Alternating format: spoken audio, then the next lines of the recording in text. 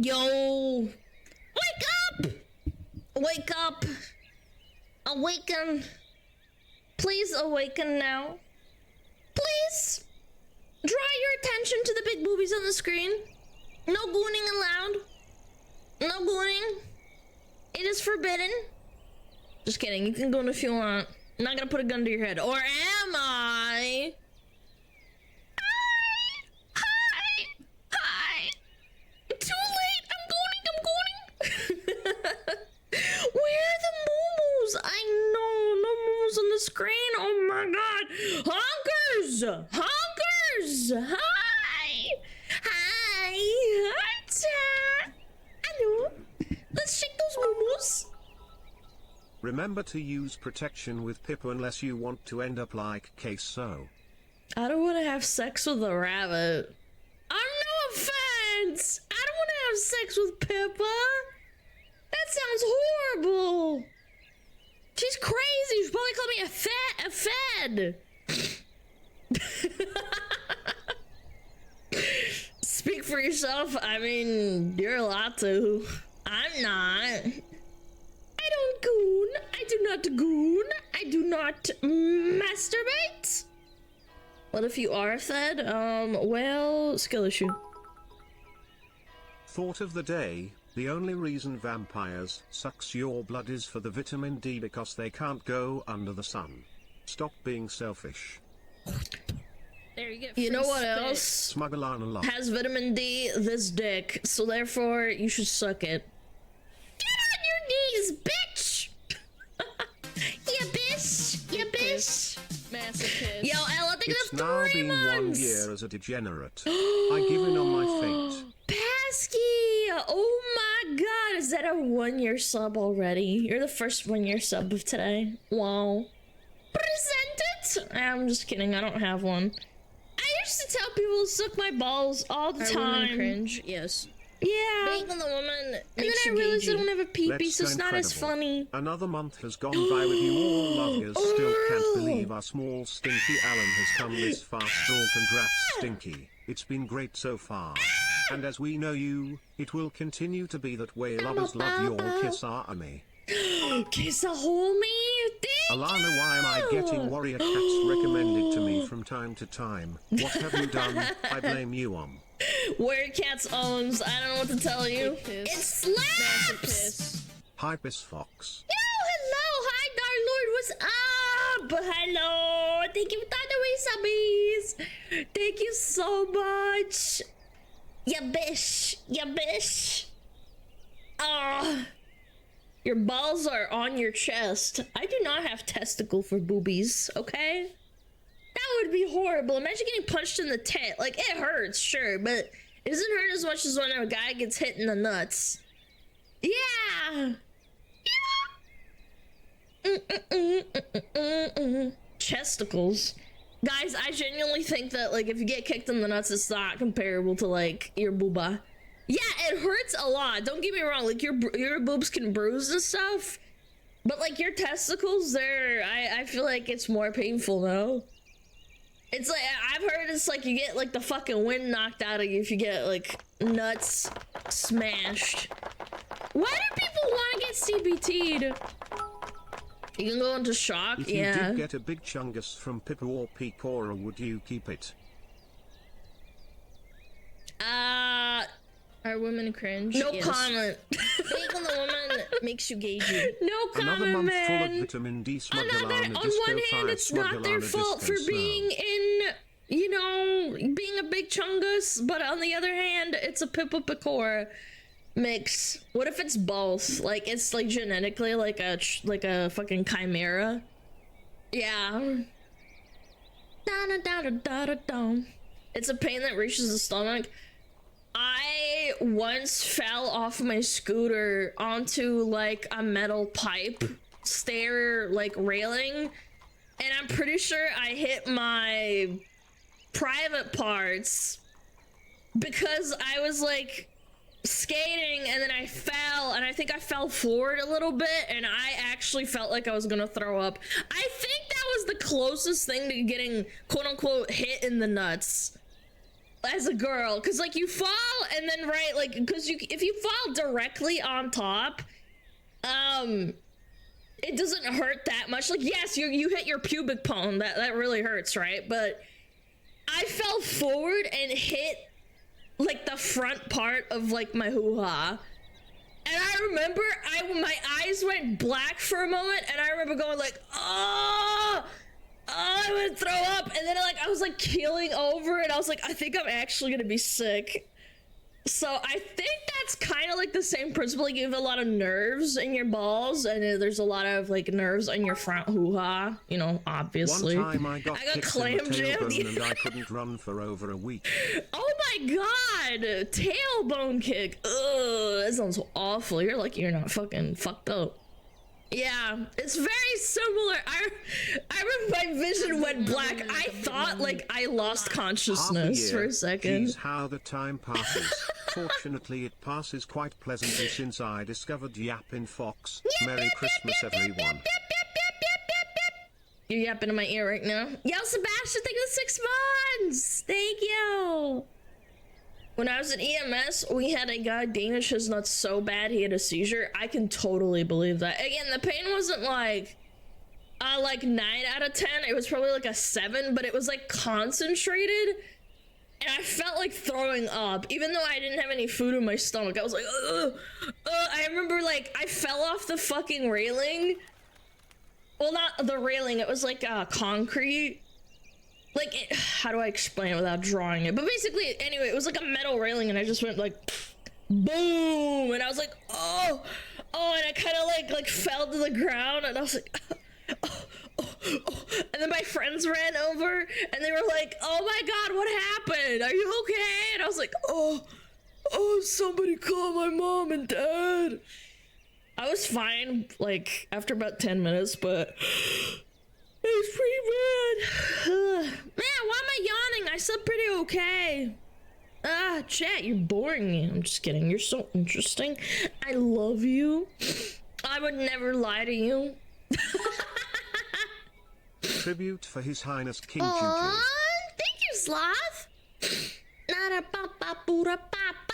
Yo, Altar, thank you. Thank you for 4 months. Being on the woman makes you You gay. sleep a whole 8 hours. Smugalana Yeah, I wave, did. I Smugalana did. pat, Smugalana tail. Yeah. Yep. I slept my whole 8 hours. Chat, did you sleep your whole 8 hours? Be healthy. Be healthy! Don't sleep like 3 hours and then expect to be okay. I slept 3. There you go. That's that shit, chat. You should be more Thanks for the healthy. DVD stream. Got me back into it and landing those sweet hatchets with Huntress. Yo! I'm glad you're having fun, man. I like Huntress. She's fun. It's not fun to verse. Some of the hitboxes. But anyway. Yo, man, gamer! Welcome! Hi! Chat, sniff 'em.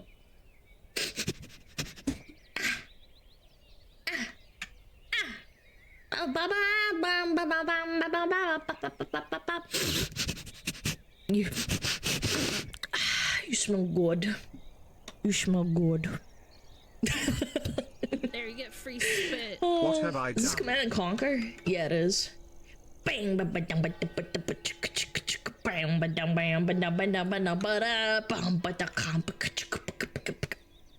God, man, before Electronic Arts became complete dog shit, this was such a banger.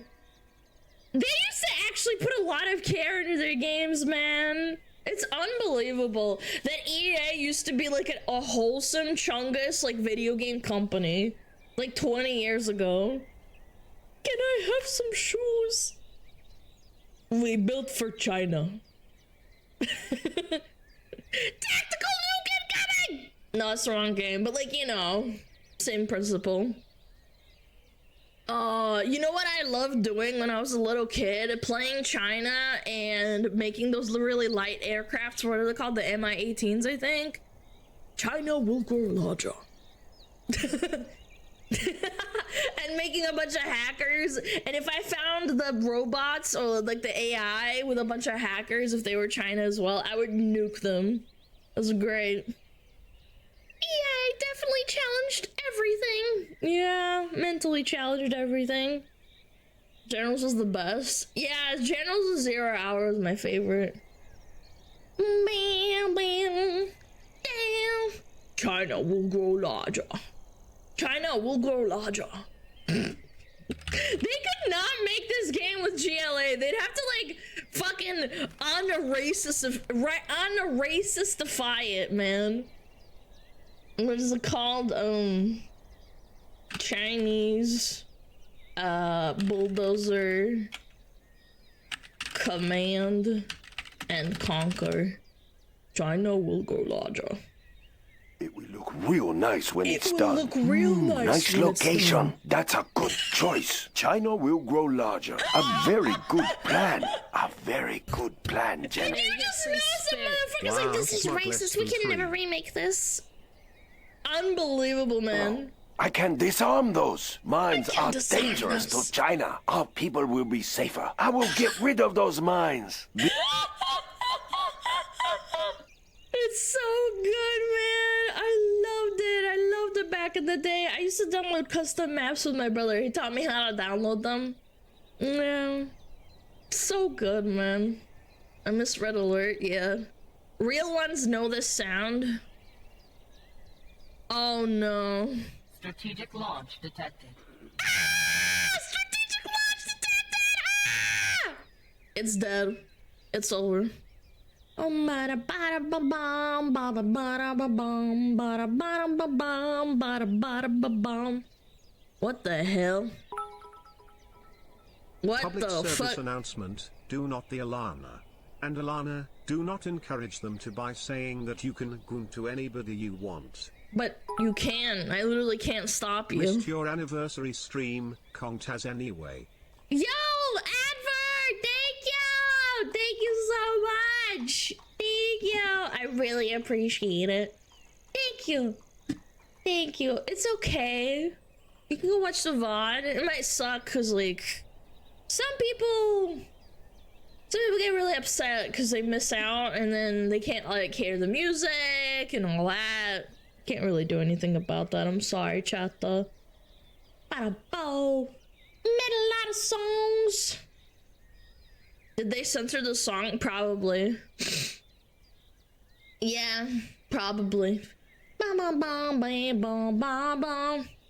Bada ba bo ba ba. What the gas? Ugh. Chat. Ooh, baby.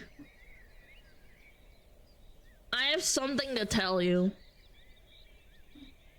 League is better than Dota. Mods, ban that guy! Fucking bitch. Out of nowhere, too. We're not even talking about MOBAs. See, they didn't say ho. Yeah, I know. Why can't... They won't censor everything else, but they'll censor the word ho. You have Ligma? No. I got a call from my parents, Don't be basically, Alana. like an hour Your before goon stream. hearts will evaporate.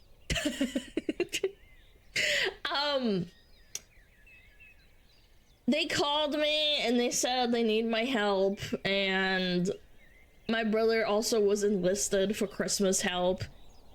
I don't think I can stream tomorrow. It was a little bit like impromptu, but like I can't really refuse. My parents are Eastern European, so I'm really sorry. Family comes first, unfortunately for you, chat. I know, so sad. Okay, say it a couple more times in stream so people don't like randomly like forget and get mad at me. But yeah, I gotta go help them. I was enlisted. I was trying to get out of it, and then my brother like messaged me and he's like, man, you gotta help me. I can't do this alone, man. I don't want to deal with it. And like but I will be able to stream on, what was it? I will only not stream on the 25th. I will not stream on the 25th, and then I'll stream on the 26th. Yeah. I'll stream on the 24th, so technically all the Europeans and like oceanic people will be able to have Christmas with me. Yeah, next week, Wednesday, I won't stream, and then I'll stream on Thursday. Bam, ba, ba, ba, ba. Yeah, I was drafted by my family. You have to play the Vin Diesel clip of them saying family then. A lot. Smugalana bongo fire, Smugalana bongo thank you, snow, 21, Smugalana man. bongo fire, Smugalana Oh, bongo yes, snow. yeah. Thank you. Thank you so much. Do you celebrate the New Year Eastern European style? Well, yeah. What, getting drunk and eating food? Yeah, sounds pretty standard for most countries. Like, again, they don't know I stream, but, like, I can't really refuse them because they get really upset and sad. Yeah. Yo, Alan, finally caught your streams, came in from your YouTube video and loved them. Looks, I'm gonna have a good time. Here's Death 49 Death Hug. Aw, thank you so much for being here. I appreciate it. Thank you, thank you, thank you. Ba ba ba ba ba. Ba ba ba ba ba ba ba ba. Other countries eat food? Well, some countries don't. They can't eat anything. Very sad.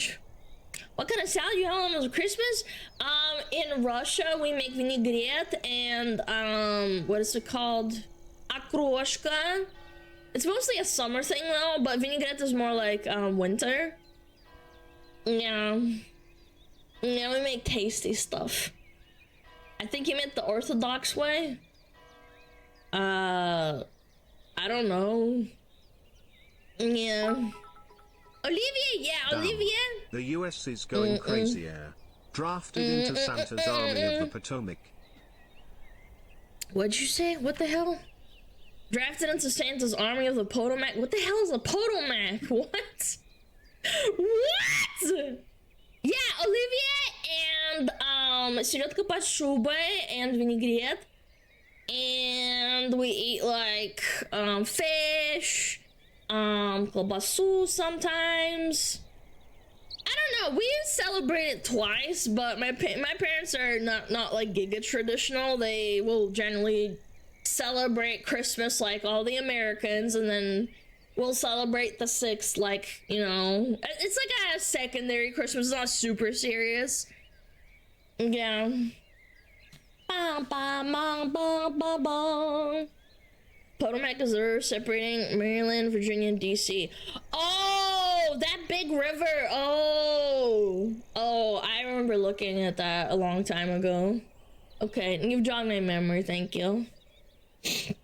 Yeah. Some people have to cross that bridge. Isn't that where like some sort of bridge went down? And it like halted traffic or something for a while because some guy rammed into it. Ba ba ba ba. Merry Christmas, Solana. Sorry, I know it's a bit early, but I might be away next week. Thank you for all you gave us this year. What? What? You just gave me some yesterday! What? Oh my god! Thank you! Thank you! I really appreciate it! $3 gajillion million? Holy shit, I will redistribute it. I will redistribute it to the masses, to the consumers. Just kidding, I'm evil. I will not be distributing it. No, I'm kidding though. I've got a lot of stuff cooking, by the way. I got a lot of stuff cooking. I actually planned ahead for the anniversary. I want to make some really pretty art. Not like me personally, but like I commissioned some. Yeah, it's gonna be real cool. Yeah, I know April's far away, but like I'd rather get on it now. That's why I've been super busy. Like yesterday I was so busy emailing and all doing all this shit after stream, including like the editing and whatnot, that I just didn't have time to fucking play around with the VR set. I only played with it for a little bit, like maybe like 30 minutes or 40 minutes. And then every other fucking, I was like, I gotta get back to work. Bum bum bum bum.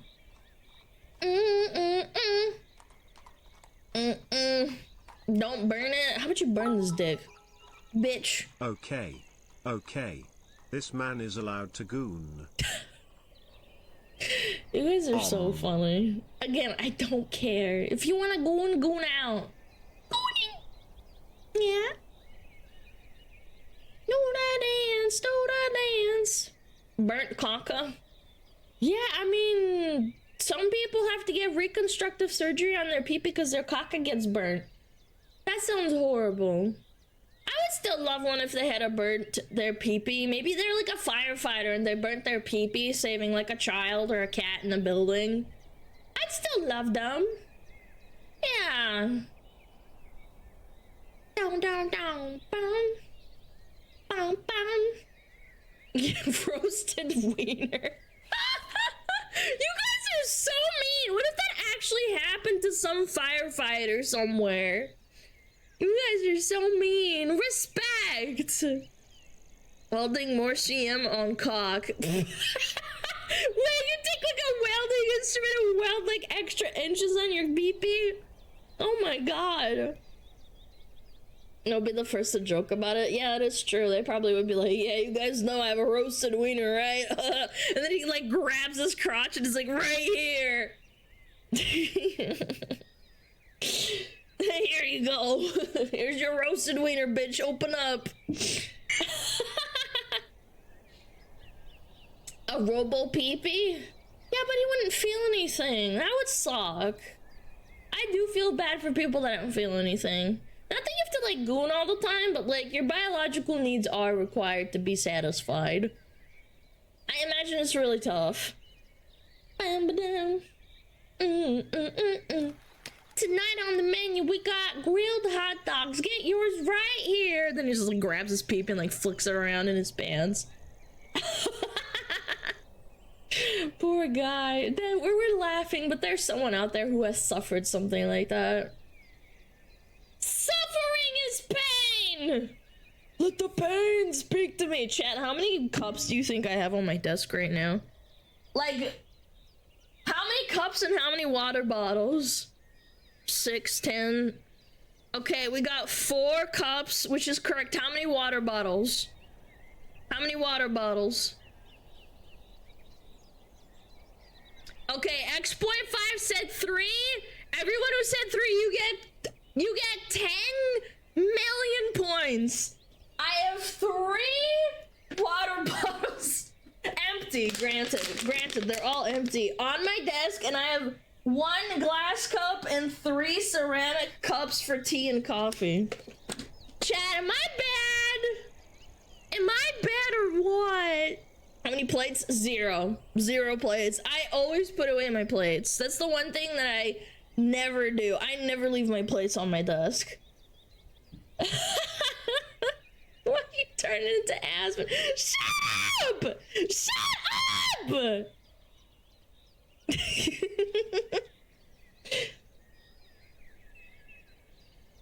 Clean your room? It is clean. My desk is just kind of a mess. The only thing on my floor right now is all the fucking packaging from the VR headset, and I put it all into one bag and I'm gonna toss it out when I have time. Yeah. Ba ba ba. Man, this music's too chill. My brain is not chill right now. The transformation has begun.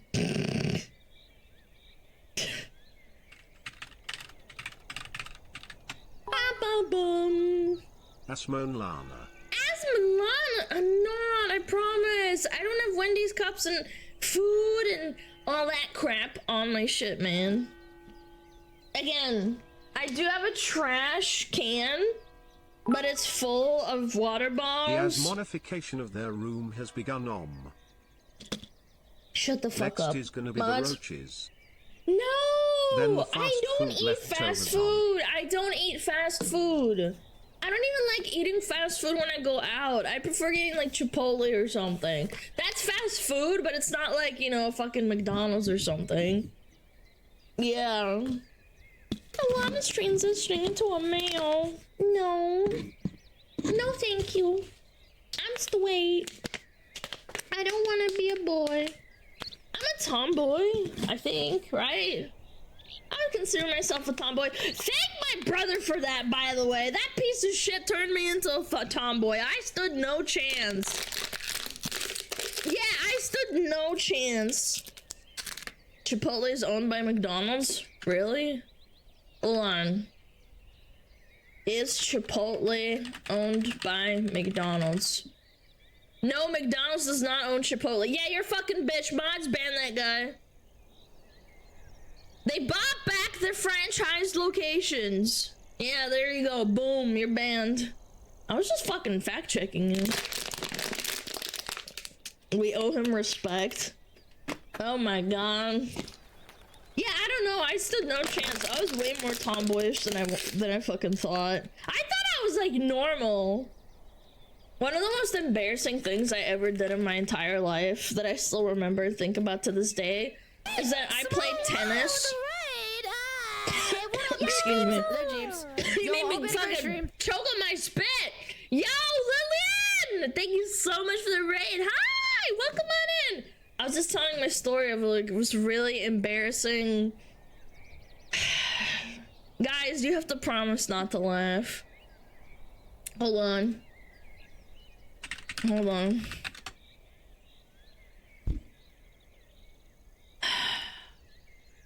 Hold on. I gotta put on some dramatic music. Where is it? Okay. One second. I gotta get this right.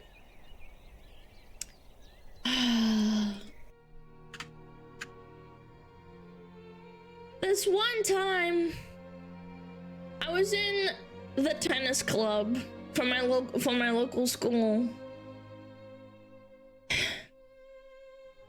And I was like a little bit socially awkward, and I was trying to fit in with the popular girls that played that game. They were like all like relatively cute blonde teenage chicks. I was the same age, and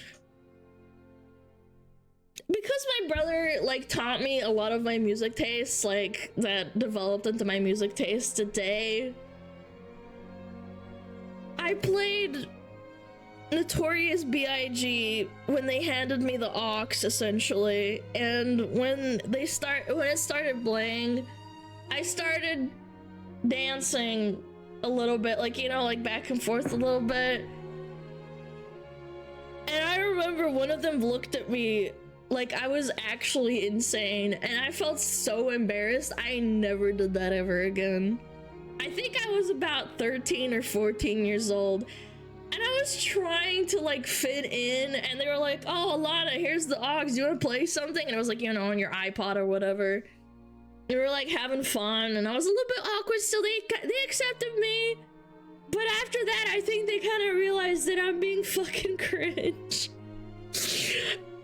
Because they were all into, like, you know, popular music, like fucking Taylor Swift and fucking, I can't even remember, I think it was like Katy Perry and shit.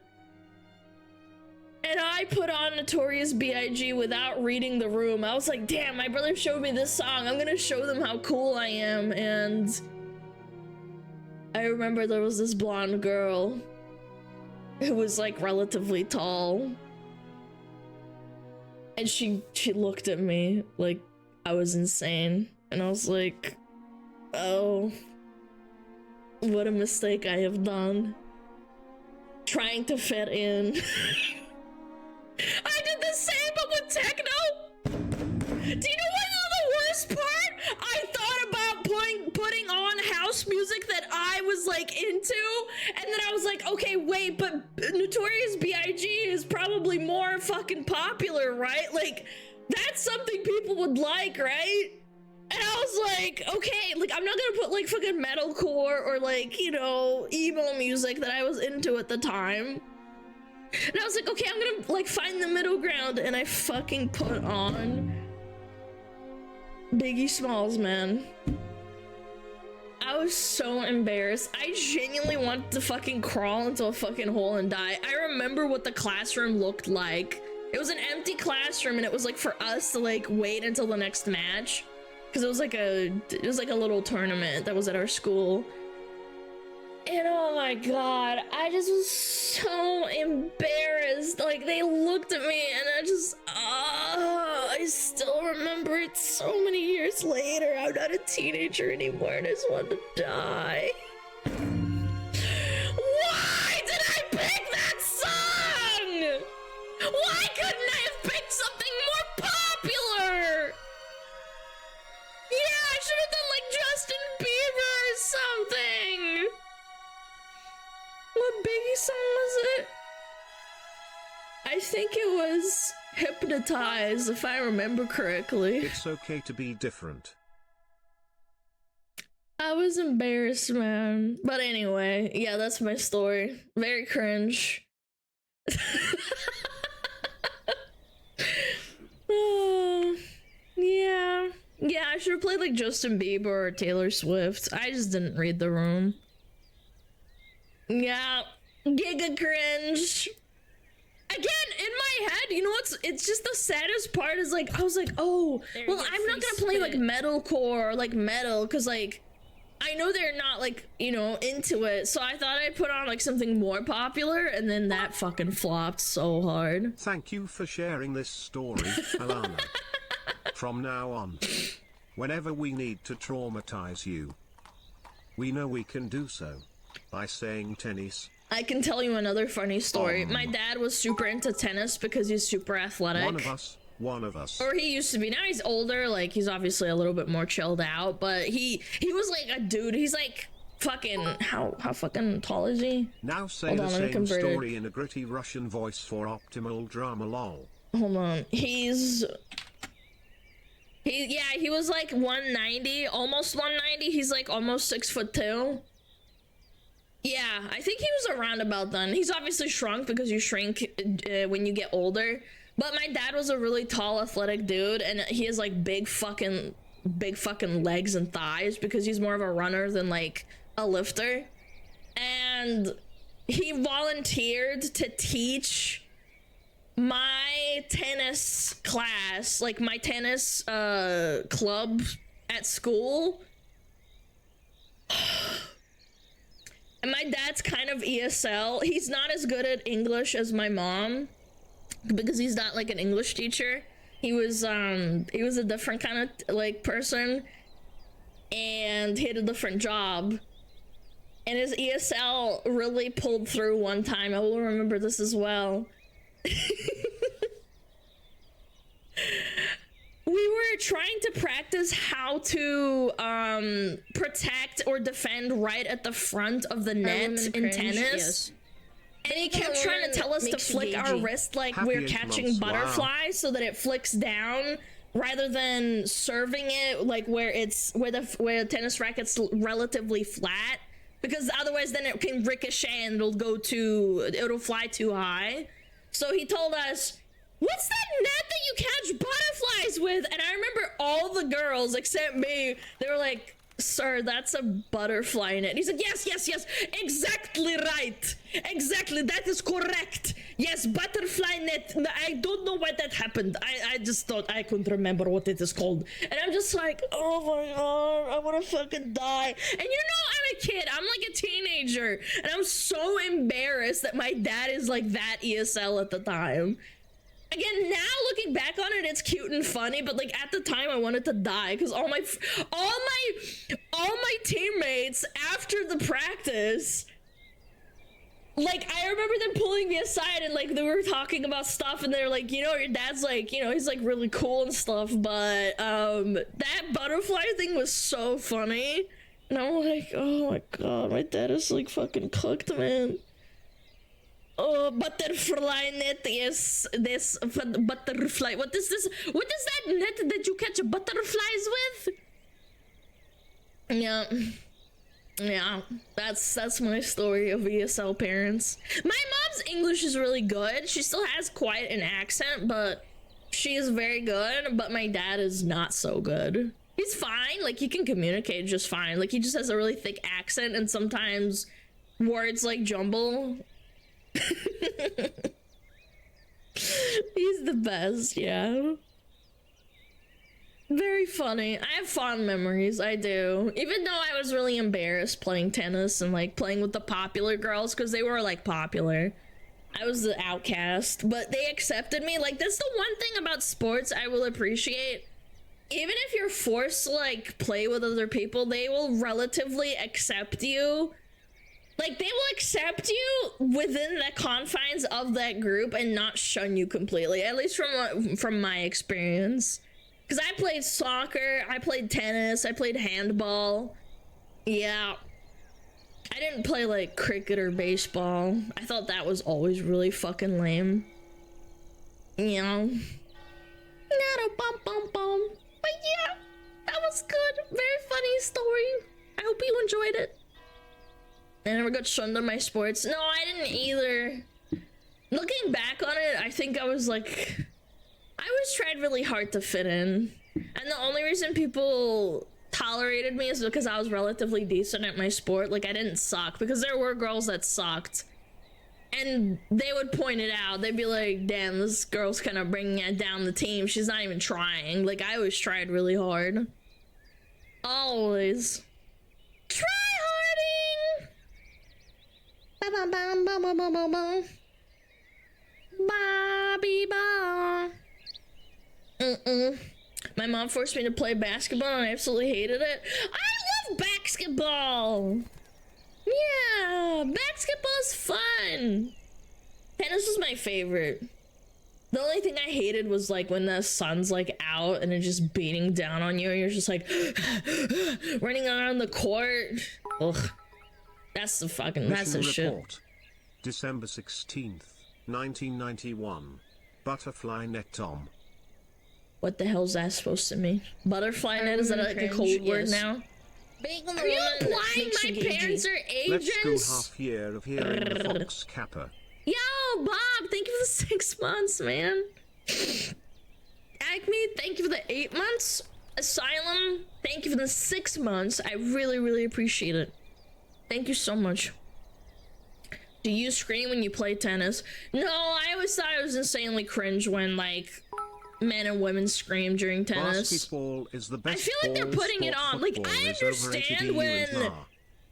understand when it's like a really intense game and maybe you're like really running around, but like when you're just like serving and shit, I don't get it. I don't get why they yell. Dance to Spice Girls, PTSD intensifying. What do you mean? That sounds great. Oh shit! Papaya.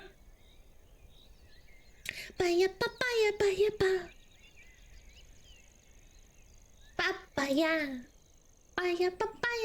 papaya. Papaya, papaya, papaya, papaya, papaya, papaya, papaya, papaya. Papaya. Papaya, papaya, papaya, papaya.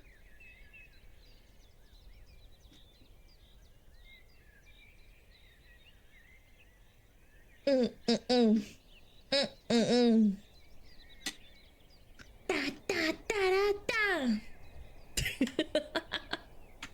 Oh, such a cute song.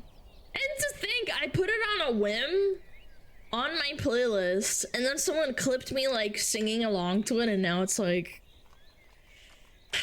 now people think it's like my theme song. I didn't even mean to like do that. Honest to God, it was just like Poulter being like, hey, this is really cute. Can I like put it as an intro? And I was like, yeah, sure. It's pretty cute. I won't deny it.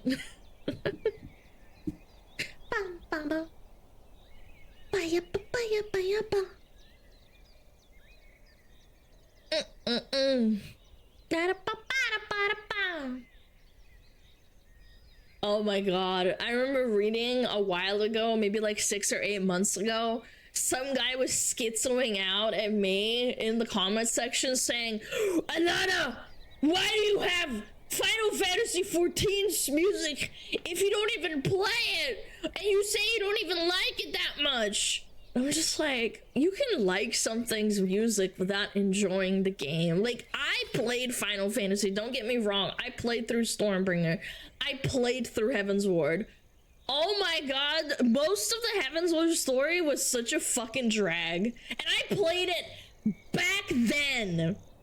I played Final Fantasy when they didn't even nerf Realm Reborn story.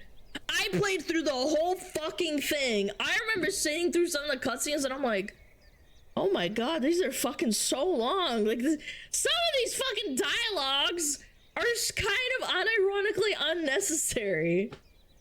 Yeah, old AAR. I played through the old one. Maybe one day I'll log on and show you like slash played. I can't believe I played through the whole thing. I wanted to get to endgame and like play with my friends, and they were like, yeah, you just have to like trudge through all fucking 8RR, and I'm like, guys, I'm like 100 hours in. I gotta start skipping cutscenes. Like, I don't think I'm gonna make it. I'm starting to lose my fucking mind, man. Yeah. And when I got to Heaven's Word, it was a lot better, but it was still a drag in my opinion. Again, no story spoilers. I don't remember most of it because it was a long time ago. I think Heaven's Word came out in what, like 2017 or some shit? Heaven's Word release date. Because I played an astrologian. Oh, it was 2015. Yeah, I remember. God, that was so fucking long ago. That's actually disgusting. Oh my god, I'm gonna be sick. I played fucking Final Fantasy when Heaven's Word just came out. I think like August or September. I prefer old DRK and Astro. Yeah. When I came back during Stormbringer to play on my old Astrologian, which is like the card drawing class, they fucking removed a lot of buttons and it kind of pissed me off. Like, they really dumbed down that class. Yeah, I changed it to like a bunch of different classes and I ultimately quit because no class actually spoke to me. Except for Samurai. But even then, it was like a little bit too easy. I was like, eh. I'm a Dark Knight main. Yeah, Dark Knight's a fun class, or at least it used to be. Again, those were good times. That's what I like Final Fantasy, but I ultimately quit because like I just couldn't get into like how slow the game plays. Again, I respect it. If you want to fucking play Final Fantasy, it's one of the best MMOs on the market. It's literally up there with WoW. It's competing, but it's also not competing for the same niche. Yeah, like, it's two different games, but, you know, there's overlap. There's a lot of people that enjoy both games. I just prefer WoW because it's a little bit faster. But, you know, it's preferences. I don't think Final Fantasy is a bad game. It's just not for me. Yeah. No better bam bam bam bam bam bam bam bam. Yo, what up, Kingo? Hi!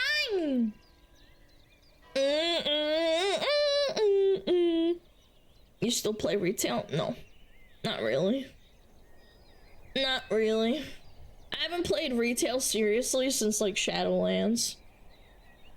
I quit, like, about 3 or 4 months into Shadowlands, and I never became, like, I never became, like, a player ever again after that. I just kind of essentially quit.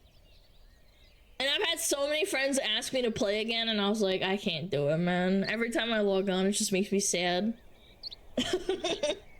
I was so betrayed after Shadowlands. Anyway, I'm just fucking yapping about MMOs. I got the MMO brain rot. Whenever I play PoEm. Aw, PoE band, that's what I want to play, but I gotta practice my VR chat shit. I gotta sit down and practice that. I was fiddling around with VR chat, like the VR headset and everything. It's been a lot of fun, I'm not gonna lie. Yep.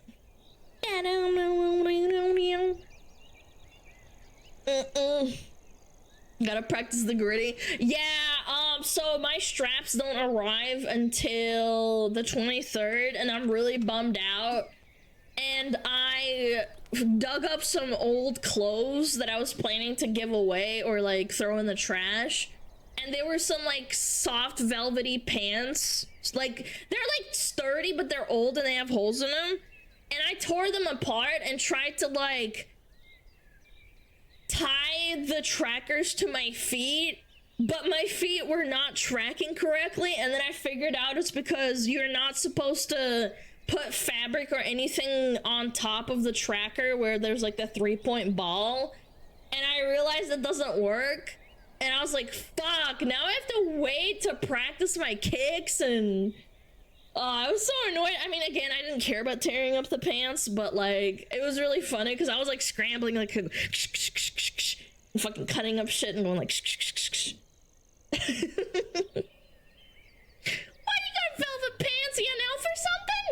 maybe. Yeah, they're like velvety. I don't know. They're like over there on the floor. I tried to like, you know, tie them up and like fix them, but I need to think about how I can screw or get like straps.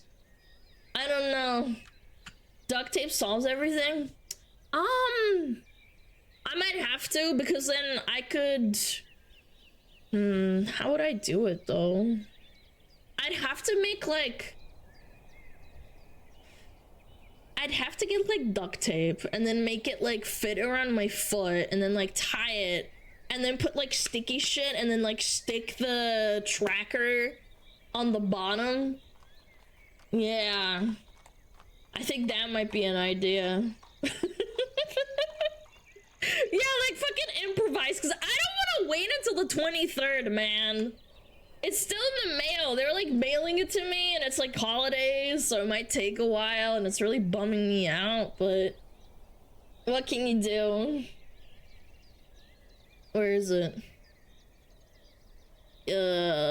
Oh, it was Rebuff Reality. Track straps. Yeah, I think it was saying, yeah, December 23rd. I don't want to fucking wait that long. I want it now. I want it now. Ba-ba-bum.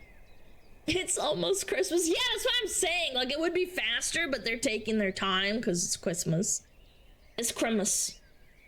Yeah, I'm gonna practice. Again, I think maybe just duct taping them, because you can't block the top part where, like, the triangle is. You can't do that, otherwise it interferes with the tracking. And I need to find a way to, like, strap them on. I don't have anything that's, like, a strap, and... I don't know. I'm pretty, like, resourceful. Wait, idea. Tie the velvet to my feet, make it flat, and then stick... like double-sided sticky tape, or like make like a strip and then stick the tracker on top, because it's gonna have sticky residue on the bottom, but like who ultimately cares, right? That's an idea. Yeah, just wait. No, I don't want to fucking wait. I want to practice. I'm not gonna stream it. I just want to practice. Velcro. Oh, I do have some old Velcro laying around. Maybe. I'm not sure. I don't think the tape would stick to the fabric well. I disagree. I think it would be just fine. As long as I'm not, like, fucking going crazy.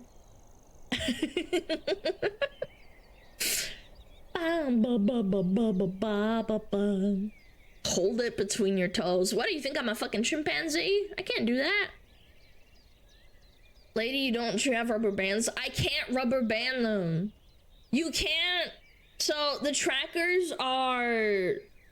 You can't put things over top of them. It interferes with the tracking. You can't do that, because that's what I did. I fucking tied them to my foot, and then I realized the tracking is fucked. And I was like, oh shit, I gotta find something else. Yeah, so now I have to find another solution. It's fine. It's fine. Use super glue? How about you super glue your balls to your ass? How about that, huh?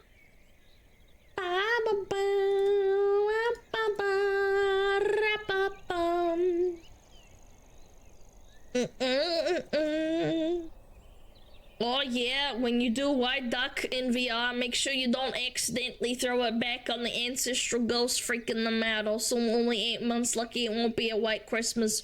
For New Year's, it will cheesed. Some of y'all watch my stream while you're cooked, I swear. I swear you guys watch my stream cooked. What's with the New York accent? I don't know. I see cheese and I think New York. New York, because they get the cheese pizza, you know? Baba booey. You know, I'm high as fuck half the time here, right? Yeah, I could tell because you're a dumb bitch. Just kidding. Oh, I gotta tell you, I was really freaked out because my VR headset wouldn't really, like, it was glitching, and I think the cable was, like, straightening out from, like, the shipping, because it comes all coiled, And I think it was glitching out for a little bit, and then like after 2 hours of leaving it alone, I think it straightened itself out and it was fine. It never glitched again. I was like so upset. I was like, no, it can't be happening. I have to order a new one. And then like I left it alone, and I laid it out straight on the ground, like the cable attached to the VR headset. And I was like, okay, I'm gonna leave it alone and see what happens. And then it didn't like start glitching again. Yay! Yay! So yeah, I'm super happy. And it's so freaky when you take off your headset. Oh my god. We watch while either high or gooning, but not to you, to achieve maximum brain rot. Wait, you're gooning not to me? Aww.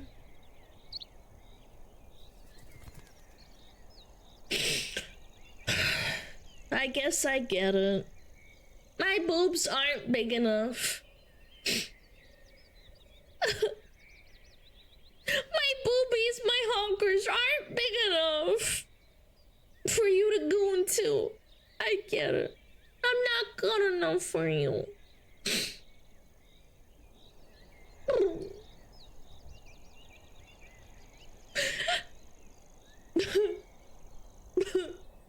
I need bigger boobies.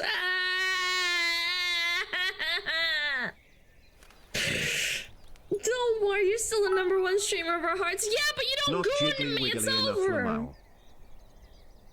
It's over for me. Oh well. What can you do? I can't Wait, force if I people goon to to cat go. girls which listening to Alana, is that racist? Yes. Way more teams than RR. I want to die. Okay. No, no, no. Can The you problem shut is that you up? I are was way about too to based do and it! distract us from gooning on.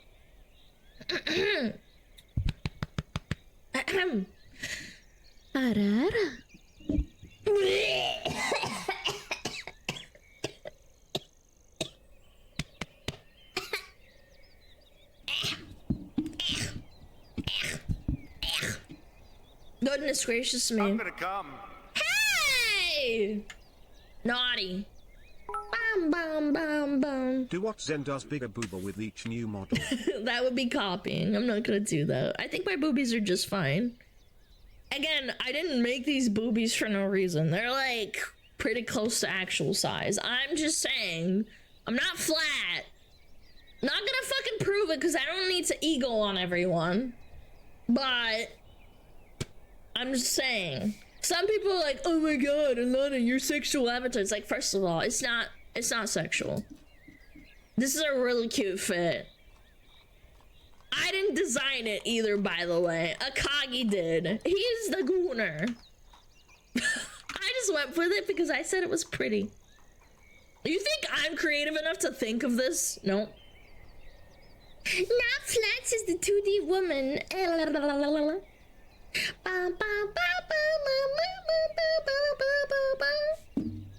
Your booba are more like a sister's booba to me. Well, I hope you don't go into your sister, because that's pretty fucked up. As someone who is a little sister to a big bro, I would rather someone put a gun to my head and shoot. Yeah. Yeah. And speaking of which, what this song actually unironically came on. That's strong. Where are the titty trackers? There's no such thing, you dum-dum. Bum, bum, bum, bum, bum. Where do we have ads? Okay, I got ads in 3 minutes, nice. Let's watch what I got for delicious.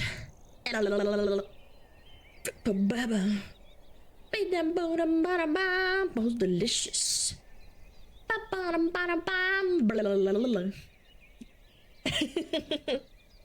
They have kitty trackers? What?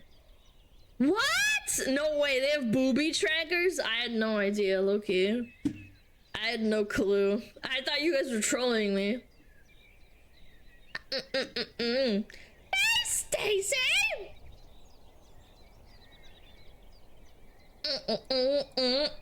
Fergalicious. Fergalicious. There's a heal tracker. Okay. Alright. Good to know, I guess. So the more trackers, like more Vive trackers you have, the more accurate the what is it called? The more accurate it is. Okay, I have 5 trackers. I bought like 2 backups. Boba trackers. No way, what? Boba trackers! Man, fucking... She's actually baiting so hard! Dude, she's baiting. That's masturbating. Get it? Master. To the E. To the hit for E.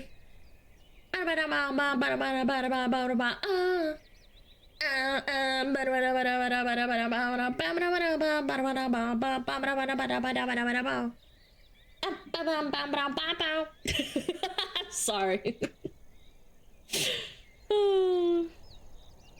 Gotta get that rent money somehow. No, I mean she's a masturbator, and I don't mean like masturbatory. I mean like she's a masturbator. Yeah. What I got for delicious.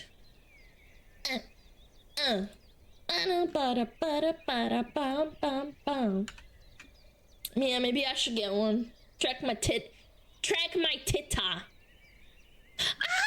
You're so funny, Alana! You guys are so mean. Why do chatters do that when they type? You're so funny, Alana! And you know they're just not laughing at all. They're just like blank faced, like staring at the screen like, Alana, I think you're retarded. Alana, you're very retarded. So funny, Russian lady. And actually, I'm half Ukrainian, half Russian, actually. Well, technically, I'm Belarusian, half Belarusian by blood. Technically, just so we're clear. Not that it really matters. I can't really speak Ukrainian or Belarusian, but I can understand it. Technically. By blood.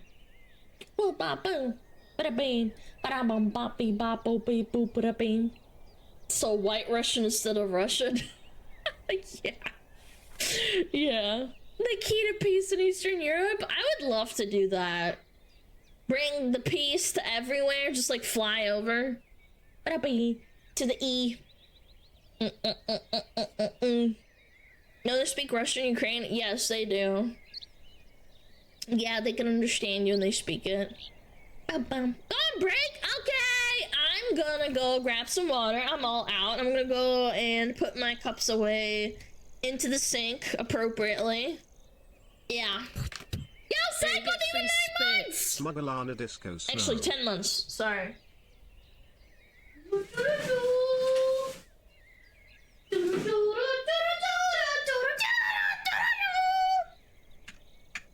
Okay. Hold on. Okay. I'll be right back, chat. Behave yourself.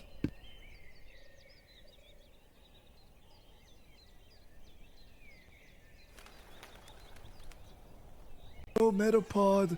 Oh, Metapod, use Harden. Metapod, Harden. Oh, yeah, Metapod, you're so hard. Metapod, Harden. Oh, he's so hard. Look at those 2 hard throbbing Metapods. They're so strong and hard. Wow. 天上太阳红红彤彤哎，心中的太阳是毛泽东哎，他领导我们的解放哎，人民翻身当家做主人。呀，自由哎呀，自由啊！人民翻身当家做主人。Why are you so good at this? My language, man. What's up with me?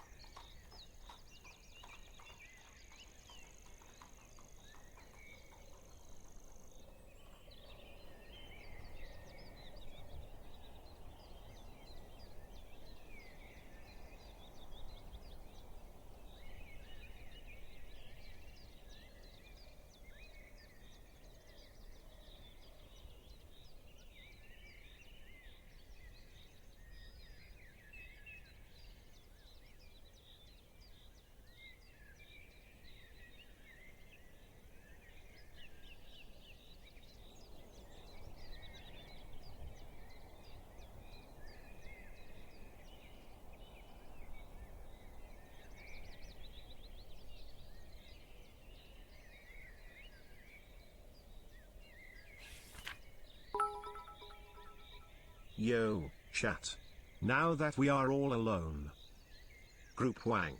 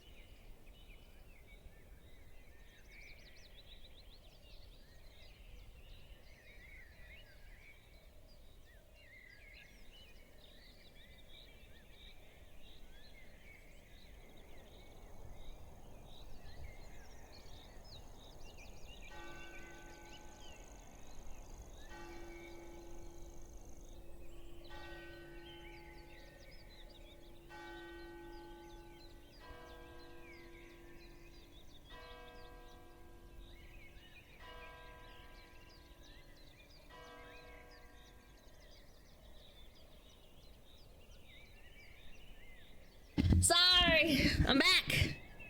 I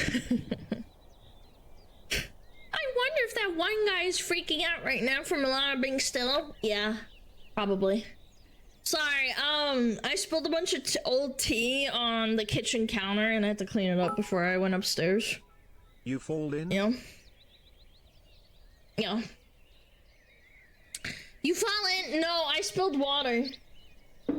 I spilled water. Ba ba ba ba ba ba me, yay. Oh.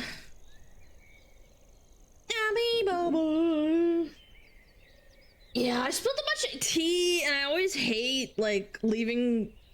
Like, contrary to popular belief, I do take care of myself, okay? Nah. Ah, I gotta take care of it.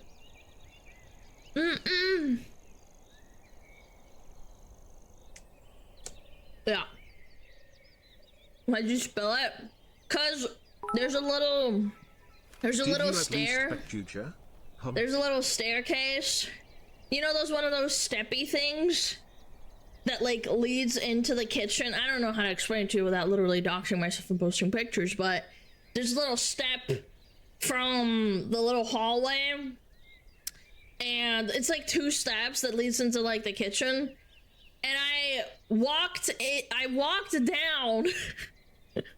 And I was really annoyed because like I started falling because like I was carrying 4 glasses because I told you guys I had 4 glasses on my desk, and I was tripping, and then I almost tripped and fell on the floor, and then I ended up managing to like balance myself over to like the fucking counter, and I didn't break anything, but like yeah. A bunch of tea spilled, which is fine. It wasn't that much, but it was still annoying. Yeah, I caught myself. Mama. Asman also takes care of himself. Shut up! You are not living down I am this taking care of allegation myself. zone. I do not drink Dr. Pepper all the time. I do not drink Dr. Pepper, period. Well, I do, but very rarely. I don't drink soda. Yeah, I got some Wawa. I ordered this really nice Korean makeup for lip balm, and it's like proper lip balm, and Korea makes really good like face care. Oh my god, this tastes really nice, and it smells really nice too. It smells like passion fruit. Because I have really dry lips because I yap so much during stream, so I ordered this. It was like $10, but it was really nice. Yeah, it's called CNP Laboratory Propolis Lipsarin Fruity, and it does taste fruity. Kind of fruity like my chat. She's eating lip balm. No. Butt naked. I watched the secret level episode for Concord, way better than the game, and actually had a pretty good character design in that one girl who looked like an axolotl. So you're telling me they should have based it on the show? Yeah, that's crazy. Are women cringe? Yes. Wasn't me. Being the woman makes you gagey. Guess Chat, put I'll your do hands this up. since Wasn't now me. I can afford it. To the Yo, base fox Roomba! lady. Thank you so much for the 4 months. I really appreciate it. Yeah, Concord probably wouldn't have failed so hard if they based it on something half decent. So far, wasn't me. Chat, put your hands up. Wasn't me. Wasn't me. No. Wasn't me. Chat, banging on the sofa? You're so naughty. You're so naughty. Boom. Bet your best swimmable butt naked, banging on the bathroom floor. Chat, banging women chicks on the cringe? bathroom Yes. floor. Being the woman makes you gagey. Man, I can't believe you, chat. You're so naughty. Banging. Yeah, that sure wasn't me. What if it's like a hot fox girl who's like, did you fucking bang someone? You piece of shit! And then she catches you on camera. Bang some cat girl. You whore. Wasn't me. Wasn't me. Hot fox girl, so not you. Hey! I'm hot.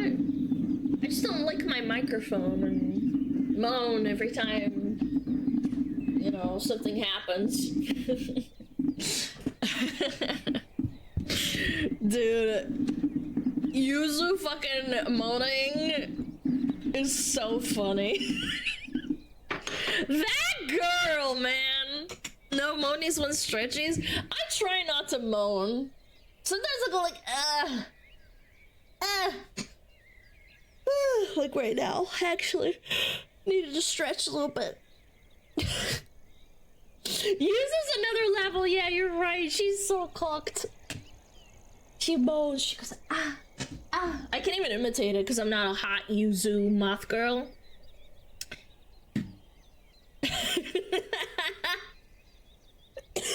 Excuse me, God, holy shit. Button. Crochet moans so much with stretching. You know what? That's kind of hot. Just clip it. I want to see it. Mm-mm. Mm-mm. I just cracked my neck. Oh! It wasn't me, Alana. Yes, it was. You get, like, iPad coughs instead of moaning. I cough into the mic like I am an iPad kid.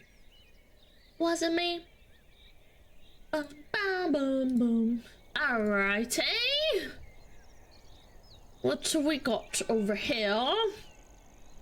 Da da da da da da da da da da. Ah, beautiful. Okay, time to bring up stuff.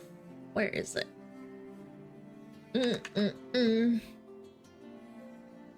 Note your avatars are very pretty. Did you design them yourself? No. No, I did not design them myself. I hired people to do that. I'm not that smart.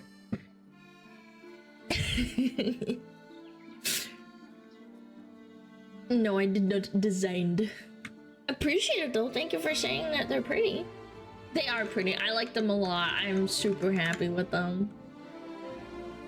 Yeah. Yeah. Yeah. Yeah. Yeah. Yeah. Yeah. Yeah. Is it too loud, by the way? I think it's a little bit loud. Hold on. There we go. I think that's a little bit better. That's better. Yeah. Better, better, better. Thank you.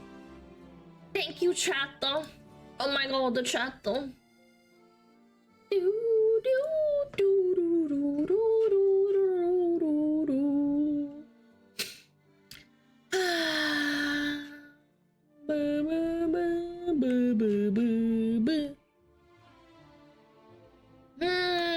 What's those things I wanted to talk about? Let's do the start with a mem.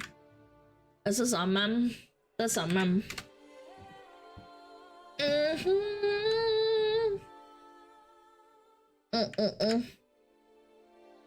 Go. Hold on. 1 second. Ah. There we go. My man. Alright. What's going on? Wait, hold on. Pauses. Boom.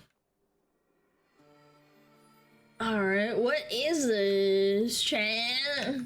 A little doggo. Wholesome doggo.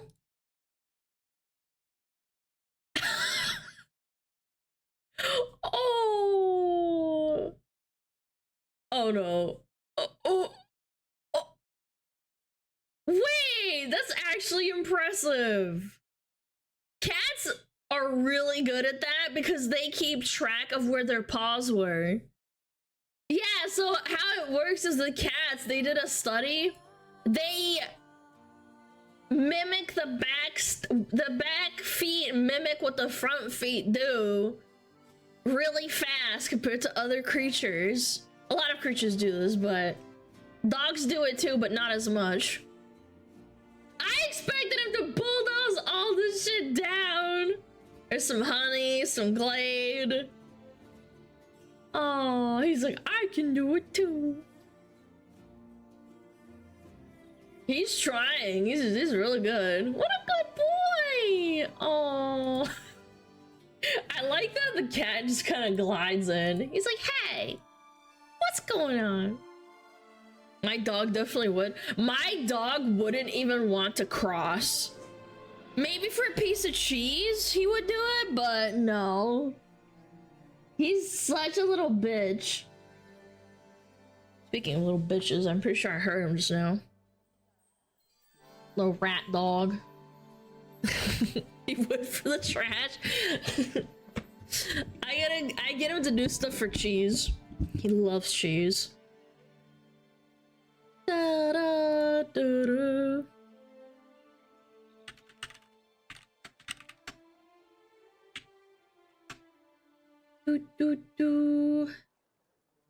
What is the next thing? A game is obsolete. Okay.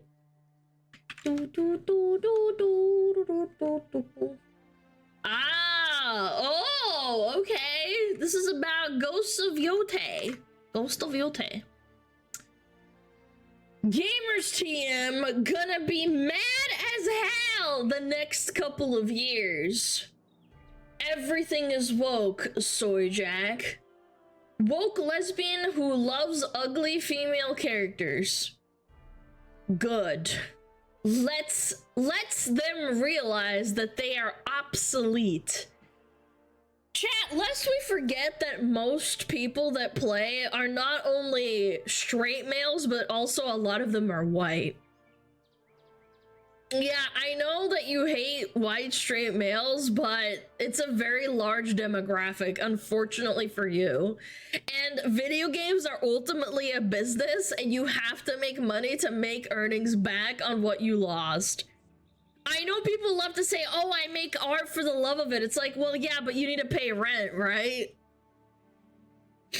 Also, women also like hot characters. Yeah, isn't it kind of ignorant to say that? Like, I like hot characters. Or cute characters, or pretty characters that are necessarily sexy. Are women cringe? Yes. Being the woman makes you gagey. Gamers obsolete? Bro, this has gotta be a troll. The audience they're making the game for, question mark. Most people who buy and play games aren't gamers in 2024. What? Wait, but if you buy games, that makes you a gamer, does it not? What? What? Wait, but if you buy cars, does that make you a car enjoyer? I'm pretty sure that means the same thing, like you enjoy... If you buy a lot of cars, that means that you enjoy cars and playing with cars. Huh, that's weird. People buy tickets to a movie theater aren't movie watchers? Yeah. Yeah, I just buy the ticket so that I can just keep the ticket and not go to the movie. You're right. Seems like a scam, but you know. The hobby is nearly as ubiquitous as watching movies or reading at this point. Wait, what? Gamers are still the core audience for a lot of more niche titles, but huge AAA releases like GOY, GTA 4, and The Witcher 4, GTA 6, and Witcher 4, and Intergalactic are marketed towards and need to sell to very wide audiences made up of mostly of people who aren't spending inordinate amounts of time online and reading and talking about video games. It's honestly kind of sad watching gamers just completely fail to grasp this reality and still insist that they very important, they are very important, and that games need to center them when everything about reality indicates that they're left behind by the culture and that trend is not reversing. Okay, so then what about all the games that nobody asked for failing because nobody buys them? Huh. What about Concord that sold like, what, 20,000 physical copies total? And they dumped like $300 million into it? Wouldn't that be a resounding failure? What about people that make multi-million-dollar budget movies and then they don't make the return back? Am I crazy? Or a restaurant that doesn't have customers? A restaurant literally fails if it doesn't get customers because they can't make up for the food that they make. Because food perishes and then you can't get money back. I just don't understand it. Again, I hope Intergalactic is good because I want games to not fail. But there's a trend with making characters not super duper attractive. And I'm not saying Yote is unattractive either. She looks fine, she looks like a warrior, sure. But at the same time, there seems to be a trend of like sticking it to the chuds. Just because we want to stick it to the chuds, not because they want to have a good game. Neil Druckmann attached dropped. That's actually a really good point. Hold on. Neil Druckmann women characters. Every time Neil Druckmann is involved. Oh, wait. This is actually a really recent post. They somehow managed to make characters like really weird looking, and I don't understand it. Hold on. How The Last of Us and Last of Us 2 elevates women in gaming. Chat, I'm not gonna lie, I feel like all these characters kind of look the same, even the characters that aren't white. Am I crazy for that? Genuinely, I think they all look like kind of like the same. They don't have distinctive features that make them look different, except for maybe this girl and her hair. Everyone else is like a ponytail or like kind of drabby looking hair. Very small differences. What am I looking at? These are all characters made by the same person, essentially. They're called Neil Druckmann or something, right? Yeah, Neil Druckmann. I don't know, maybe they're, and again, this is a picture taken from a positive article. Hold on, let me find it. This is a positive article about this person. So you can't even say, oh, well, you're nitpicking and like picking them apart. Look, it's made by Screen Rant. Look. And they're notoriously like positive about like unironically dog shit things. Like I think we've read an article about Lord of the Rings. Neil Druckmann is an Anita Sarkeesian simp. Yeah, that explains a lot. And again, I can't help but feel they all kind of look the same. I don't know what it is. Maybe it's the noses. Maybe it's the noses or something. Like, I don't know. I'm not an artist or anything, but like for me, like to just look at it at a glance, they kind of all look the same. If you think about it, a lot of modern games have female protagonists now too many. Well, you're gonna be considered a sexist, Mr. Kutan, for saying that there's too many women in video games.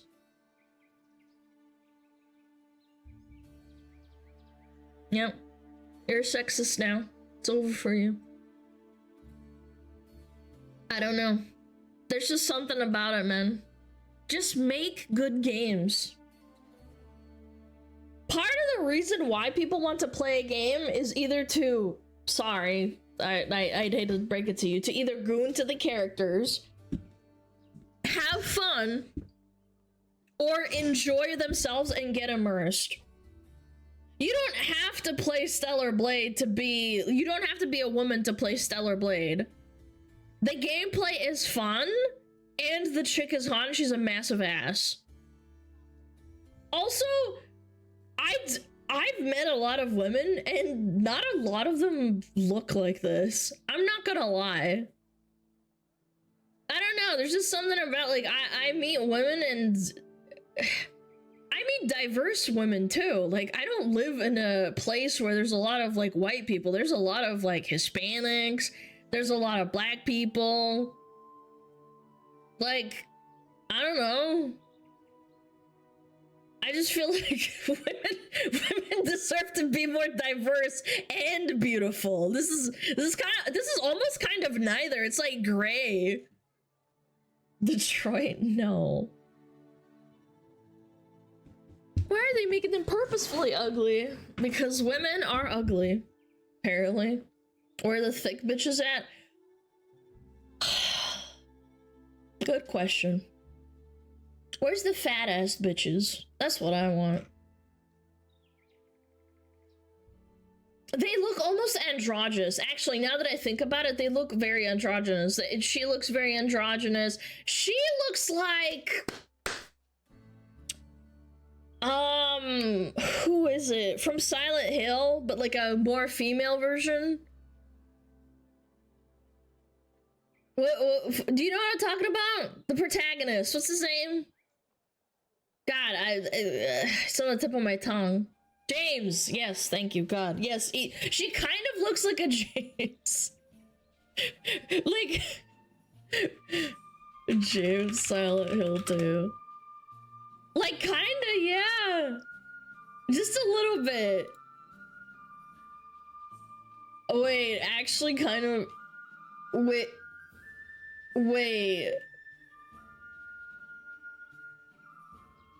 They kinda do. They have the same, like...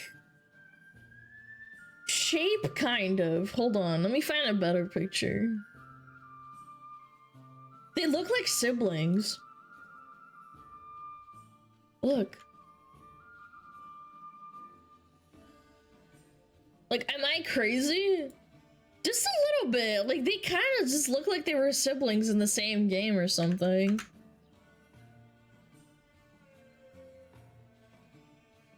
Yeah, I see. Yeah, I know. I don't know, man. Again, some studios gonna fail because of this, and then gamers are gonna be to blame, or YouTubers are to blame because games aren't selling. Chat, I'm gonna be real, you have to be such a delusional moron to think that YouTubers have some sort of impact on normies buying your game. It's delusional. I always say this, it doesn't matter if Asmongold has like 3 million subscribers on YouTube or fucking 30,000 viewers that listen to him every day. Ultimately, he is a drop in the bucket. I am a smaller droplet, for example, and there's plenty of other people that talk about this kind of thing that have a lot of viewers, but ultimately, we do not affect like normal everyday people.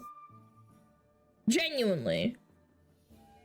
We're the terminally online that are like, you know, there almost every day.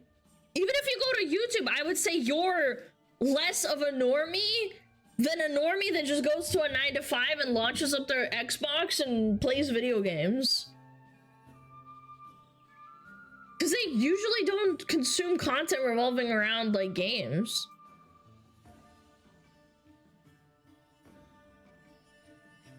I don't think this is intentional every time. I think just Western developers pushing too far into realism end up in the uncanny valley.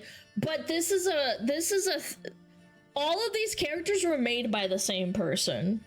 Like, you know, like it's a pattern. This can't be a coincidence. Like, at this point, you just kind of have to say, well, like, I don't know. I feel like if you make all your characters kind of blend together and they don't really stand out, the only reason I know who Ellie is because of The Last of Us. Every other character, I know this one was in Last of Us 2, and there was a big debacle about it because the story was garbage. I didn't play the game, just for the record. But every other character I've never heard of, only these two.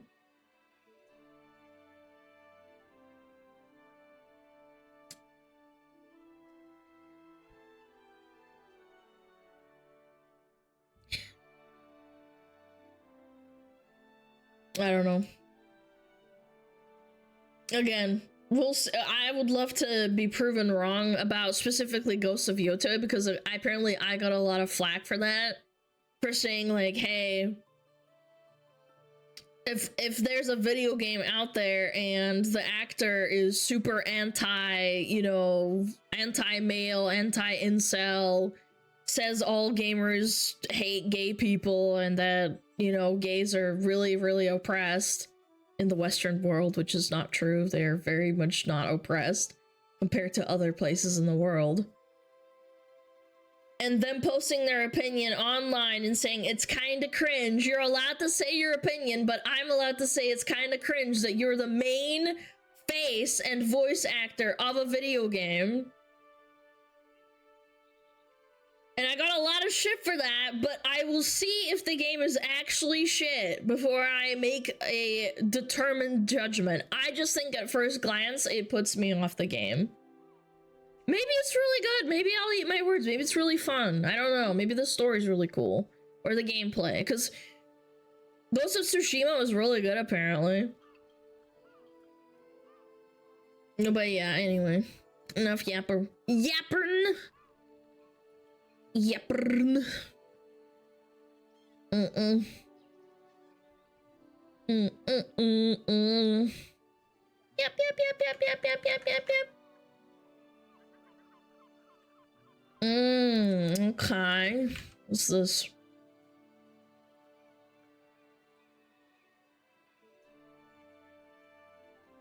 An ongoing... Oh.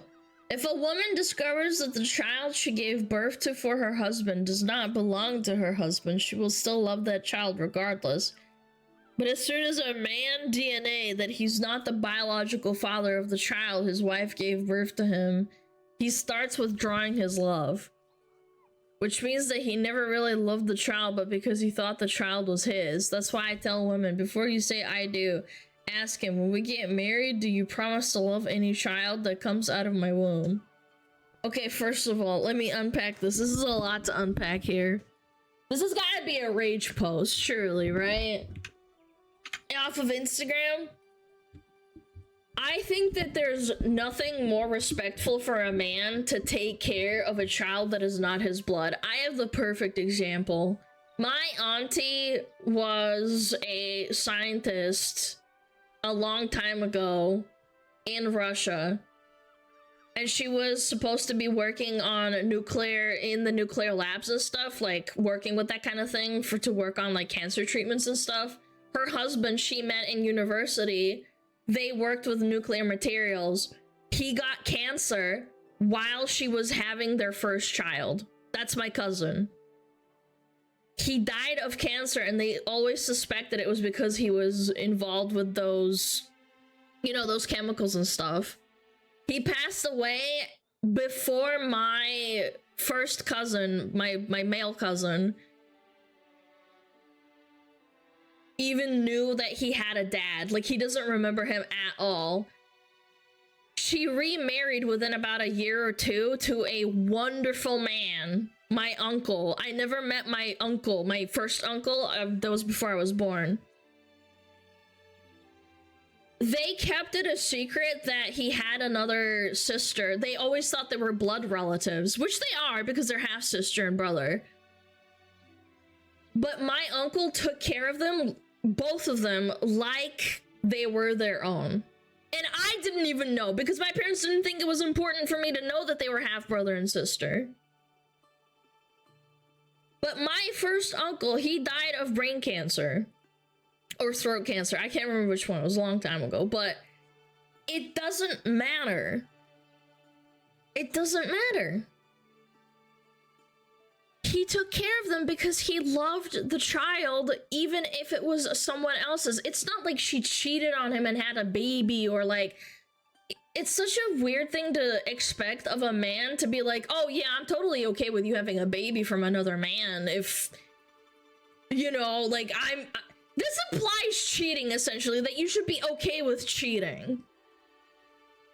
Yeah, this is about cucking, essentially. And I find it so deplorable and such horrendous, like, bait to, like, say to the public, yeah, if I'm carrying someone else's child, you shouldn't be able to leave me.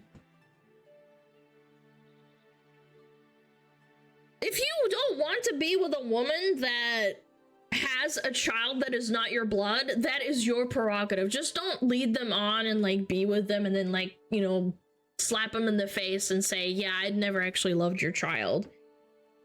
I find that's also really, really bad.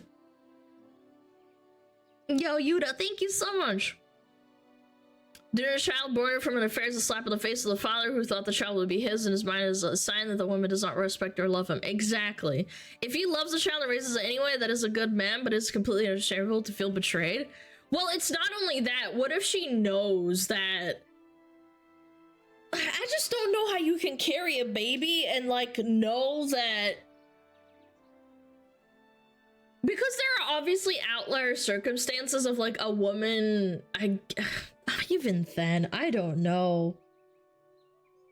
Like, if you're with a man and then you get pregnant and then, like, you dump him and then, like, 3 months later, maybe you get with a guy and you're like, you don't know if it's his? Does that make sense? Like,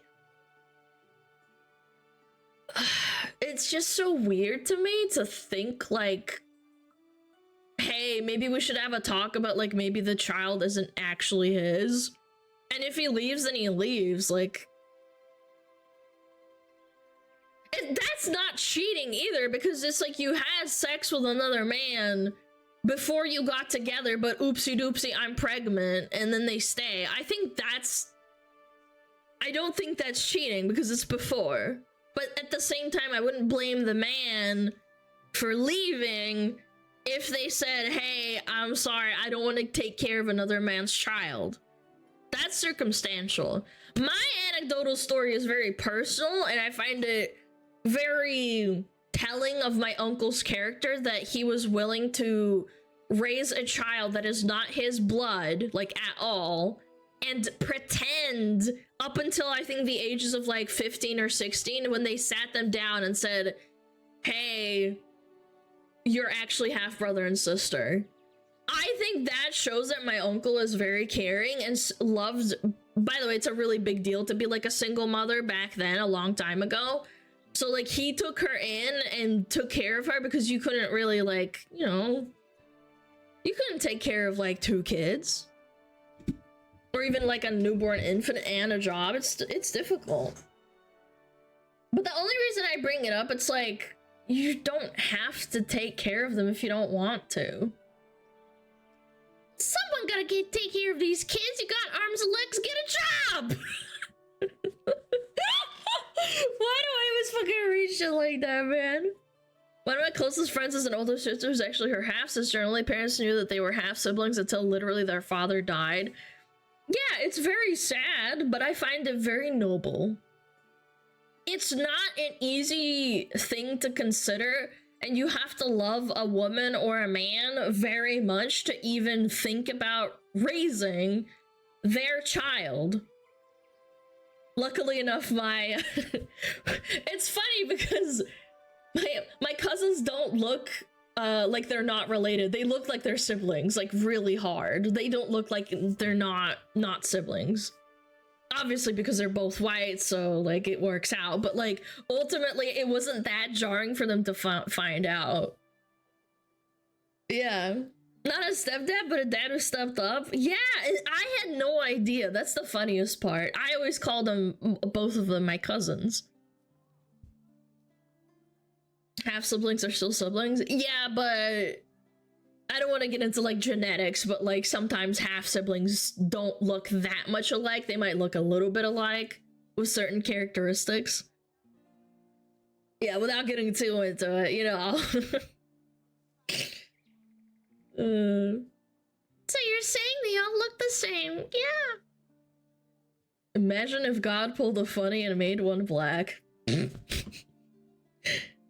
Yeah, just genetically made a miracle, I suppose. Wouldn't that be a story? There are actually instances of that happening too, by the way. Where really rare recessive genes, I think it's a story about a black woman and a black man having a baby, and the baby comes out completely white or albino. And the man immediately asks for a parental test, and then it turns out it's 100% their baby, and it's like, oh my god, like, test it? Like, what? And then it turns out it's actually their baby? That's a funny story, but that's besides the point. Yeah. Yeah, sometimes the albino gene sneaks in. As screwed up as this post is, it's not entirely wrong. I vowed to love my wife until the end. There are no qualifying statements around that vow. If she were to be unfaithful, I would have to continue to love her. If she had a child that wasn't mine, that same logic would apply. I don't know if I can agree. If it's cheating, then I feel like I would leave that person. And again, that dynamic doesn't really work both ways, because I try to be neutral, or at least respectably neutral, to like it doesn't happen when a man cheats. If a man, but a woman, it doesn't work. You know what I'm saying? expected to take care of the man's for the cheating woman's baby that is her husband or her boyfriend's. It doesn't work. Like, that doesn't happen. Whereas the opposite does. Yeah, sorry, my side piece got pregnant. Can you take care of my baby? Like, go fuck yourself.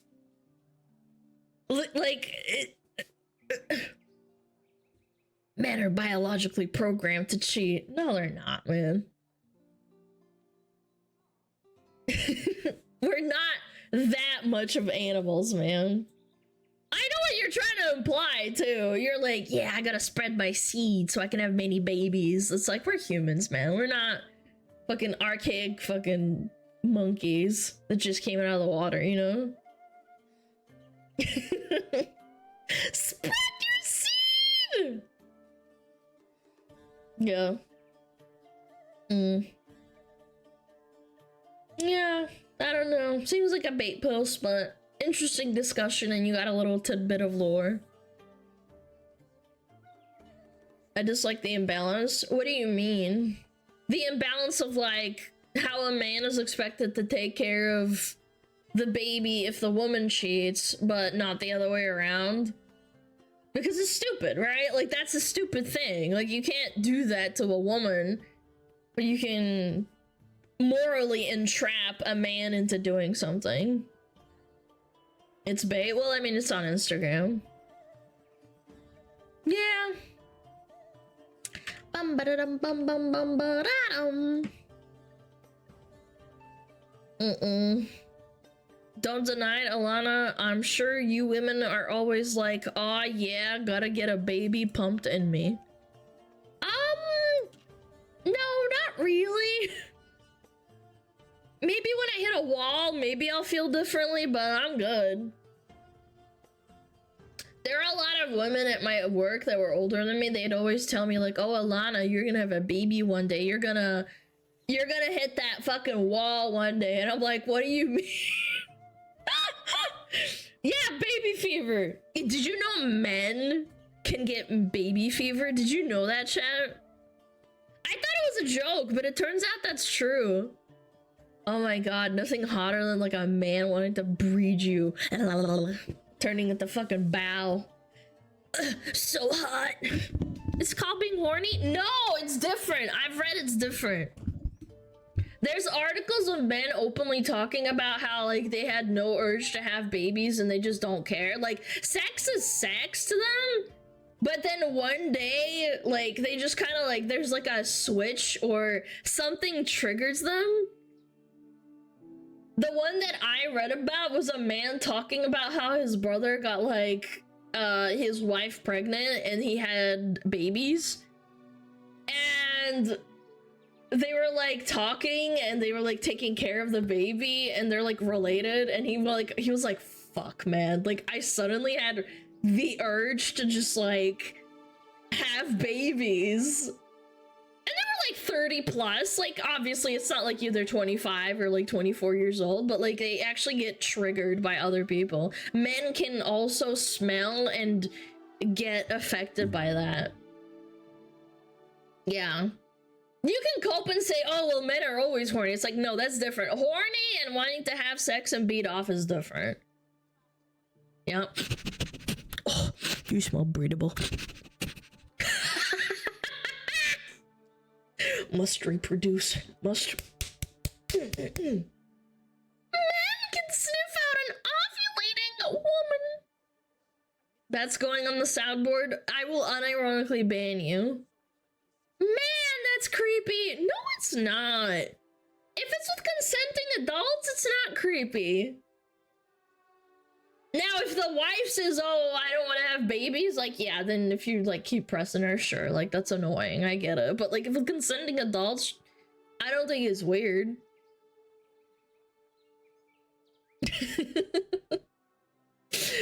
Okay, enough about men and fucking babies and shit. What, another one? Holy. Girls, is this true? I only friend-zoned you because you're too perfect. I'm sorry, what? Excuse me? You made me throw up in my mouth. What? That makes no sense. You'd make a better husband than boyfriend, and I wanted to keep you around until the time was right. If we ever dated and broke up, I'd hate to lose you forever. All girls keep the good ones around until the time is right. Oh. Oh, why? That just means that... You guys, you know what this means? It means that they wanted to ride around... They wanted to ride around the town until they felt like settling down, essentially. Yeah, the caca carousel. What was it called? That girl that slept with 100 men? The machine? The conveyor belt of cock. That was it, thank you. I was like trying to think like machine of caca. The conveyor belt of cock. I don't know, man. This is why I don't date. This is embarrassing. To read this kind of thing and then think like a lot of women unironically think like this. Yeah, I just wanna, you know, simmer down and settle down at my own pace. And again, it would be so insulting to say that to a girl. It's like, well, you know, you're like a plain Jane and like you're perfect and you cook and clean and maybe you have a really good job and I don't want to lose you if you find someone else better. That's what they're implying, ultimately. They're saying, if you found someone better than me, I would never be able to forgive myself. So I'd rather, like, friend zone you and never get hurt because my ego can't take it. This is egoism, essentially. Yeah.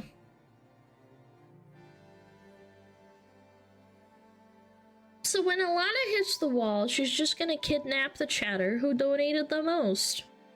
I will not be doing that. No, thank you. Yep. Throwing a Vienna sausage in a blimp hanger. I believe the saying is of throwing a hot dog down a corridor. Again, I just don't understand why people, or how people manage to have mental gymnastics like this. Wouldn't it feel weird knowing that someone said this to you unironically? Like, I understand people being stupid under the age of 18. Like, your frontal lobe isn't developed yet, and you don't have a lot of empathy in your brain because you're still kind of like young adult and you don't understand how the world works, and maybe you didn't have a lot of relationships. At least they're being honest. True. Now the guy can run. I hope this isn't real, but chances are it's probably happened. Because there are so many men that are like, oh my god, I met this girl, and then like she told me that we got friend zoned because she thought I could like better myself and she could just, you know, keep going on forever with other men. But ultimately she still fucking liked me. She just wasn't like ready to like settle down with me. Man,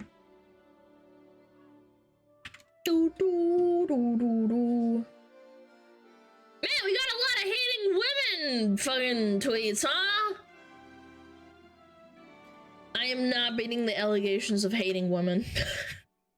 Plug in your freaking phone! Holy shit! Bro, that battery? Yeah, that's what I pointed out instantly. It was just 2 minutes? Okay. What else do you expect me to do? I didn't have sex with the dude. I didn't do shit wrong. Okay. Lasted, what, 2 minutes, and I asked him to stop. I went to the bathroom texting my friend about how much I miss you and then asked the dude to leave. But you don't know that because you don't ask, you don't communicate, you just come at me like I'm some horrible person. Not only did you not, like... again, there are stages to cheating, bro. Why? Why do we do this, man? Why do we play these games of like, oh, it's not cheating, I ultimately really love you? I'm so thankful I've never had to go through this once in my life. Of like someone saying, oh, it's only like, we only made out and like fucking groped each other for 2 minutes. I'm assuming that they had sex, but let's be realistic. I needed to find myself. I needed to go to Italy and get some pee-pee. Situationship, yeah, that's a lot of excuses that people try to play around with because they don't want to emotionally attach to someone and commit to them. Was there a stopwatch present? Wait, how does she know it was 2 minutes? That's actually a really good point. Because, like, let's assume that the sex is enjoyable. Let's, like, just say that. Like, assuming. If you're enjoying yourself, 2 minutes does not feel like 2 minutes, right? Like, if you play a video game for 2 minutes, it's not actually 2, it's like 5 or 10. Yeah, and what about kissing and, like, fucking groping? Is it, like, 2 minutes, like, insertion? Yeah, like, think about it.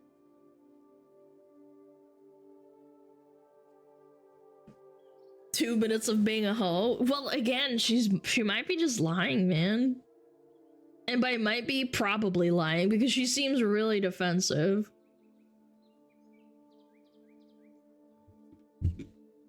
Ready, set, go, go, go, go, go! I'm gonna time it right now! Put your penis in! Put your penis in! I gotta time this so that I can say to my boyfriend or situationship or whatever that it was only 2 minutes. It wasn't even that bad. By the way, you can get pregnant in 2 minutes. You can get pregnant from the pre. They taught that in high school. Yep. You can get pregnant from that. The pre. The pre-cum! Got taught that at school when I was in high school. All I need is 20 seconds. Let's go. That's impressive. That's impressive, chatter.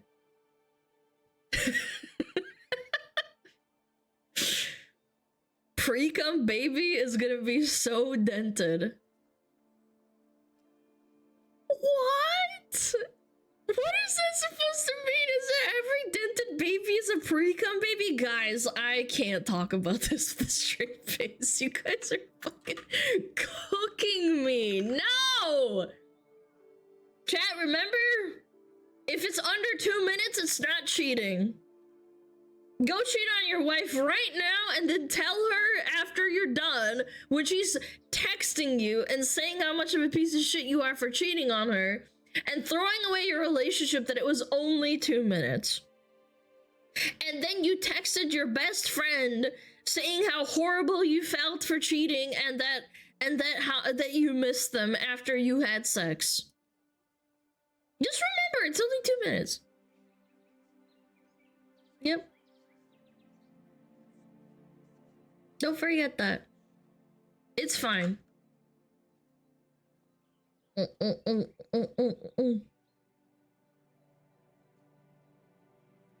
What is this? Realistically, will they be able to make us marry and have kids? 4B movement. Okay, good start. 4B movement on Reddit. Excuse me. Anytime soon, would the US be able to make us penalizing single people helping traditional couples with kids is probably what they push for first.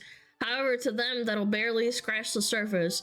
They won't be where they want to be until women are all voiceless baby machines for them to own. But realistically, how soon could their dream be made into reality? How could one prepare if that time is soon? Get sterilized, then no matter what happens, no one can force you to become pregnant. I'm getting mine done in spring. I'm Canadian, I just don't like the conservative writing on the wall that's happening globally. Chat, that doing irreversible surgeries to sterilize yourself or doing anything that like removes your ability to reproduce down the line is consequential and matters a lot. Does that mean you just can't control yourself and you can't like ask a guy to wear a condom or something? Or if you really want to like have an abortion? Again, it's, I don't know, like a lot of women I've heard that get sterilized or they are not able to have babies and they don't care like 10 years ago, once they hit a certain stage, fighting your biological urges is insanely tough. There was a woman that my mom was friends with from school who basically never had kids. And one day I sat down with her and she's like 50 or 60 years old and she said like, yeah, it's really nice having like money and stuff. And we can go on vacations whenever we want to, but during my 30s and 40s, I was relatively miserable because I was fighting my biological urge to have a baby and we just couldn't have one. And it was, and at the same time, if you really love someone, if you put it into the male perspective, at this very same time, a man can also feel emasculated. A man can feel very emasculated. Oh shit, ads. Aww. We had snoozes! You fuck! What the hell did I turn into a biology class? Holy fuck, man. You didn't turn into a biology class, it's tune in. We're not even talking about biology, I'm just fucking talking about people.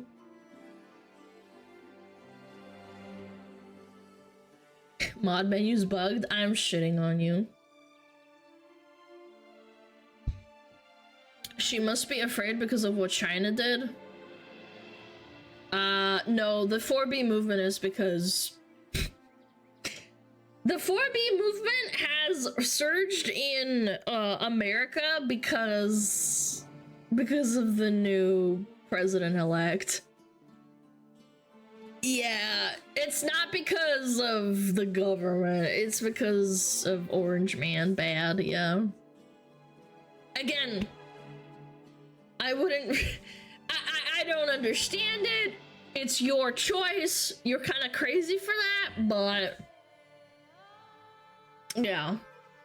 Again, nobody's forcing them to like do the 4B movement. If you want to do it, go ahead.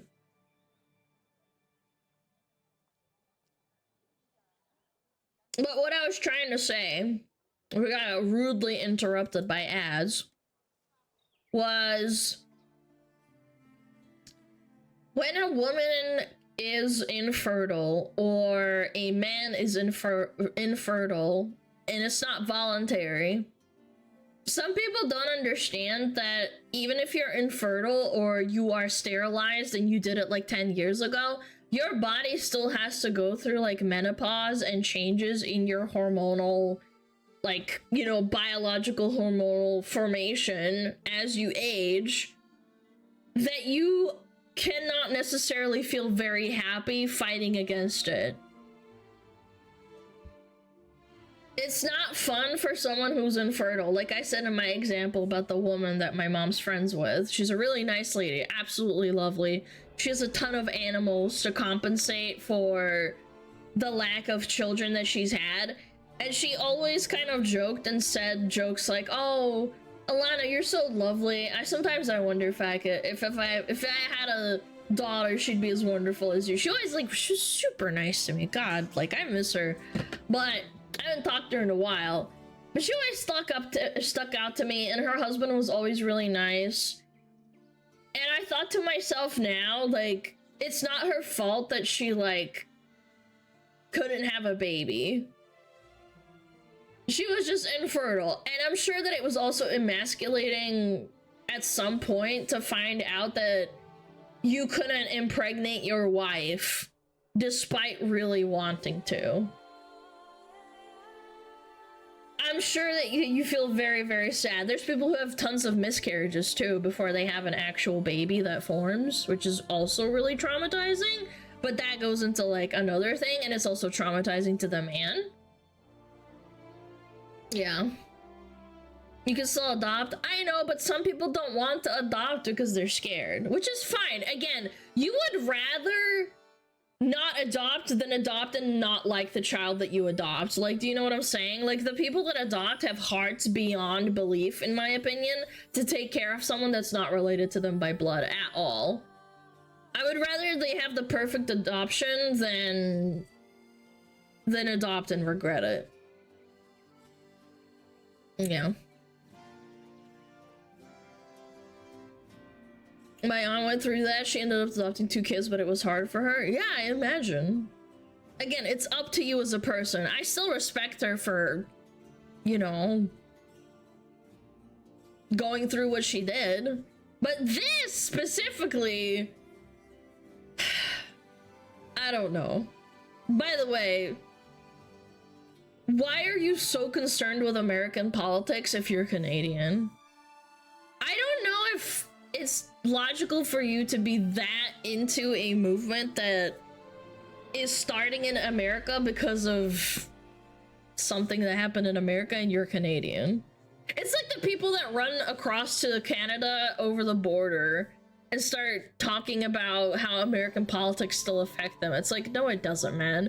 You live in a different country. Can you, like, shut the fuck up? You left the country because you were unhappy because of the politics, but then you still won't shut the fuck up about it. Like, Jesus, dude. Canada's gonna be a 51st state. I don't know anything about that. Not gonna lie.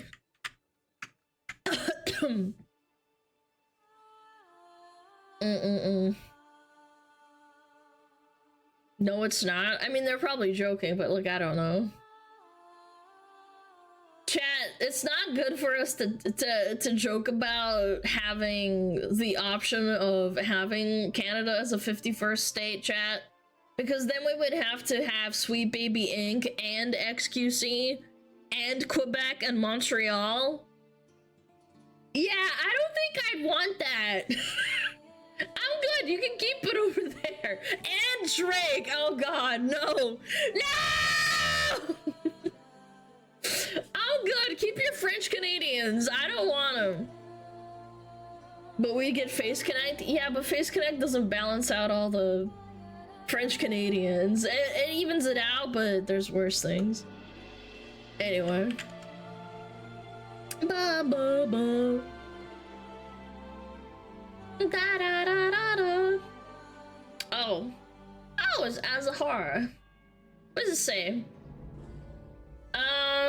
Don't make a streamer feel bad about running long ads. That includes saying stuff like, I was an ad hell, damn, so many ads, uggs, hold on, ads, oh my god, how many ads? There is a more respectful way to start. Say you are watching ads, like, hold on, I'm in ads, BRB in ads, okay, I am back from ads. I get what they're saying. I get this a lot too, and people complain a lot in my stream, but you have to remember, I only run 3 minutes of ads per hour at most. Yeah, I understand not wanting to subscribe, and that's totally fine. Like, I get it. Also, get a fucking ad blocker, please, for the love of God. It'll save you so much time and money. May I get the bag? No, no, no, no, no. I am not about getting an ad. Even with 1,000 viewers, I don't get that much that is worth it for me to turn up the ads to, like, quote unquote make money. I don't care about that at all. The only reason I run ads is to stop pre-rolls for people to be able to tune in and watch the stream as soon as they click on it.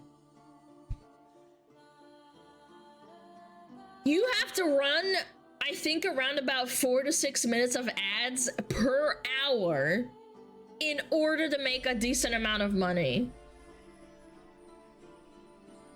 I don't want to do that. I have no reason to do that. I'm good. You guys are so generous. You donate biddies, direct donos, and subs. I don't need that. If it ever starts feeling like I can't make enough money, then sure, I'll consider it, but I really don't need to. Lana run 22 minutes of ads per hour. That would be so destroying. I would destroy my own stream. Anyway, what is he saying? You wanna know what has turned me from watching VTubers the most? Not the model, not the voice, not the audio quality. It's being on Twitch and getting rated into someone, or someone clicking on some stream and getting 1 to 3 minutes of ads before I can even start watching. At that point, I close the window and stop watching. This is why I run ads, so I can stop pre-rolls. There's nothing worse for me to know that someone clicked off of my stream because of ads. I only run them to get rid of pre-rolls, and pre-rolls are the ads that you get when you click on stream, and some people run them and it hurts their channel and they don't realize it. But it's Amazon's fault, isn't it? Guys, it's a streaming platform. They have to make money somehow. They have to make money somehow. Like, again, people complained about cable TV and having constantly having ads, and YouTube having ads on VODs for streams, but Twitch gets a lot of shit because it's like, I don't know, because it's a live stream platform, I think. That's why people get pissed off.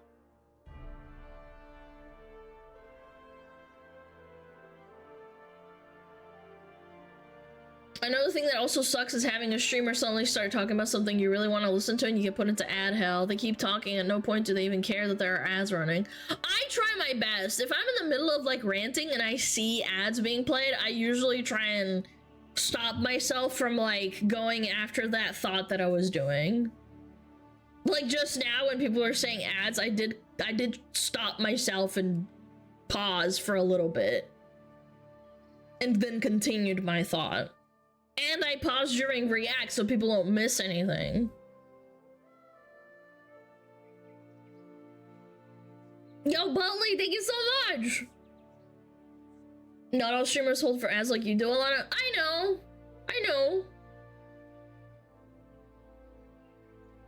I understand. It sucks. I hate ads too. It sucks. But then again, can you blame a streamer for not pausing during ads if they're doing like a collab? Would you blame a streamer for not pausing?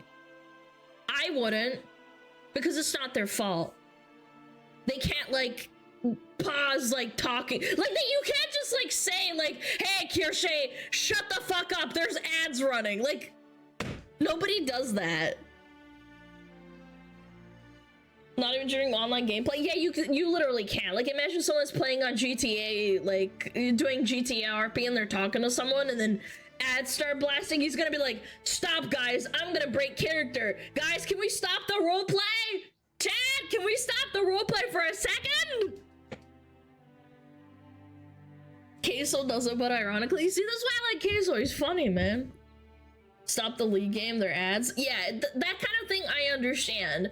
But if you can help yourself and you're just like yapping or like, I don't know, watching a video, I think it's totally okay if you're by yourself to just stop. Or at least like finish your thought and then like, you know, just wait. Alana, go help your mom. Don't time for league. Imagine my mom busts and she's like, you're a VTuber? Go help me cook. Chances are what you make from ads as a small streamer is so little that it's not worth ruining the viewer's experience. That's actually a really good point, and you lose people instantly. They will never come back. Take the fact that people are voicing their criticism as a positive thing and try to improve based on that. Yeah. No, I understand. Measure Savix paused WoW during ad. He can't? No, you can't. A lot of games do not allow that. Which I understand. Again, that doesn't put me off. But VTuber does a lot of chatting in like videos. So like, I get it. I really do. I understand it. The worst thing that's ever happened to my stream is we rated someone who had around about 200 to 300 viewers This was like months ago, and again, I don't want to name anyone because I don't know what the circumstances are, but we once got hit by 6 minutes of ads right as we raided into them. And I was like, no fucking way, bro. I was like, oh my god, 6 minutes of ads? I think it was 6 or 8. Someone correct me if I'm wrong, but I know it was more than 5 minutes because I was kind of flabbergasted. I was like, no way, what? I remember she was like, I'm really sorry, I can't pause the ads, we're out of snoozes. And then boom, I got hit by ads, and I was like, I don't have a sub, and I can't hear her saying anything. It's 12? I thought it was 6, man. I don't think it was 12 minutes of ads. And again, you don't really... You shouldn't be focused on making money off of your ad revenue as a smaller streamer. You can expand into YouTube and making money elsewhere. I can't imagine she wanted that. No, absolutely not. But they still set it to 8 minutes. You still have to voluntarily set the amount of ads per stream. Voluntarily. Twitch doesn't force it on you. You have to voluntarily increase it. Which is really, really crazy to me.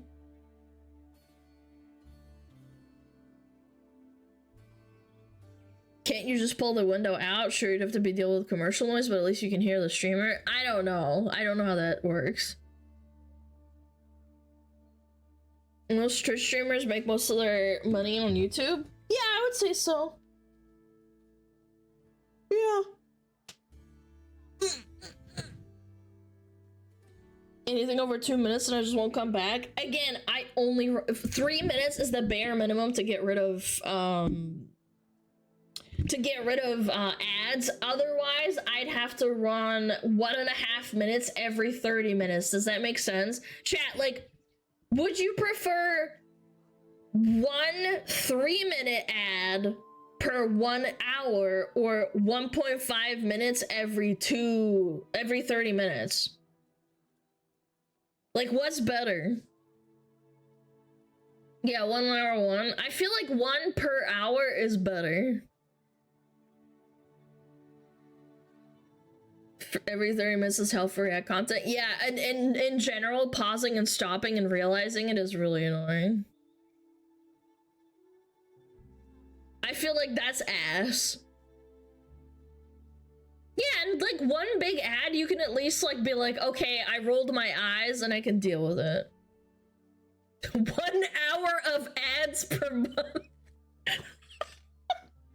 Bro, I turn on stream and it's just an hour of ads and then we just never fucking watch an ad. Honestly, that'd be kind of strong. That would be powerful, not gonna lie. You just dedicate like 1 hour per month to like getting rid of all of them. That's a powerful thing. If that's possible, that wouldn't actually be that bad, but unfortunately, it's not programmed like that. Yeah. Honestly, 3 minutes isn't too bad. Give streamer a few minutes to get up and take a break, as I personally schedule that break every hour. Yeah, it's just annoying when it interrupts your talking. That's what really, like, pisses me off. Like, when I'm, like, getting in the zone of, like, yapping, and then all of a sudden it's, like, ads, and I have to, like, stop my train of thought. And, like, I have ADHD, so it's, like, really hard to come back to it. I have to, like, consciously make an effort. Yeah. Why can't we get side banner ads? They've been looking at that, but I don't know how it works. Because you have ads during the beginning stream cover? I do, so that people... So what's really smart that some streamers do, and I do this myself, you run ads at the start so that people trickling in, because people don't instantly, like, come in on the dot. Like, some people come 10, 20 minutes, 30 minutes, maybe like 15 minutes, like they come in like slowly, right? You get like a bunch that come at the start, sure, But running at the beginning when there's nothing happening, which I find it really funny when people come in and are like, oh my god, I got ads! And it's like the starting soon screen, and I'm like, brother, there's nothing going on. What are you doing? There's nothing going on. I was just like a picture on the screen and some music. Like, you're not missing out on anything. I'm not even talking. Yeah, like, I will never understand people getting really mad at that, but like, whatever. No, I miss the cute art that's up there every single day. Yeah.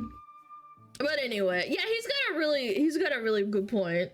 In summary, it boils down to knowing your audience. I remember Kirshi talking about this too. She said at one point when she reached a certain concurrent viewership, like I think it was like 1,000 or like 1,200, she said she had to sit down and have a talk with them and say, hey, we're gonna be doing a certain amount of ads because I need to like get a little bit of money because I need it. And I needed to, like, you know, pay rent or whatever, or fund something. And it's harmless, and it's okay, and it doesn't, like, take money out of your pocket. I'm just gonna do it because I have to. Not because I want to, which is fine. I totally respect that. That's what I do. Another thing that I want to address as well is, like, women generally get more gifted subs, and that's, like, a fact, like, objectively. It's how the world works. Men usually run more ads because they get less gifted subs than donos. Tell your community not to not say anything or be more respectful, like, when you're expressing, like, obvious irritation with ads isn't gonna help you grow. You're just gonna make them leave. I kind of half-heartedly, jokingly say, like, oh my god, ads! I can't see! Ads! 10 ads! Like, I'm joking when I, like, make fun of people that, like, start screaming about ads, but it feels like they're just really irritated, and I feel like you should just suck it up and deal with it, because it's nothing you can, like, tell people to stop to. You're just gonna make them leave because they'll think that you're taking them seriously or whatever. Yeah. Every platform is ad-handed heavy. Bro, I turned on YouTube on my phone and I don't have YouTube Premium, and I swear that shit can detect showers. I put the phone on my, like, sink, and I legitimately got, like, a fucking 8-minute ad. And I couldn't get out of the shower to, like, stop it. Because I'd, like, have to get up, I'd have to dry my hands, and then have to, like, flick in and then get back in the shower. I was so pissed off. I was like, what the fuck, man? And I don't want to give them YouTube Premium. Because that means they won, so I'm not gonna do it. It does look at a 44-minute ad. One time, I was, oh my god, I think I was shaving my legs in the shower, and I was, like, doing yoga and, like, with razor blades. And I remember, I was like, I cannot be fucked getting out of the shower with, like, shaving cream on my legs and, like, shaving my legs. Oh my god, man! It was a 30-minute ad for, like, fucking crypto. I was so pissed. I was, like, listening to it unironically and, like, paying attention to what the person was saying. It was a 30-minute ad. Granted, I shaved my legs and I showered, but, like, it was, like, I didn't watch the whole 30 minutes because it tells you how long the ad is. I think I only sat through about 12 minutes. But I was like, the audacity to give me a 30-minute ad. But anyway, I digress. I hate YouTube for that. You can yell, okay, Google, pause. I don't know if I can. I don't know. I don't know if I could have done that. I'm pretty sure I tried to yell at it, but it wouldn't listen. This was years ago too. Maybe it wasn't that advanced. Anyway, my personal opinion, ads are really low value and pay so terribly as a small streamer, and I imagine they are a small streamer. We could look it up. Do they stream? Vtuber Sweets? Is that their name? Do you stream? Where's your stream? Oh, VT Sweets. Okay, VT Sweets.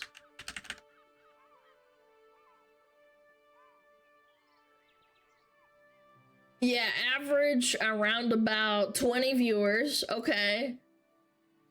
You are a small streamer. It's not really worth it. If you want to grow, focus on your growth. Don't focus on income as a small streamer. When I had 20 concurrent viewers, I made $100 to $200 a month, which was great to, like, you know, supplement my part-time job income. Don't get me wrong, I was so proud of myself, by the way, when I got my first $100. I was like, oh my god, poggers! I can buy extra groceries, you know, like, I'm happy, but you shouldn't focus on that. It took me months to get to the point where I could quit my part-time job. Yeah, it's a hobby first and foremost, not a job. I kept going. I didn't make money until probably around about December or January or February of last year, or no, this year, where I could comfortably quit my job and I had a cushion. Because I was saving up money. I didn't spend, like, money until that point. I was saving up my money. This year? Yeah, I streamed for around about 8 months, not making the same amount of money from my part-time job until February of this year. Yeah. Save and invest? Yeah, I was always talking to my stream about saving up a cushion so that if, like, something disastrous happens and, like, I break, like, I don't know, if I can, like, my tongue gets chopped out and I can't stream because I can't talk, I have a comfortable cushion to, like, fall back on. Yeah. Or a month ban. Well, I mean, you never know. Well, you know what I'm saying. Like, something bad happens. But yeah. It was a lot of hard work. Like, run the bare minimum of ads so people can actually enjoy your content. That's what I always say, especially for people who click the stream first. I get tons of people that are like, hi, it's my first time in your stream, hi. Yeah. They're like, hi, it's my first time. I've been watching your YouTube for months and I came to stream. Like, that's good for growth because then they're allowed to talk. They get, like, maybe they get a response if I'm not too busy, and then they stick around and they say hi, and maybe they give me a follow. It's better both ways. You shouldn't focus on, like, running 6 minutes of ads if you have, like, I don't know, like 100 concurrent viewers. I think you shouldn't run extra ads until around about 1,000, especially if you're just making, like, a good money. Yeah.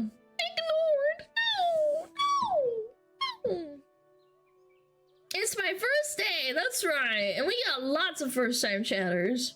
Hi, it's my first time here. See, we got one, chat.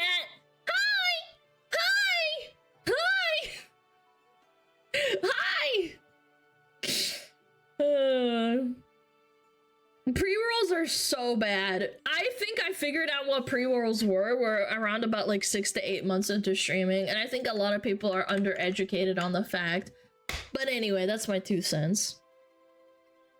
Tell it to your little VTuber friends if you want to hear it. Straight from the horse's mouth! Hello, first time chatter. Oh yeah, I wanted to talk about this too. This was laughable.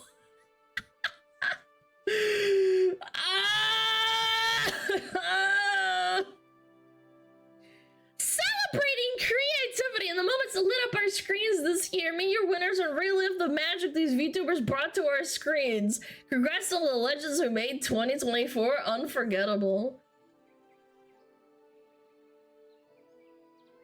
Can anyone point out the fact that HoloLive doesn't stream on Twitch? Or very few of them do, and they also mainly stream on YouTube? They got community noted too. Yeah, so we're saying full moke. I've never streamed on Twitch before as they mainly stream on YouTube. Also, they counts at Twitch links that are not official. Not the official Twitter X accounts, but random accounts. The official accounts are Suse and Fuamoko_Ian. Yep. It's almost like they don't really care. Awkward!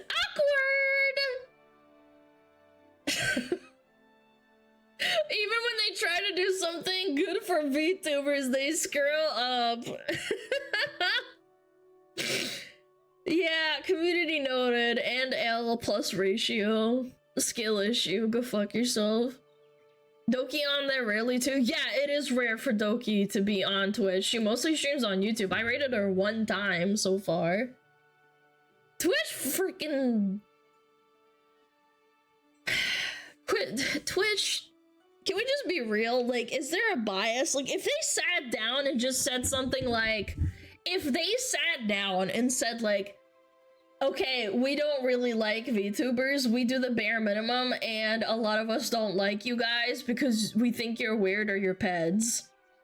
I would respect that more than the fucking tiptoeing that they do. If they just straight up sat down and were like, you know, a lot of our people at Twitch think that people who like anime are pedophiles, and I'm like, okay. I mean, that sucks, but... You know, it is what it is. I wish you'd be more transparent. I know they wouldn't say that, and I don't think that they actually think that, or at least I hope not, but, like, jokes aside, a lot of people associate anime with, like, being peds, which is horrible. Because it's not. I enjoy anime. I'm not a fucking pedophile. What the fuck is wrong with you? Yeah, they still want the VTuber cut. Yeah, exactly. So they boil the VTuber frog until they leave. Or you get banned. Or you get banned multiple times and you still have to come crawling back. Poor Shondo, by the way. Holy fucking shit. Getting banned multiple times while having mental health problems. Open mental health problems. It's not like, you know, it came out of nowhere that Shondo struggles with mental health. Like, me getting banned, I'd be like, I mean, yeah, okay, cringe. Yeah, and on top of that, she didn't do anything wrong. There are IRL streamers that have done so much more wrong that Twitch just kind of glosses over, but God forbid a VTuber shows hips. Yeah. Shondo's a card-carrying schizo. Yes. And that's okay. People with mental health problems are fucking people too. Shondo doesn't show hips. Other VTubers who are smaller than Shondo have shown hips ever since the rule change. And before the rule change, who got banned. Fucking listen. No, that's not what happened. Shondo had a different story of them saying, oh, she's a danger to her own mental health. By the way, danger to your own mental health, and then they ban her that same day. Isn't that cringe? Yeah, we know that your income is like a big portion on YouTube, so we're gonna ban you. That'll make your mental health better. Yeah, that'll fix it. That'll make you feel better about yourself. Yeah, I don't know. This seems hollow and, you know, corpa borpa, but I mean, whatever. At least they're trying, I guess. Even if it's like a fucking half-shitted out attempt. How fucking sad. Couldn't even get the fucking shit right.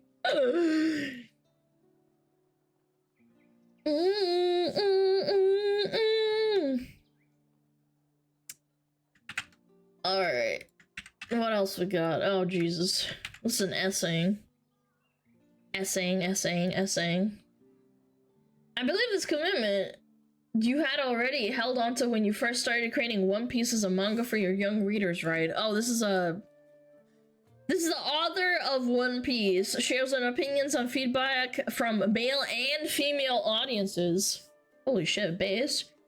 Oda says that's right. Since I was drawing manga for a magazine aimed at young boys, I always felt it was my job to make them enjoy the content. Once I became a professional, started receiving fan letters, I realized most of them girls. Boys, you see, just don't pick up a pen to write. Dude, what? Oh my gosh. They don't have stationery or stamps, and they don't bother to take the time and effort to write something like, I enjoyed it. So boys, while they are enjoying the content, won't express their opinions. When I realized how many opinions came from girls and looked around at the manga world, I noticed many creators who seem to be influenced by girls' opinions. Women! In my mangas! This made me think, if you base your work entirely on the feedback you get from fan leaders, you might end up creating something that's essentially a shoujo's manga. Shoujo means girl, by the way. After all, if you're drawing with the girl's mind, then you're completely missing the point. The interviewer asks, it says, but the key point here is that boys don't share their opinions, right? Oda says, exactly. In that case, I thought I needed to dig into my own memories and recall what I would have found enjoyable as a child. I realized I had to focus tightly on those elements and make sure not to stray from them. Of course, it's not like boys never give feedback. For example, if they get a New Year's postcard from their parents, they might use them to send something to me. That's kind of cute. Then I'd get messages like, I love the battles, or this technique is so cool. These are typical boyish comments, and when I read them, I think, ah, yes, this is the kind of thing they really enjoy. So while I deeply value the rare opinions I get from boys, I'm also delighted by the letters from girls. Oh, that is so adorable. Those letters feel like an outpouring of lively enthusiasm. However, if I were to let myself be swayed entirely by those opinions, I think I would lose position within the world of manga for boys, possibly even my own sense of purpose. That's something I only truly realize after the starting the serialization, as in, like, making the manga. That's actually insane. I love that.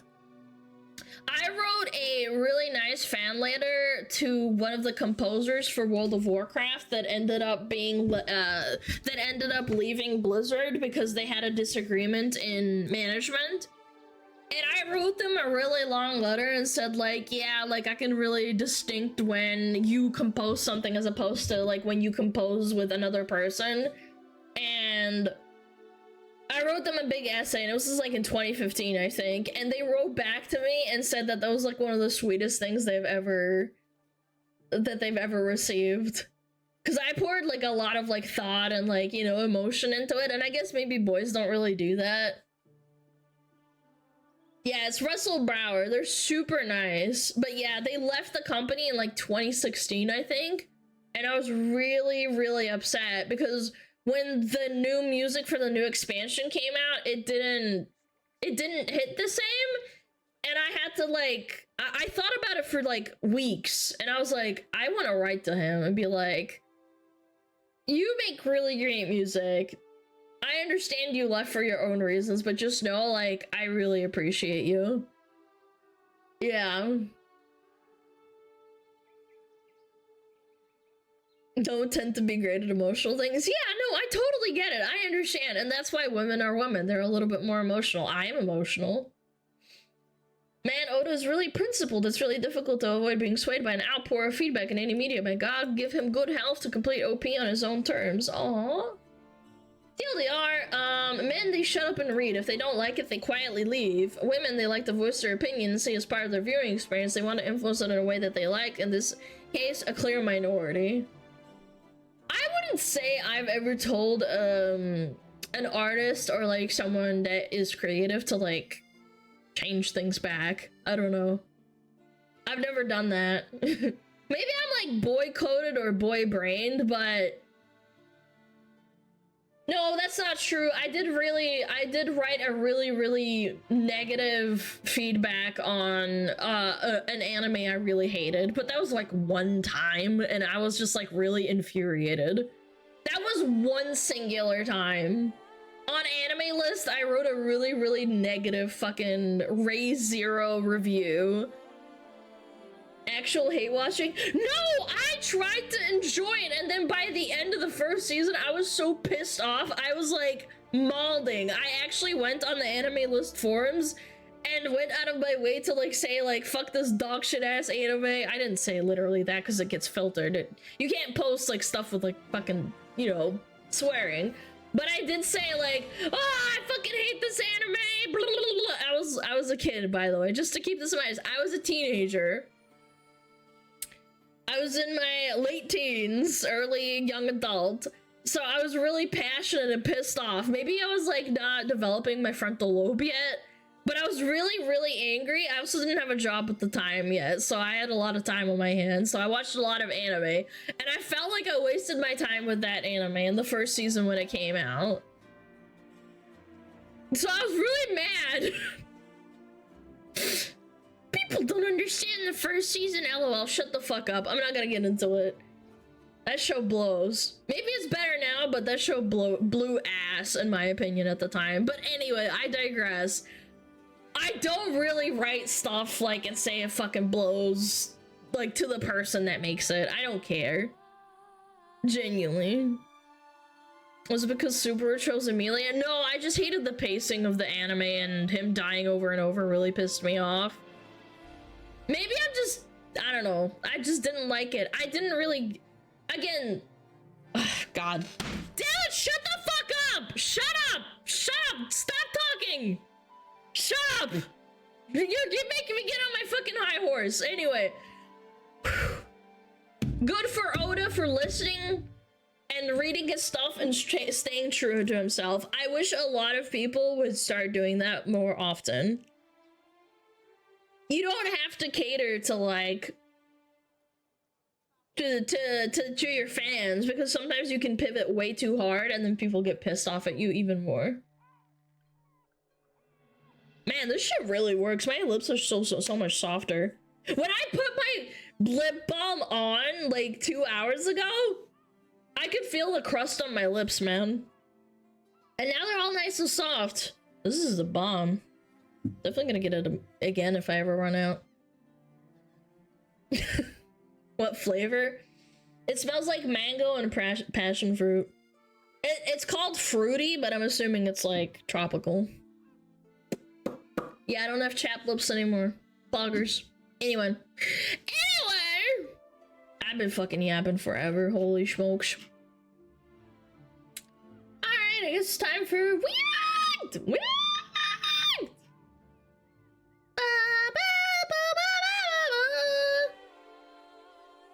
Chat, get your popcorn! When we got ads, we got 18 minutes. I don't know. I don't know. Will I run ads now? Not sure. Do I have anything that would be close to it? Ooh! Oh, but I'm gonna yap. Moist Critical made a video, says Twitch versus YouTube revenue. I should totally talk about this. Yeah. I wanna watch this. That looks interesting. Should I pee in like ad time or something? What do you think, chat? Would you mind having ads and then I can yap a lot during the video? Otherwise, like, we're gonna like get interrupted.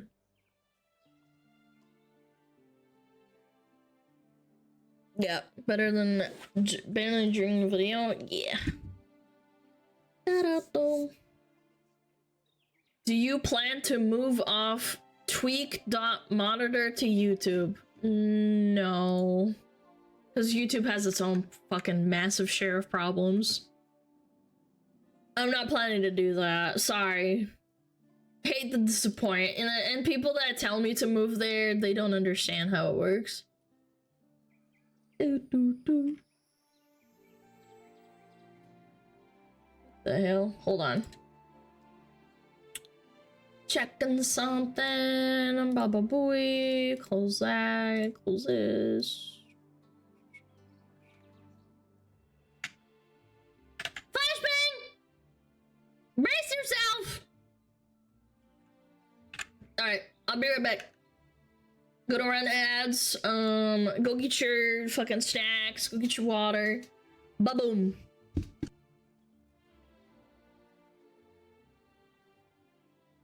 Oh, Metapod. Oh, Metapod, use Harden. Metapod, Harden. Oh, yeah, Metapod, you're so hard. Metapod Harden. Oh, he's so hard. Look at those two hard throbbing metapods. They're so strong and hard. Wow.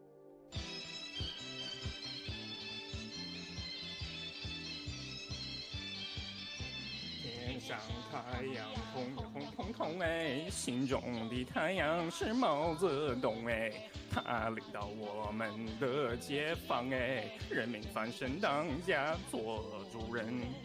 呀，自由哎呀，自由啊！人民翻身当家做主人。 Why are you so good at this? My language, man. What's up with me?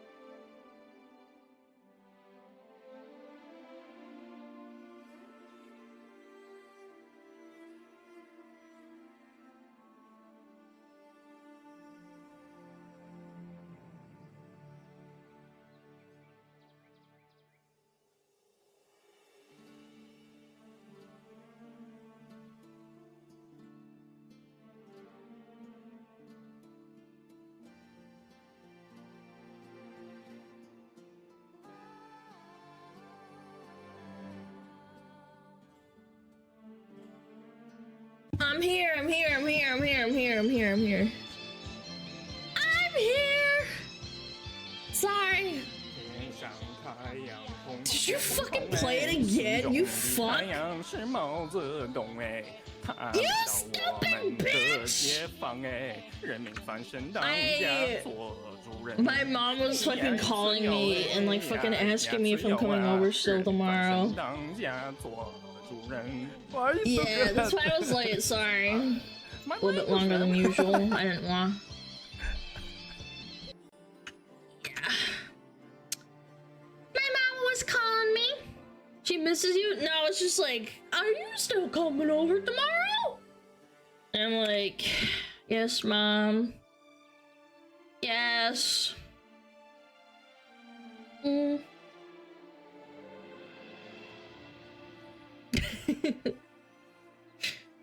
Alright. Alright, let's do it.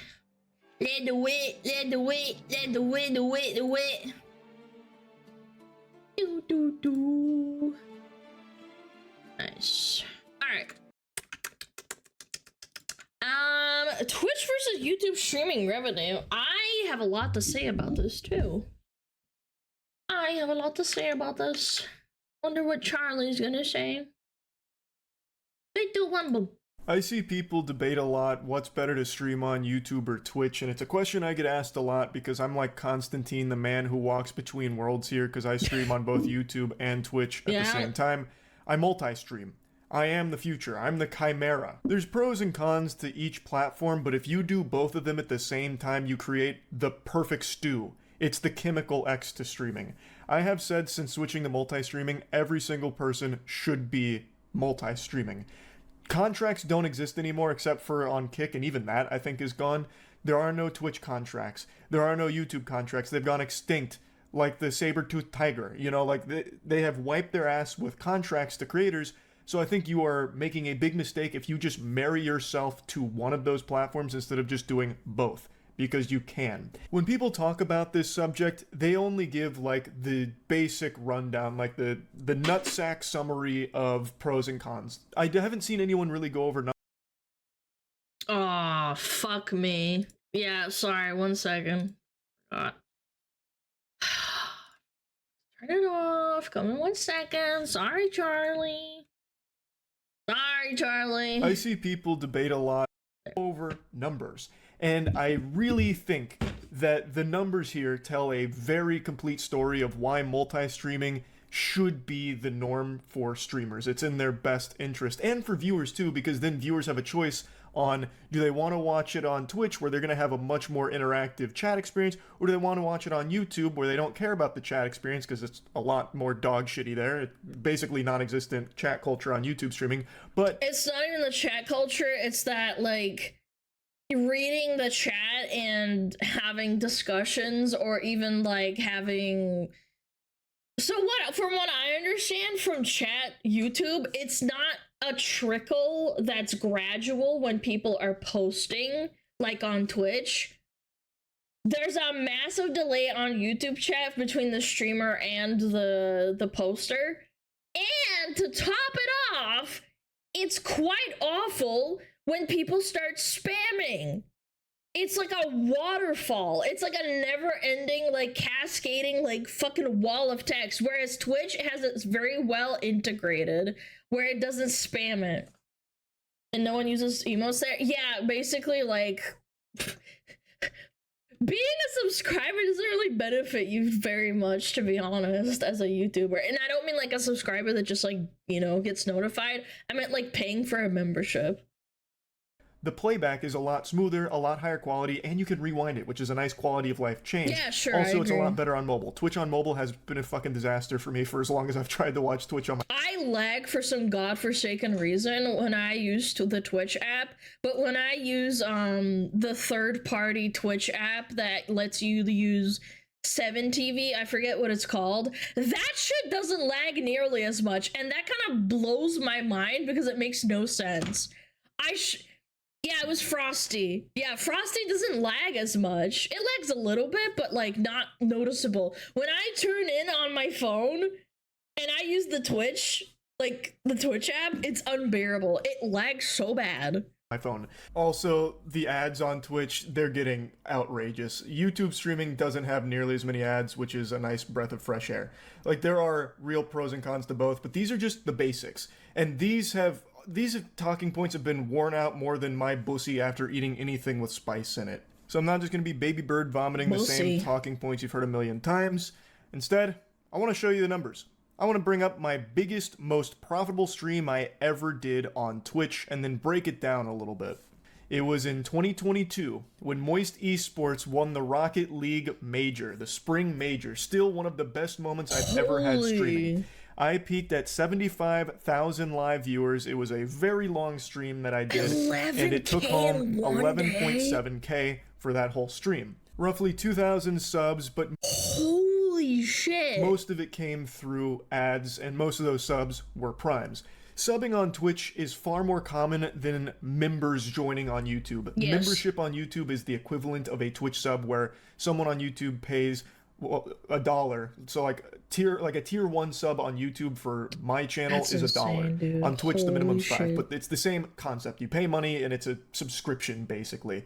And that is so much more common on Twitch. So 2,000 subs on that Twitch stream is more than I've ever got through a YouTube live stream by a large margin. Can I ask a question for those that know? If you subscribe to a member on YouTube, like as a member, can you use their emotes in other channels, or is it just exclusively for that channel? No. It's exclusive? Yeah, see, that's another thing. That's really cringe. Yeah, that's dumb, in my opinion. Because part of the reason I enjoy having, like, emotes in my chat is I can see what the overlap in audience is, and I like certain emotes from other streamers are really cute. But, like, it's kind of crazy to me that they don't have that. Like, you'd think it would be like, you know, you'd share communities between one another, but they don't. And 11.7K is the most profitable stream I ever had in my entire 7 years on Twitch. I actually streamed on Justin TV before it became Twitch. I used to do like World at War Zombies on there and shit, but then I took like a long hiatus and then came back in like 2016. But this was the biggest stream I've ever done.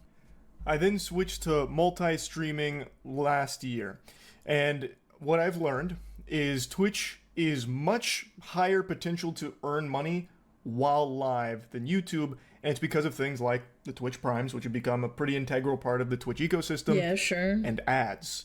Twitch actually has more ads than YouTube, and thus, since more ads are playing, that's more money being generated from those ads to the streamers. There's so fucking many ads on Twitch. But you have so many ads in videos. I sat down to watch a video by the world's greatest food show. I love that guy, by the way. But I don't have YouTube Premium, and I watched it on my big screen, like on my TV, like projected through my phone. Oh my god, I was getting like fucking ads all the fucking time, man. Like every 3 minutes I was getting blasted, man. And YouTube half the time controls it. The person that puts up the video, like the author, doesn't even have control over the ads. They can say it's gonna be like every 5 minutes, but it claps like it's so bad. I could barely watch the entire video. I think I got like one time my record for watching a video by him was like in 20 minutes I got like 6 or 7 ads. I was like, what the hell? Why is this a thing? But I guess people just kind of sit through it and don't care. Like, granted, it is skippable, but it's still 30 seconds of ads. Like every fucking what, 5 to 6 minutes? Maybe even more. Pump ads out the wazoo, and they are so intrusive. I wouldn't be surprised if in the next couple of years Twitch integrates a system into their player that has like eye tracking capabilities, so if a viewer looks away during an ad break, it'll pause the ad till their eyes are glued right. Well, YouTube already does that. They're already talking about it. Yeah, they're already talking about that shit with the looking away. You can't. It stops the video and stops the mobile thing, the ad. Back to it to finish the ad. It's brutal, but it does have higher earning potential while live for those streamers that have all of these ad breaks that are going on. So Twitch has a higher earning potential through live content. And the VODs on Twitch don't make any money. Like, they just don't. I don't even know if they're fucking monetized. And if they are... No, I don't think they make money off of it. I'm pretty sure they don't. I don't know if streamers even see a penny of that. Like, not a single one of those fucking clams makes it to a streamer's pockets through the VODs. But I'm also pretty sure that the ads on the Twitch VODs aren't that bad. I could be wrong. I've never really seen any, or very rarely seen them. But on YouTube, it's a totally different story.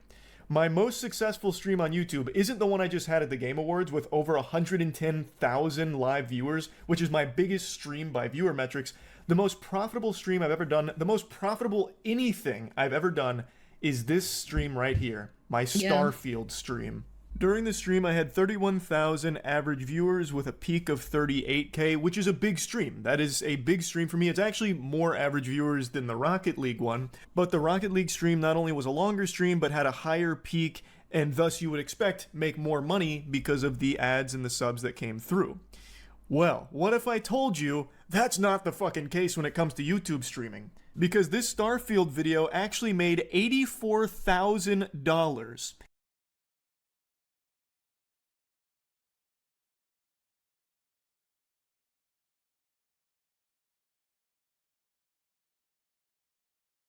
What?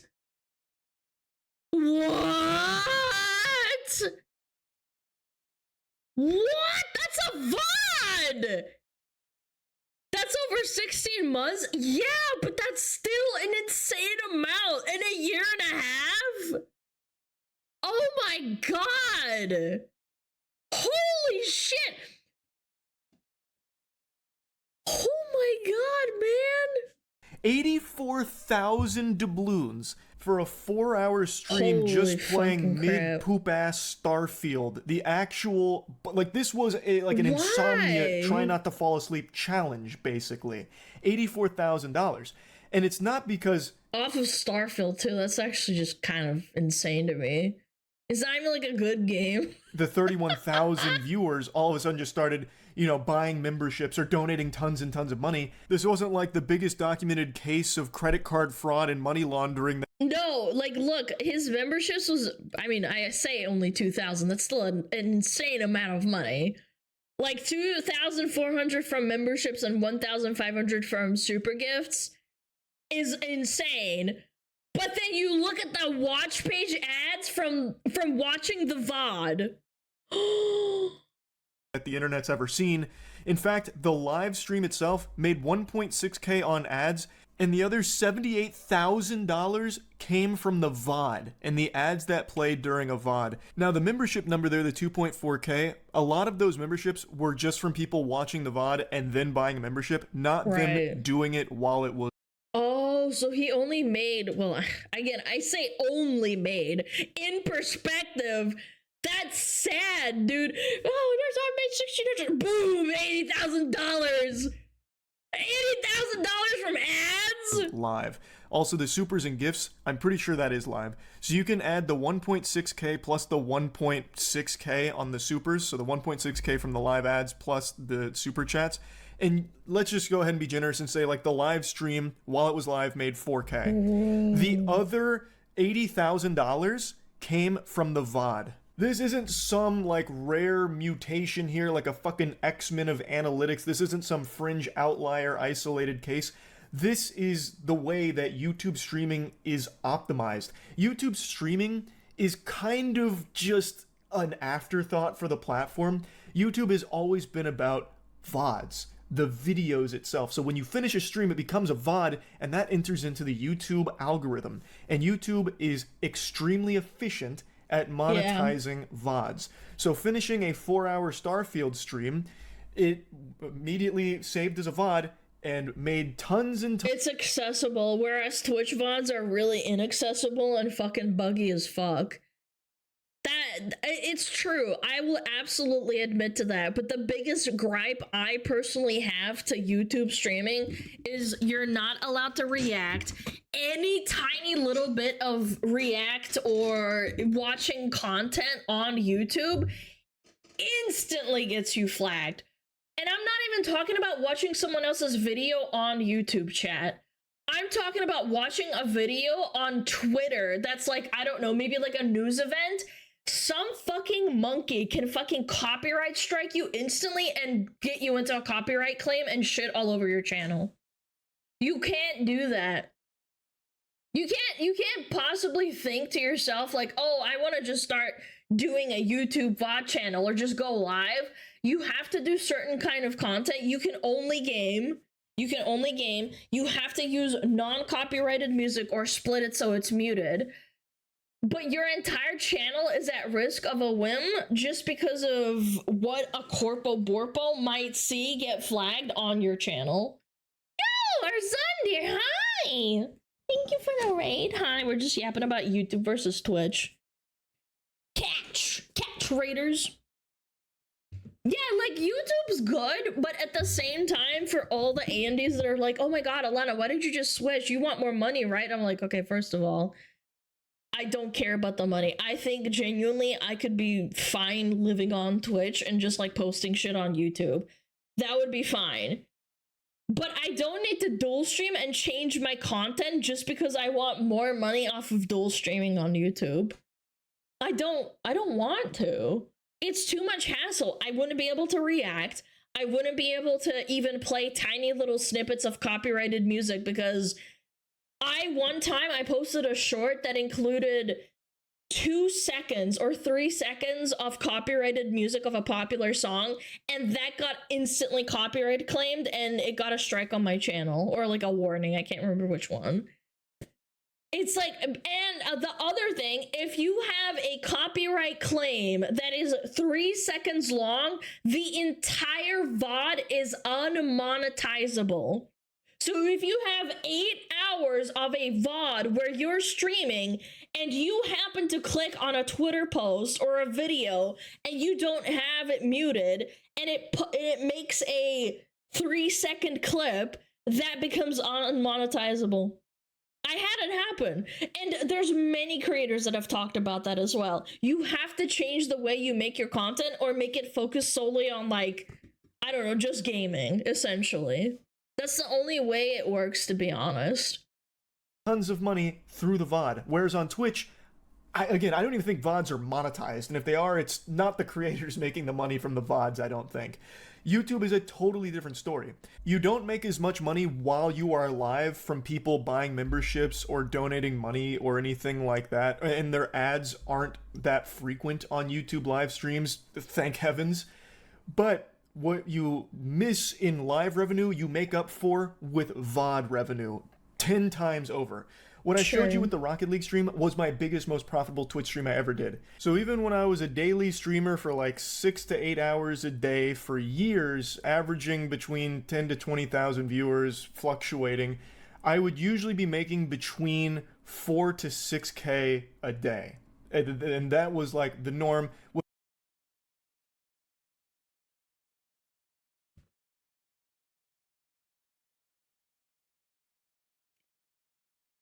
I'm sorry, but I made around about 4K a month.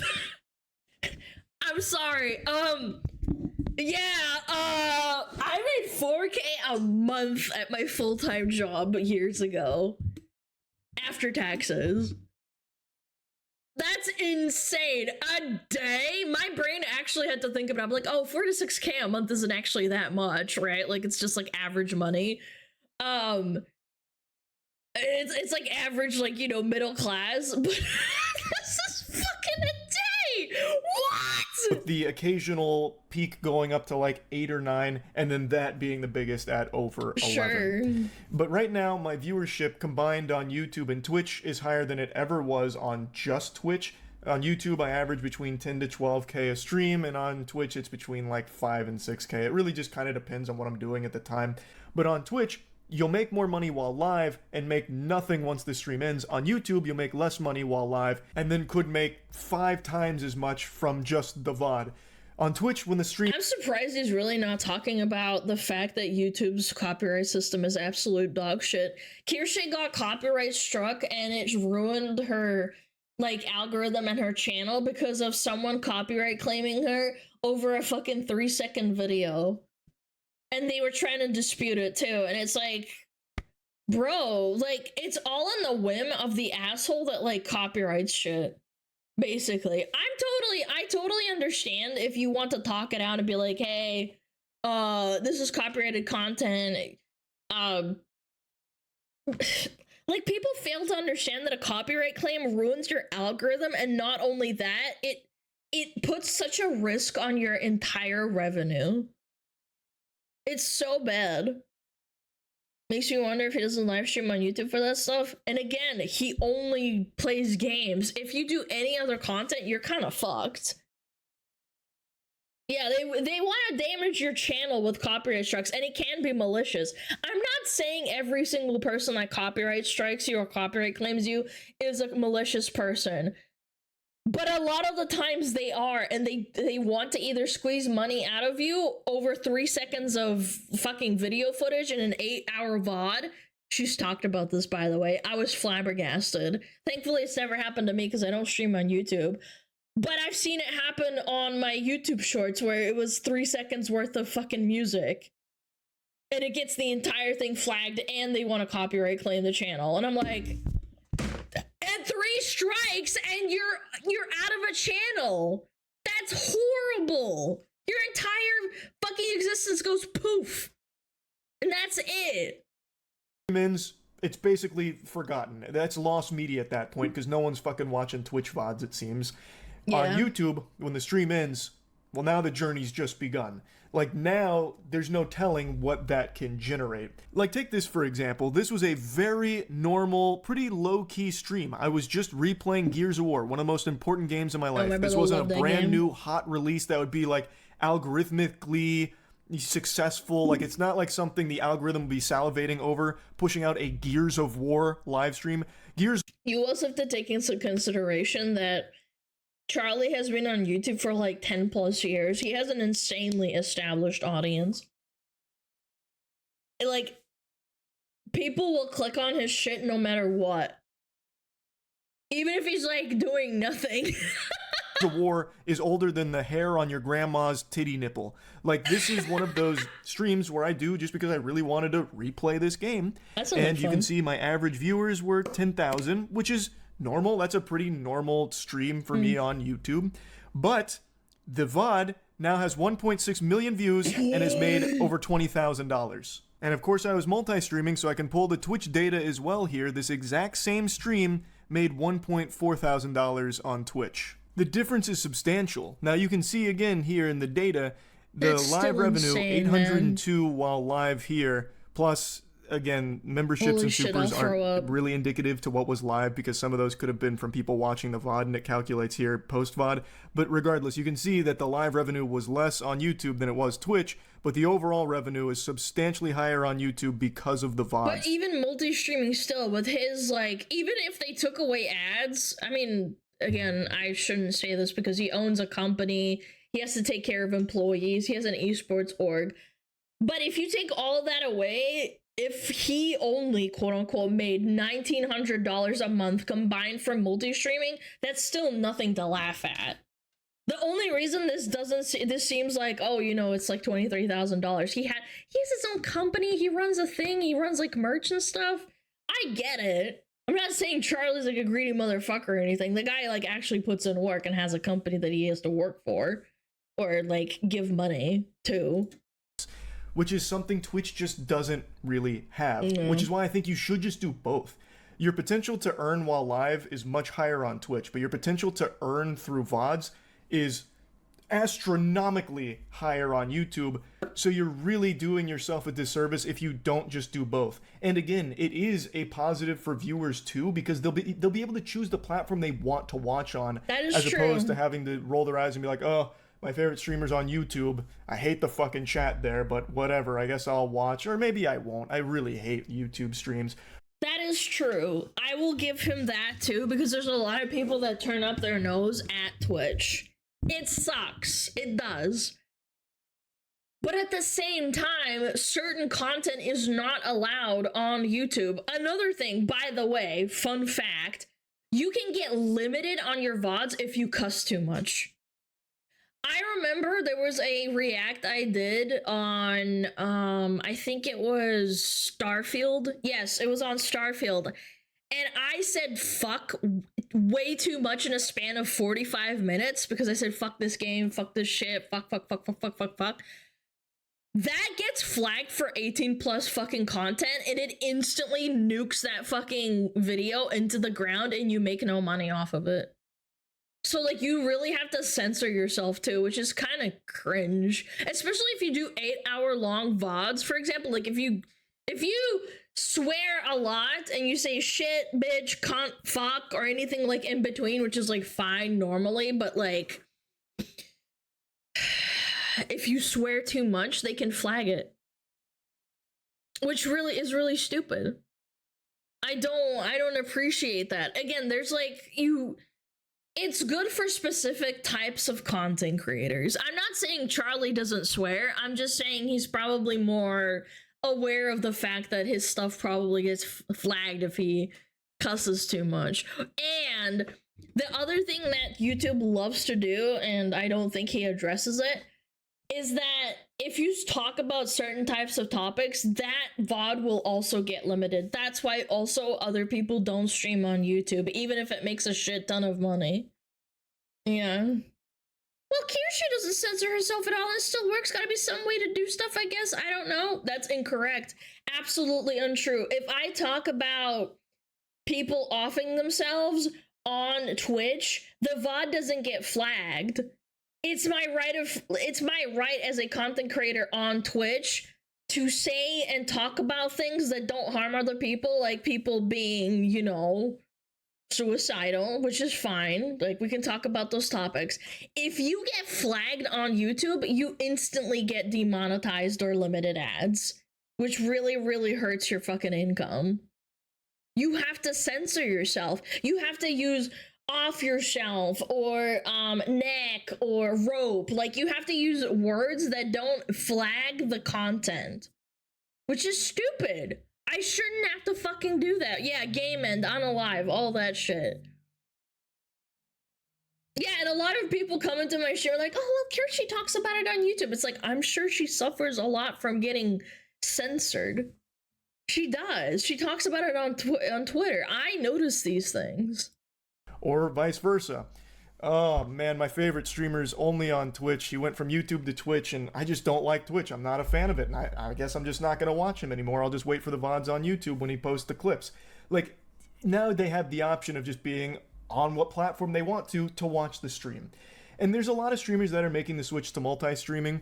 I just really think this should just be common practice for anyone who streams, because there's no reason not to. There is no exclusive contracts anymore. They're gone. Poof, they've vanished. If you're really clean, it's a really good platform. Yeah, I think that one of the biggest reasons why Hololive probably still chooses to only do YouTube streams is because of that. Because a lot of people can't catch streams during weird times of their favorite what is it called, content creators. And they already are really clean. Like, they don't really cuss, they are very clean, and they don't really talk about anything controversial. And it's just girls playing video games most of the time or collabing. It makes more money, and it makes sense. Hollow also does a few Twitch streams. Yes, but that's not their primary. They very, very, very rarely do it. Maybe, like, I've only ever seen Hololive girls streaming on Twitch maybe, like, once or twice.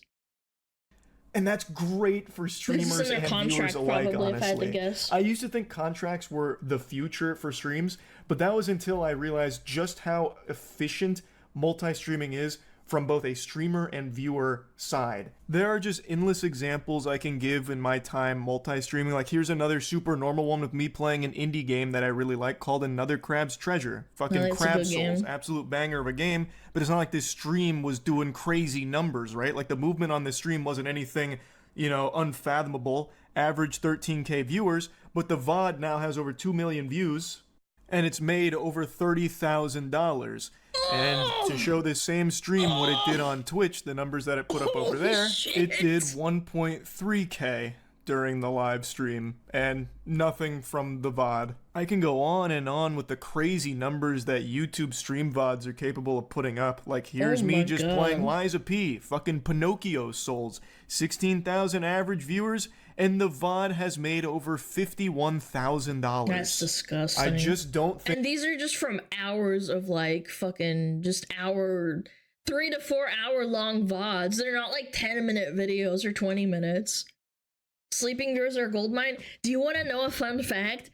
Sleeping viewers are nothing compared to kids. Kids are so fucking brain rotted now too that they will repeat the same video over and over and over again because it stimulates them that much in their brain. Like, we as adults don't do that. Like, we watch one video and we maybe watch it again like a month or two later. But holy shit, they're just frying their brain watching Coco Melon over and over and over again. I think there's a very good argument to only streaming on one platform. There is no reason you shouldn't just multi-stream. Your viewers are going to pick the platform they most prefer, and I think that it's nice to at least give them the option of choosing that for themselves too. And again, the potential for the streamer is pretty huge. So yeah, anyway, hopefully this was helpful for anyone out there that's trying to decide what platform they should stream on. I think it should just be both. That's my advice, and to any streamers out there right now that are only streaming on either YouTube or only on Twitch, really think you should just come in the middle and hold hands with both platforms and just, you know, like the commercial, why not both? I really think that it's probably a good idea. I do want to say, though, regardless of what platform you're on, it's a very saturated market, so it's going to take a lot of luck. I've said this since the beginning of time. I'm not special. Luck and hard work. Yeah, I'm sure that Charlie understands this, but when I watched Charlie a long time ago, like when he just did playthroughs and he didn't show his face. Well, not playthroughs, it was more like just little skits of him playing dog shit games or like buggy games. He would post like almost like once or twice a week, maybe more than that, and I would always look forward to it. I got lucky. You could be making the best content the world's ever seen. Turbo, cheek clapping, slapping, banger, heater after heater. But at the end of the day, it's all about having that one lucky break that puts it in front of people's peepers and gets them interested. The only thing you have control over is the consistency. So that way you'll have like a catalog of videos that people can go back and watch after they might find that video that popped off through luck. So that's really about it. So yeah. I mean, it's not wrong. Again, if your content is safe for YouTube and Twitch, then go for it. But certain things get flagged and you lose a lot of money having to either censor yourself or not be true to yourself in that regard. Yeah. What the fuck? Sorry, I was trying to fucking find the tab with the music. Yeah.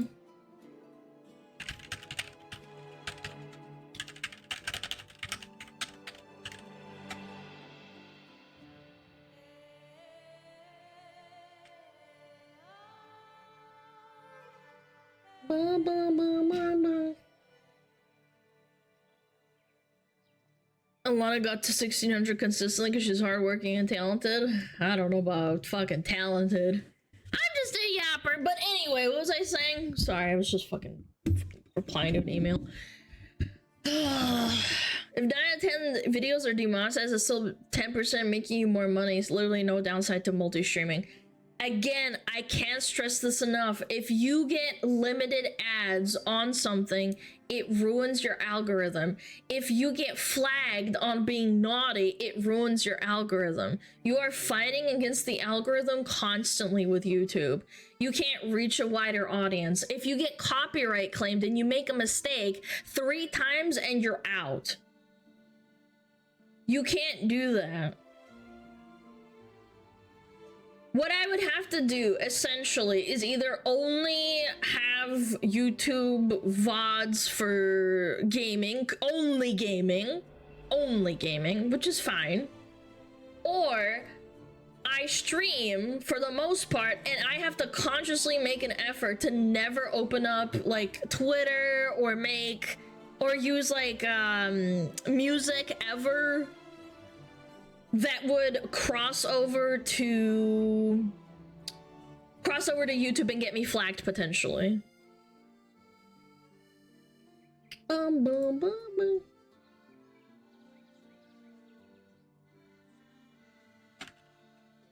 Bum, bum, bum, bum. There's a reason a lot of streamers don't start their YouTube streams until after they do their commentary, chatting, reacting. Yeah, essentially, or they have to like cut it off. I mean, again, I don't need to do what Moist does. Moist needs the money from YouTube. He does, because he's a massive content creator. He has a lot of employees. It's crazy how creators oriented platform is. Yeah, I know. I mean, they're not very...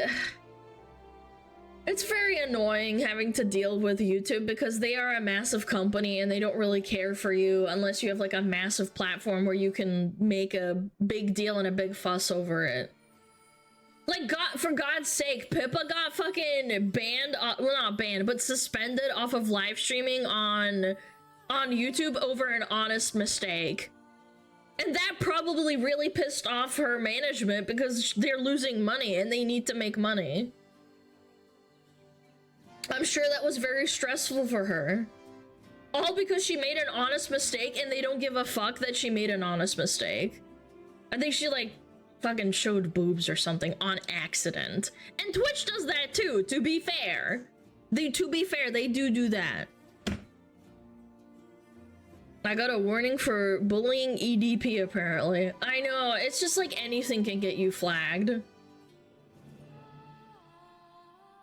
Doesn't Twitch ban people for stupid reasons? Yeah, but there's more chances for you to get banned on YouTube. There's more chances for you to get flagged on YouTube. That's the problem, in my opinion. EDP? I thought, do you mean DSP or EDP? I'm a little bit confused. And again, context doesn't matter to YouTube. They will find you flagging anything. Or is it that the pedo? EDP is right. Oh, it's the pedo, the cupcake guy? Am I remembering correctly? Oh, the ped, yes. Okay, yeah, bullying a pedo, that's a crime. Anyway, yeah, again, context doesn't matter to YouTube. They will see you saying blah, blah, blah is bad and they should feel bad, and they'll be like, that's bullying, girl. Twitch is also guilty of it, but I think that because of how automated YouTube is, they can catch you a lot more often doing that. Extremely dumb pedo.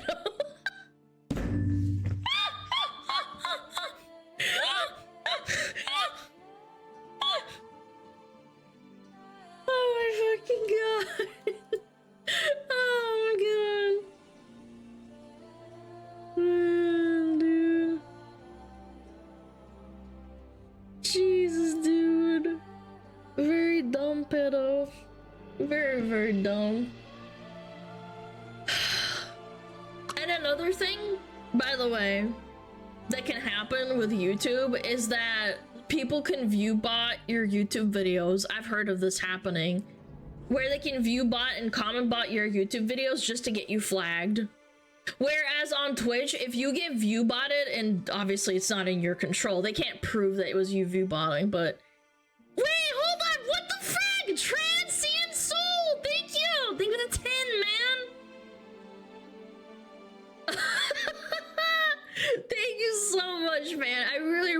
of 10. What was I saying? Fuck, my train of thought.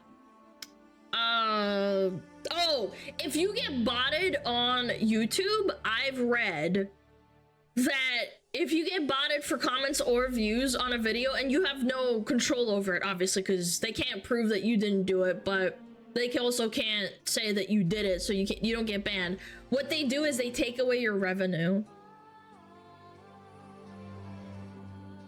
Yeah, they can take away your revenue even though it's not your fault. On Twitch, they never punish you for view botting because they can't prove that it's not someone doing it maliciously to fuck with you. But yeah, on YouTube you can get farmed and then you can get your revenue hurt off of a video that's out of your control. By the way, it's really dumb to like bot like views on a YouTube video. Excuse me. It's really dumb to bot views on a YouTube video because you always hurt yourself in the long run. At least with Twitch, I can understand if people are view botting because they want to be at the top of the, what is it called? The algorithm. Because it's a kingmaker system, but still, don't fucking bot your streams. It's bad, people notice, people look down on you for it. Don't do it. Botting is very obvious to those that are relatively savvy or know what they're looking at. Yeah. All the accounts are valuable bots created on mass every day just to be used years later, so they get you sent to comment on stuff seems legit before going active for years. Yeah, it happens a lot everywhere. More so on YouTube in comments, because comments are really easy to like produce. Whereas having a chat bot in Twitch chat that's a bot is really like it's more effort. What does botting your stream mean? It means viewer count increase so that you're bumped more higher in the algo of... Not the algo, sorry. Because of how Twitch is made, you are bumped up higher the higher you viewers have because it's a kingmaker system. So if you only have 100 viewers, less people will see you than someone who has like, say, 400 viewers. That's why people view bot. Which is why I understand the system's bad inherently. But there's nothing you can do about it. Oh yeah, chat. But while you're here, if you're listening, chat, I will not be streaming tomorrow. This is the second notice. I will not be streaming tomorrow. I gotta do family stuff. Yeah. What? No! I know, it sucks. I gotta though. I gotta. Take care of the family. It's close to Christmas. And as we see you on Sunday, yes, I will be back on Sunday as usual. Are we ending? No, we're not ending. We're not ending. I'm just putting it out there so that people, if they're coming in, because I only said it once before. I just want to make it clear. Yeah, we're not ending. Nothing's happening. No. Yeah. You had the ending stream tone. I'm sorry. It's not. I didn't mean to do that.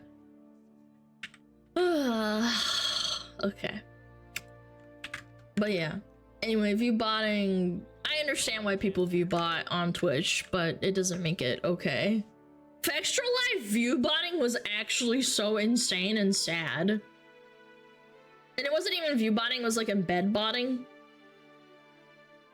Thank God, no Smugalana. What do we got as? 26 minutes? Nice. And we have 3 snoozes. That's insane. Yeah. I know some people are gonna get really upset, like, no, you're spending time with your family. It's just for one day, and then I'll stream for pretty much all of Christmas except fucking Wednesday. Yeah. Hopefully we won't forget to snooze. It'll be okay. I'll try and keep an eye on it.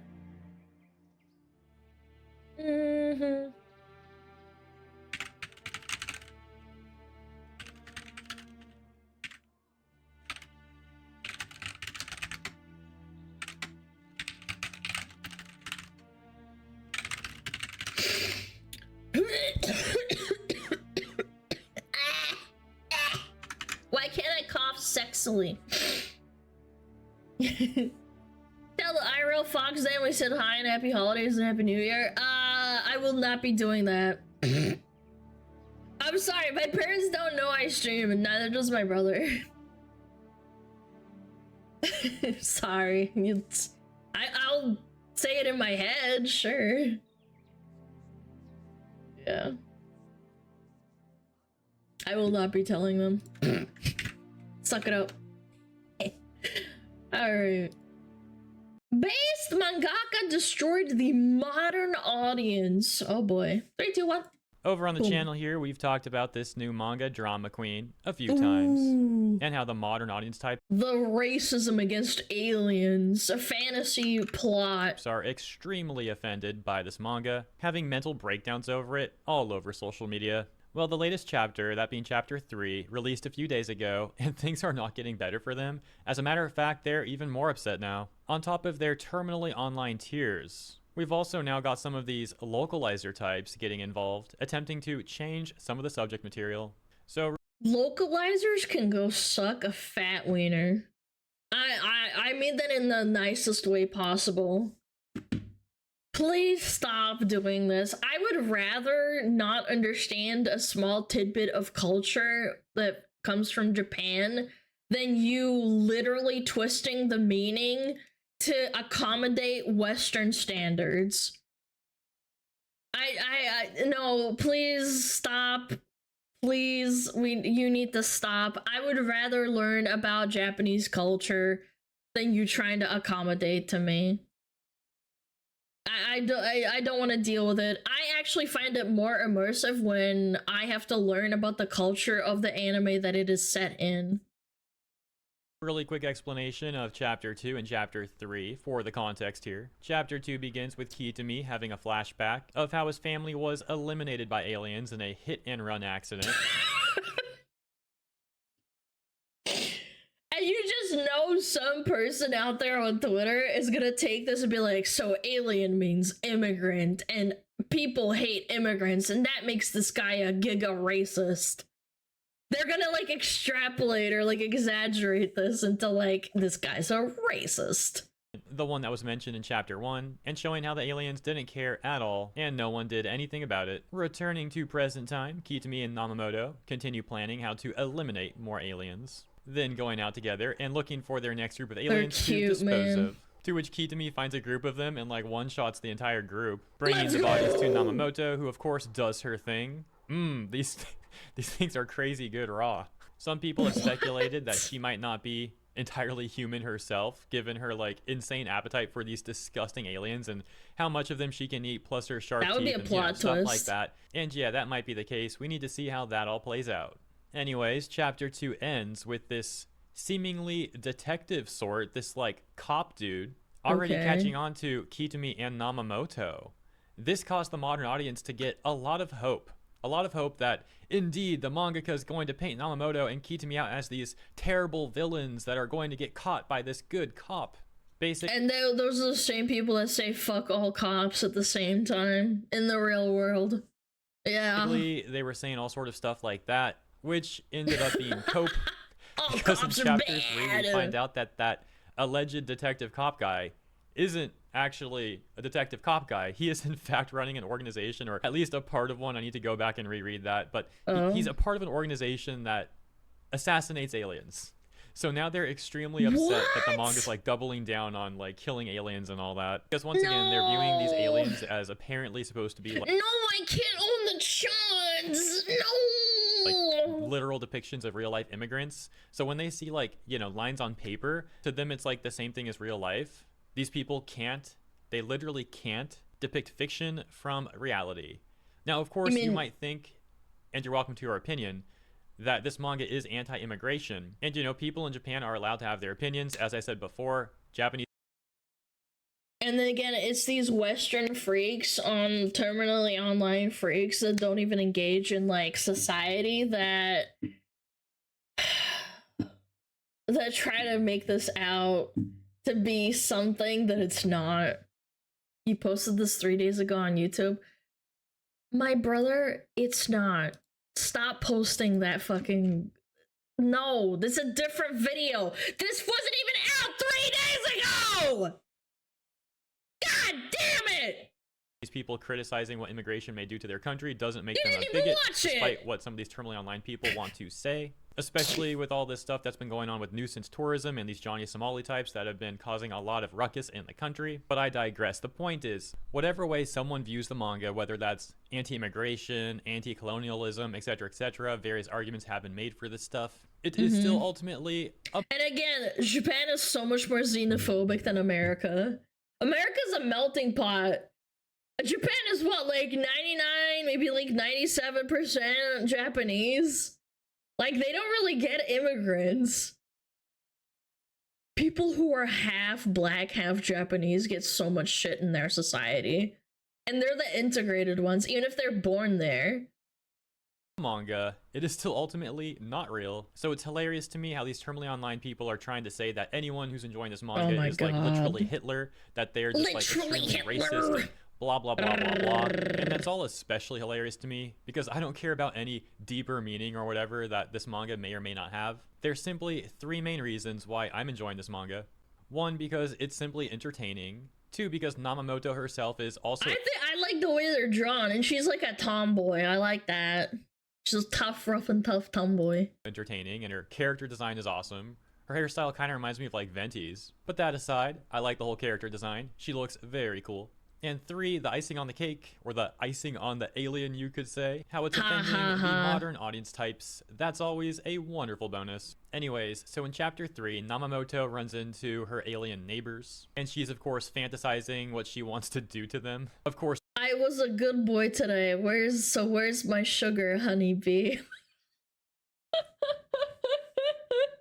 My darling doesn't just call me honey, but his honeybee instead. Isn't he so creative? I don't know, they're drawn really cutely. This is so funny to me.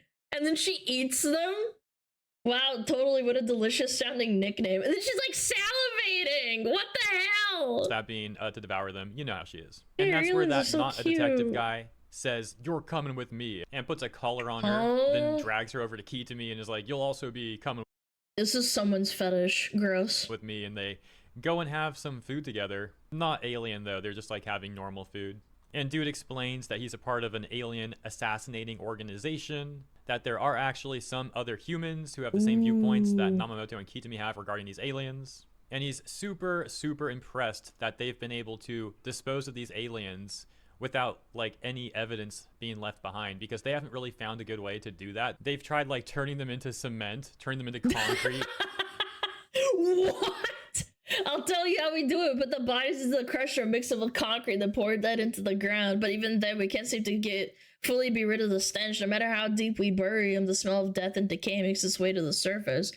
Oh, so when they eat them, it doesn't smell. That's and smart. pouring that on the ground, but it doesn't really work because eventually Well, the they make smell still becomes a McDonald's. problem. So he really wants to know what their secret is. The secret, of course, being that Wait, that actually reminds me of that Futurama episode where Fry finds those like chicken nuggets in the ground and it's just alien babies, and then the aliens are pissed because they're eating the babies and they make like a franchise out of them.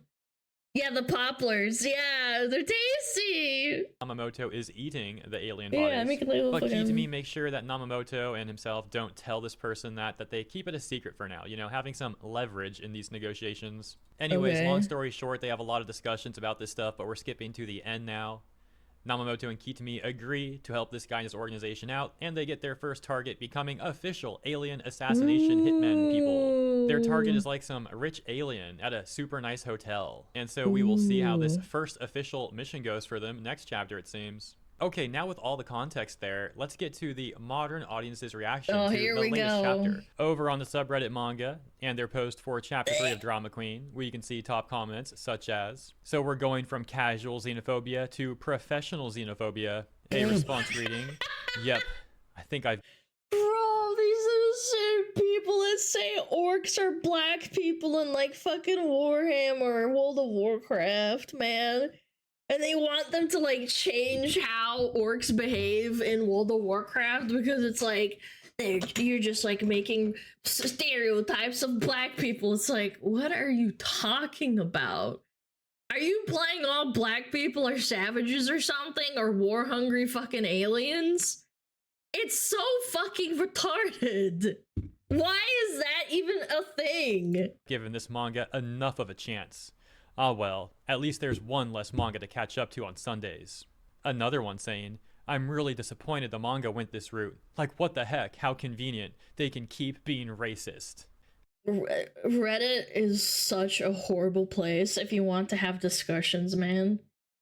It's funny to read about it, but like actually engaging in discussions is just an echo chamber of like spewing shit and then getting self-fulfilled in the same like way from other people, just beating each other off constantly. So that's going to be the story? Our protagonist joining an organization to kill aliens? I don't know how I feel about this. You could read the first. I'm feeling so bad about this fictional character. Motherfucker, go outside and put the fries in the motherfucking bag! First 2 chapters and still have some room for Stop doubt that the story is feeling! actually on the character's side. But now it seems like their point of view actually has a bigger backing than just some disgruntled racists. I don't know if I even like reading this, but I'm still curious where they're taking this, so I'll give it till chapter 10. They get a response from someone that in part says, all we've seen so far is aliens being a bunch of goofs that can be mildly annoying sometimes. And like I said before, anyone can have their opinion on what this manga is supposed to depict. However, it's really weird how the people offended by this manga continue to downplay the behavior of the aliens. Like murdering a family in a hit and run isn't just like mildly annoying and being a goof. There was the alien boss that Namamoto and Kitami had. No, they just memory hold it because it's convenient for their narrative. That's what they love to do. Like, yeah, it's essentially them likening it to real life so they can't, like, justify it in their head to, like, basically think like that. It's mental gymnastics of, like, Olympic grade levels. Who was physically abusing his human employees and seemingly even willingly not turning on the air conditioning just to make things even more uncomfortable for them in the factory. But hey, according to some of these Redditors, that's just a goofy behavior right there. That's all that is. And another comment was basically saying, I'm still really hoping that the manga is playing us, and the mangaka really isn't a racist. To which there was this response, I don't know. I really have not got the feeling of the author playing us for any of this, like people say they feel. To me, the only 2 ways this works out is that the author is playing us, but in a way that just isn't clear. And why can't you just read the manga and if you don't like it, put it down? Again, I had my moments when I was younger where I hated something like a manga or an anime and I wrote like an angry review, but it just kind of left my mind after I posted. It's like a venting mechanism. These people are terminally and chronically online to the point where they have to log in and like feed into the emotional anger and like, I guess, ultimately kind of depression of feeling like this over a fictional piece of content. You're allowed to have your opinion, but when you dedicate your entire personality and like try to justify how you feel and likening a fantasy setting to real life, you have a fucking problem. And won't be satisfying, or they aren't, and it is just a huge racist. I'm leaning towards the later, just from the general vibe so far being real bad.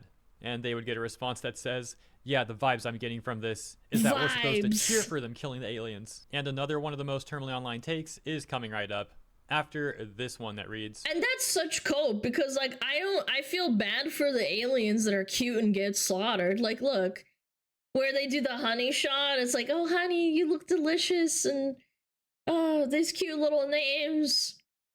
Like right here, where is it? Well, anyway, there's a cute shot and they're drawn cutely. But at the same time, they're assholes. It's almost like people are like that, no? Food for thought. I really don't see how you get this vibe, considering how we've been shown so far that their targets are all pretty harmless and guilty of minor annoyances at worst. While both main characters... Yeah, but you don't know that. You don't know what that alien did. They look cute and harmless at the time.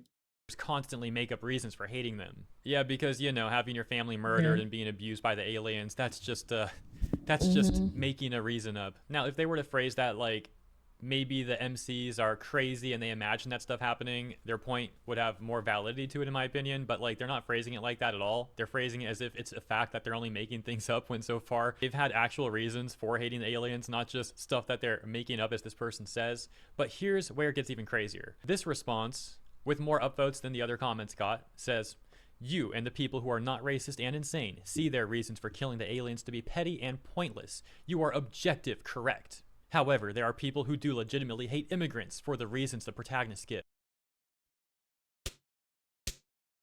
Why are you likening aliens in fictional content to immigrants? Immigrants don't just get fucking ported out of the sky into like fucking the country, man. It's not even likened to that, bro. Jesus Christ. Word for word. And not only has there not been a character who disagrees with them, but the protagonists are being rewarded for their behavior, even though they messed up too. Okay. Next they're gonna liken to them to like the fucking border patrol or some fucking dog shit. Holy fuck. Yeah, this is like an allegory for border patrol. The only thing they're not explicitly saying is like fucking like Mexicans or something. Like, oh, those damn Mexican immigrants. That fucking detective guy, he's like the border patrol for Texas. So let's pause right there. According to this Redditor, if you are finding amusement from this manga, if you are finding entertainment from this manga and are cheering Namamoto on because she's entertaining, this person says you're actually racist and insane. What a terminally online take that is. As I mentioned before, some of these people, a lot of these people, can't separate fiction from reality. Continuing with this brain rot post, Redditor goes on, "I've said this before, but the vibes sound like, oh well, killing them is a little extreme, but I get the feeling. It's too sympathetic toward them. People who believe in what protagonists believe are nodding to themselves. Yeah, that's how it feels. This manga gets me." Chat, you have to remind yourself that some of these people don't get above the emotional level of like 1 or 2 out of like 6. 6 is like being empathetic and accepting that your emotional understanding of other people is lesser that of what is lesser that of something that you will never understand, even if you get to know a person. You can be the most empathetic person and try to put yourself in someone else's shoes, but you will never be them. Whereas if you are level 1 or 2, nothing else matters outside of your little bubble of like interacting with friends and family and thinking you get them as much as you get yourself. They're on a very low emotional intelligence level because this person unironically wrote, yeah, that's how it feels. This manga gets me. That's not how normal people think. Like, normal people are on the scale of like 3 or 4, right? This person is below that. Are they saying the readers are jerking into killing the aliens because they're chuds and want to see immigrants deleted? This is unhinged. Yes, that's literally what I'm trying to say. Like, they're not there on a fundamental level of understanding how human psychology works. They live in their circle. They don't interact with anyone except maybe like friends and family. Their understanding of the world is like, it's non-existent. All they care about is sticking it to the chud, and everyone who is thinking unlike them is a chud who hates immigrants in real life. If the girl was the only protagonist, I'd say it'd be obvious that she's just insane and incredibly lucky. But the boy, he is genuinely too sympathetic, too measured. He has a tragic backstory where aliens ruined his life. He kills in cool ways, and this chapter establishes that he is genuinely strong and good at killing aliens. Relatively, he did get caught.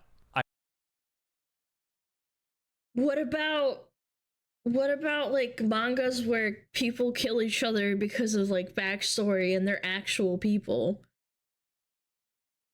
for like their own reasons? Isn't that the whole point? Like, if we go this from like a philosophical perspective, killing is bad because you're not doing anything good in the long run. You're just continuing the cycle of killing because you think it's right and the other party thinks they're right, so you just end up basically like fighting each other forever. Like, what?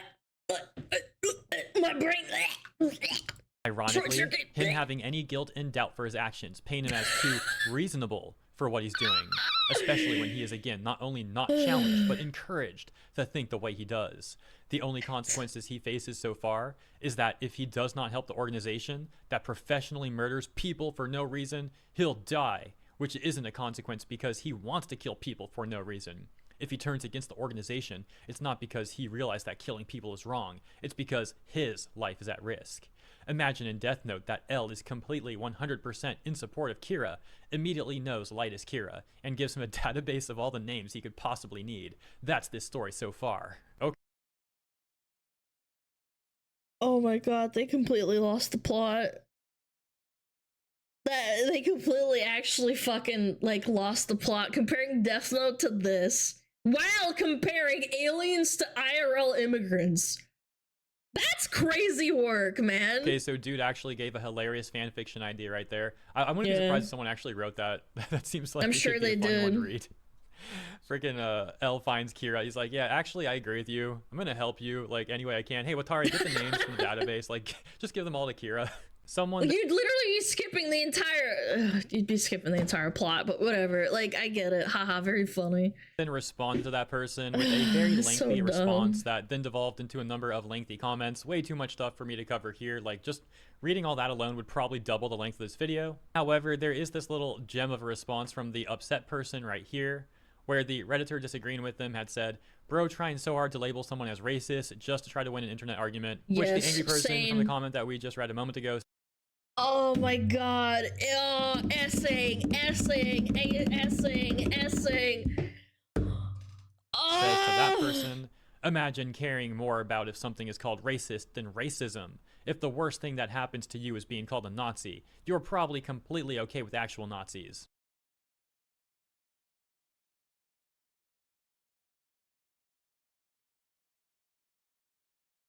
So if someone calls you a Nazi, even if it's not true, if you get mad, that means you're okay with the Nazis. Like, even if you're like the nicest person ever and you love everyone, if someone calls you a Nazi, it has validity because you get mad at them. Okay. Yeah, that makes sense. Flawless logic, of course. Yeah, let me just run that back one more time. Yeah. They said, if the worst thing that happens to you is being called a Nazi, you're probably completely okay with actual Nazis. Obviously, they're also using like worst thing that happens to you facetiously here.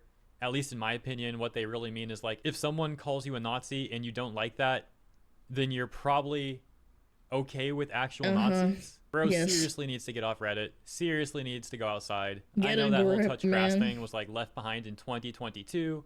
But just for the splittest of seconds, let's bring that back. Because yeah, that Redditor really needs to go touch grass. Ultimately, those were a few of the top responses from people angry with Chapter 3. Of course, there's many more examples, but let's move on. It's because the word has lost its meaning and now it's just perpetually cycling in chronically online, Twitter, Reddit, like social media culture to the point where it's just completely just devolved into like being a word that people use if you don't agree with them.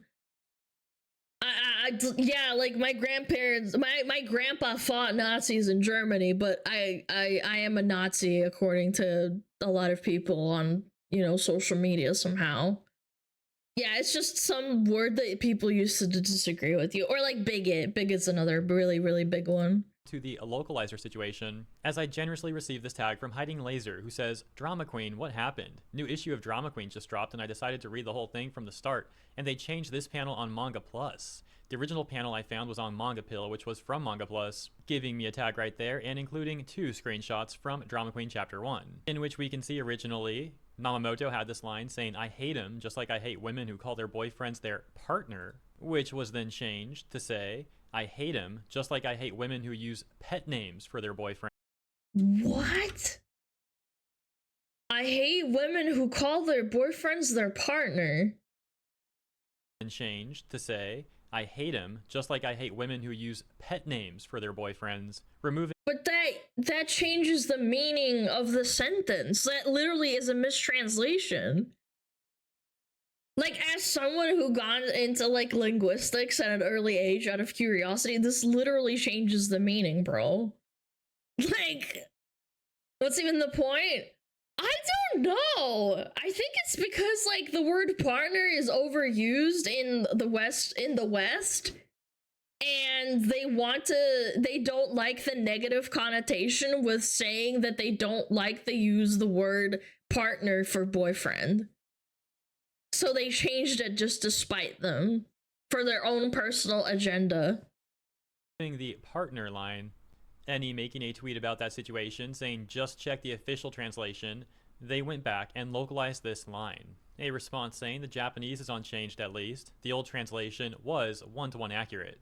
Another response pointing out how even with the full context this change does not make sense at all. And I'm also confused about this. Yeah, it genuinely does. As we all know, unfortunately, English localizers often change things that they are offended by. This has resulted in many viral situations in the past where they have received immense backlash. This one does seem to be particularly confusing though. Other people would also question why anyone would be upset at that line in particular. This is currently up for speculation. Let me know what you think in the comments. Again, the context to this is Namamoto saying that No, it's not drama queen. It's not about being upset. It's that you're not honoring the actual context of what is being said. It doesn't even make sense because they didn't even change the context of the previous sentence that is in relation to what he was saying. It doesn't make sense. she hates women who call their boyfriends their partners. So potentially a localizer who really likes the word partner would get offended by that and want to change it or something. It's a very bizarre situation. However, as we've also seen, there's already been many bizarre reactions to this manga.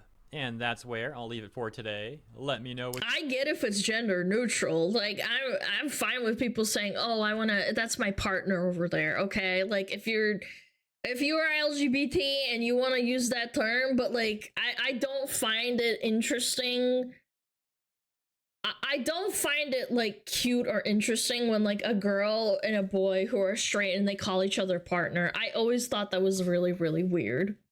Again, it's your prerogative, it's your relationship, but I always kind of like, I took a step back. I'm like, it's your partner, or it's your partner of like 15 years. I don't know. Like, you're not married and you've been partners for 10, 15 years. I always thought that would be so weird to hear.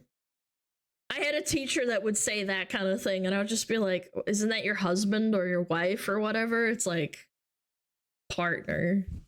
I don't know. It's just English, I guess, but again, it's just my nitpick. It's nothing against other people. It's my opinion. What you think about all this drama queen backlash. Hope you enjoyed my coverage, and if you did, consider liking and or subscribing. Appreciate ya, and I'll see you in the next one. Yeah.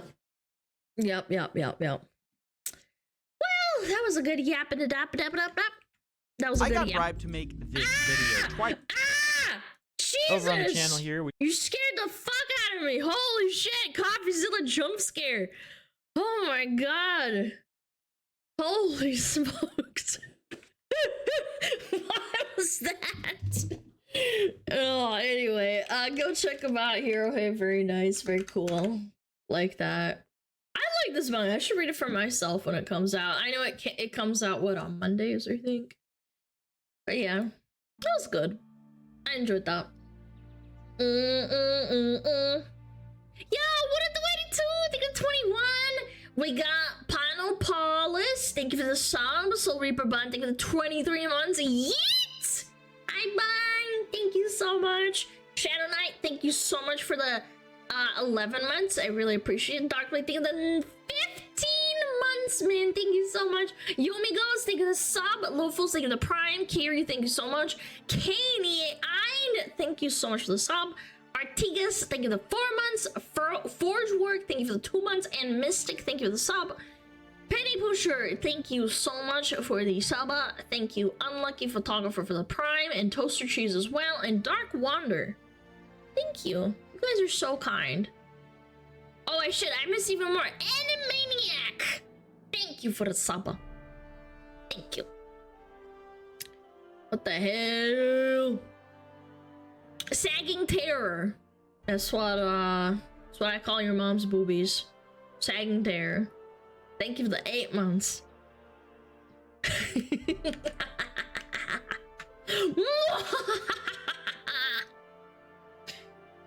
Oh gosh.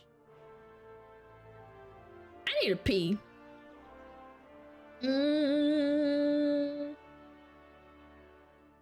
Ooh, what's this? How long did this come out? 4 hours ago. I'll let it marinate.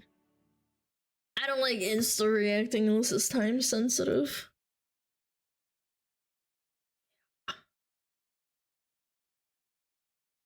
Oh, the music stopped. It's over.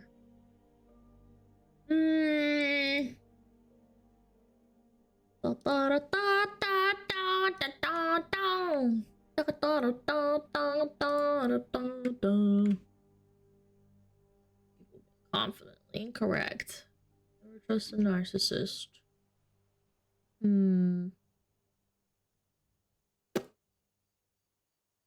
It's so hard to like make schedules for like little reacts. Just because like sometimes like times don't line up. Like if I say I'm gonna watch certain videos, sometimes like it doesn't line up because of like ads or like extra yapping. I have to like fucking look at the times and see what we can slot in. It's a little bit difficult, ain't it? Oh, bam. 30 minutes.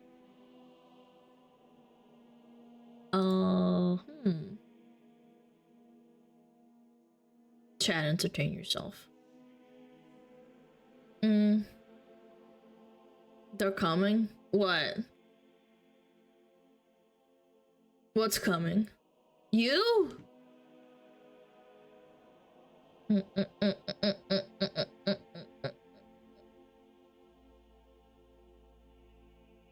I'll let it marinate. Terrible thing to say right before a break. What? What are you talking about? Why is that bad to say? I was talking about a video that got submitted and it just came out like 4 hours ago. I'd rather wait a little bit. Yeah. Marinate this. I'll play with myself, I guess. Okay. Have fun. We are running ads right now. I will pick something and then I'll go pee.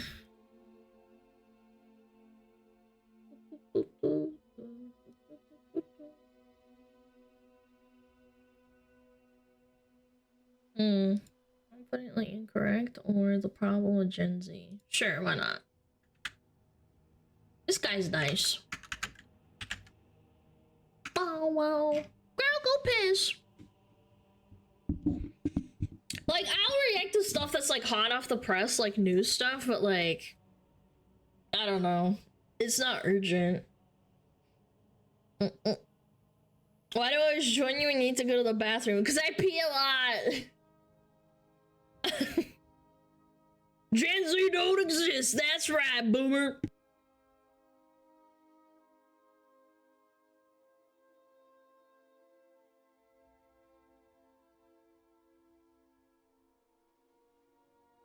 Oh, Metapod. Oh, Metapod, use Harden. Metapod Harden. Oh, yeah, Metapod, you're so hard. Metapod Harden. Oh, he's so hard. Look at those 2 hard throbbing Metapods. They're so strong and hard. Wow.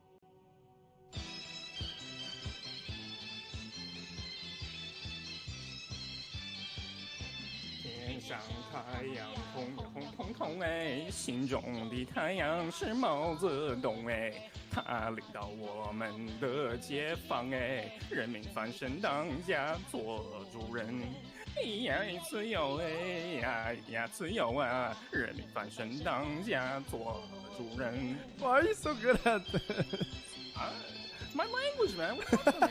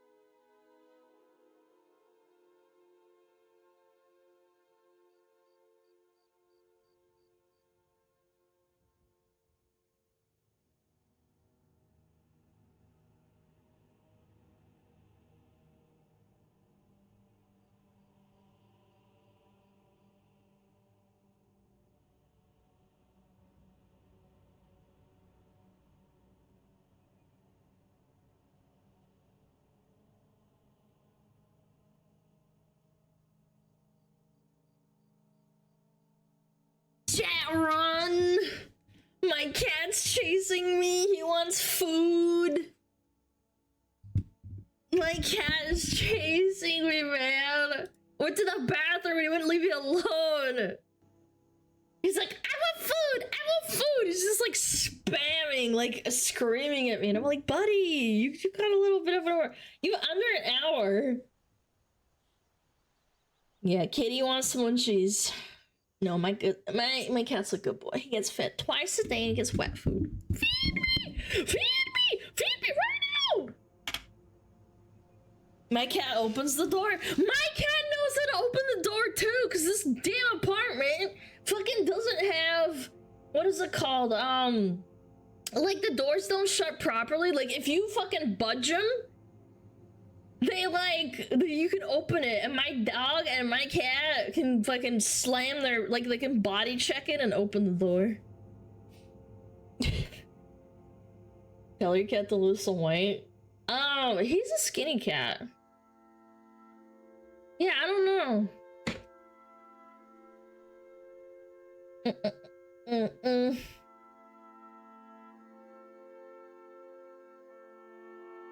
The door stick. I don't know what it is. I can't really do anything about it. Where's my food? Where's my food? Yeah, towards the end of stream, what he'll do is like hop in my fucking lap or rub my legs all over. I don't know. He's a little rat.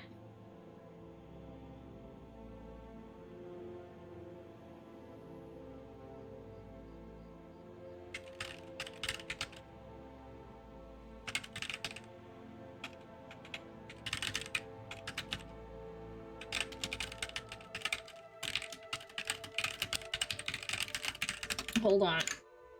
I gotta respond to editor.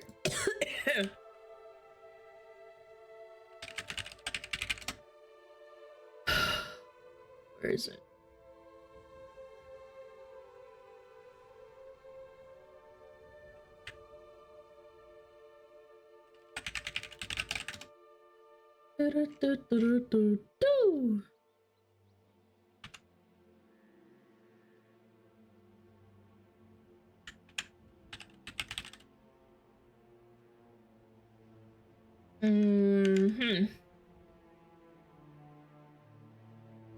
You have an editor now. Oh my fucking god. Guys, Smugalana Clips has an editor. Chat, I've literally had this for like at least like a couple of months. I still edit everything on the main channel. Only clips. One guide? I'm not getting one guide. It was 4 people. It was 4 people that were like, oh my god, you got an editor? It's like, no, man. I was definitely not a one guy. Is it the asthma one? Hell no. You think that fucking motherfucker wants to talk to me? Yeah.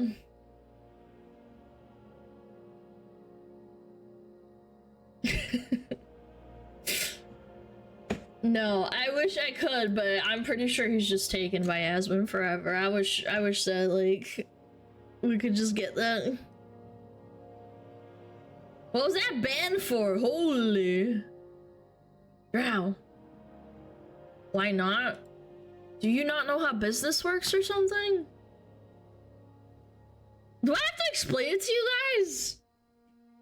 Why would Asmon's editor, or any of his editors, go work for someone that probably offers them less money?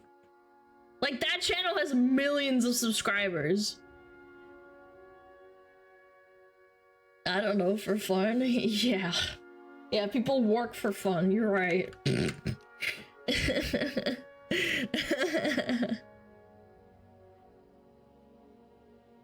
A ban was something in Discord? Oh.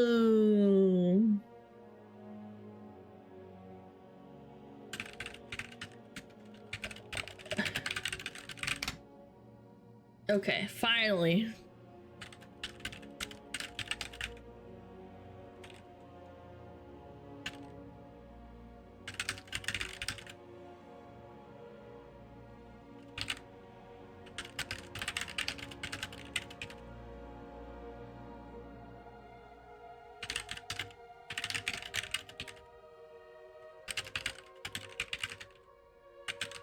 Okay.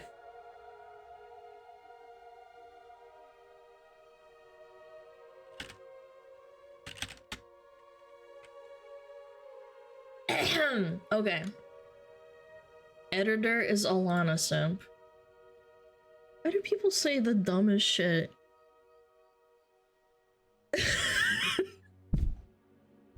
Why do people say dumb shit, man? BRB sticker, my bad.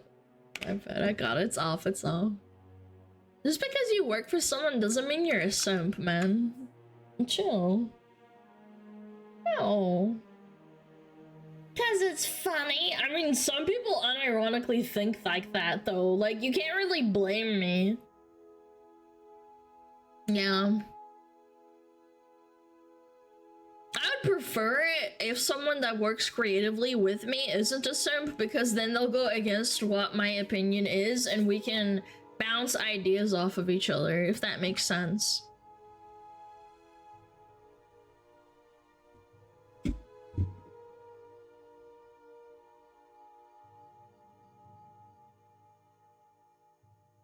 Yeah, you don't want a yes man or a woman. Exactly. It's better to have someone that, like, can actually take you as another person. Or they can say, oh, this idea sucks, like, scrap it, and you're like, oh, okay. Again. Sorry. Anyway, I'm fucking... I'm cooked. No, it's a ghost editor, chat. They don't want people to know who they are. It's fine. Yeah. Anyway, let's watch it. The worst generation. So true. TikTok brain rot. I saw the Zoomers font. Have you ever tried to have a conversation with someone, but every time you try to get a word in, someone else comes along and talks over you? That's kind of what it's like being Gen Z. Even though we're all grown up now, every time we try to talk, someone older comes along to tell us to shut up. It's kind of annoying, honestly. Every week, some glorified blogger calling themselves a journalist writes an article talking about everything wrong with our generation. But the moment— I mean, people did that with millennials, and then Gen Z came around. Now Gen Z's the new scapegoat. Because they're the youngest. Gen Z is gonna do this to Gen Alpha. When that, like, eventually comes to fruition. any one of us tries to speak up, there's 5 more people telling us why we're wrong. Disagreements between different generations isn't a new thing, but when you're Gen Z, you're stuck in this weird position where nobody respects your opinion, but they always feel a need to put the fries in the bag, little bro. Insert themselves in your conversation. We're at the bottom of the totem pole beneath the washed up millennials and our Gen X parents. And there's also the baby boomers, but they're kind of on the way out. I don't sit here and pretend to know what it's like to be Gen X. I'm joking, by the way. God, don't fucking take that seriously. No, like, come on. X or a millennial, but everyone seems to think they know what it's like to be Gen Z. I understand that you were my age once too, but believe it or not, things are different. Don't act like when you were my age, you didn't have to turn your phone backwards to take a selfie. I noticed that the people who do this the most tend to be millennials. Probably because before we became the worst generation, they were the ones who got all the hate. And not pre-watched. Not pre-watched, because this is a generational issue. I will admit, a lot of their experiences are similar to ours, but instead of being chill about it, a lot of millennials just come off as bitter. Rejected again, bro. How hard is it to find a new job these days? Nobody wants to hire anybody young. Hey man, at least they didn't ghost you this time like most companies. I still haven't heard back from that one place. Well, I'm gonna be real with you. Whenever I complained to my brother for a little while until he got a little bit older and he became a lot more chill. They will get more chill. My brother gave me so much shit. I'll be like, yeah, I got rejected from like my 5th job offer, and he's like, only 5? At least you got a call back or something. And I'm like, it's not a competition. You can just make it relatable and say, yeah, that fucking sucks. You can get him, old champion. Come on. You can do a little poggers. Wow. Looks like Gen Z is finally starting to figure it out. Welcome to the real world, kids. Yeah. This isn't anything new. I remember when they told us, just go to college, get your degree, and it'll all work out. All lies. You might as well give it up now. There's no hope for the future. You get that degree. There's more relatability with millennials and Gen Z than there is between millennials and Gen X. Change my mind. You can't. There is way more relation with like how fucked the world is, because the only reason that there's any difference is because you kind of grew up in a different like what is it called, pop culture. Yeah, like millennials and Gen Z are kind of just experiencing the same thing, except there's an age gap. And no one wants to unless you're like a giga old millennial, I guess, but for the most part, most people are kind of fucked.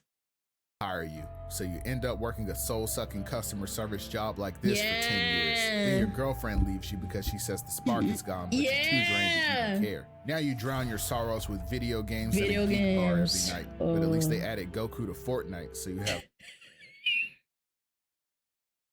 at least I can still gwitty on the little kids. Something to live for. Hey, are you guys even listening to me? What was that guy talking about over there? I don't know. Bro, thanks for listening to that yap sesh.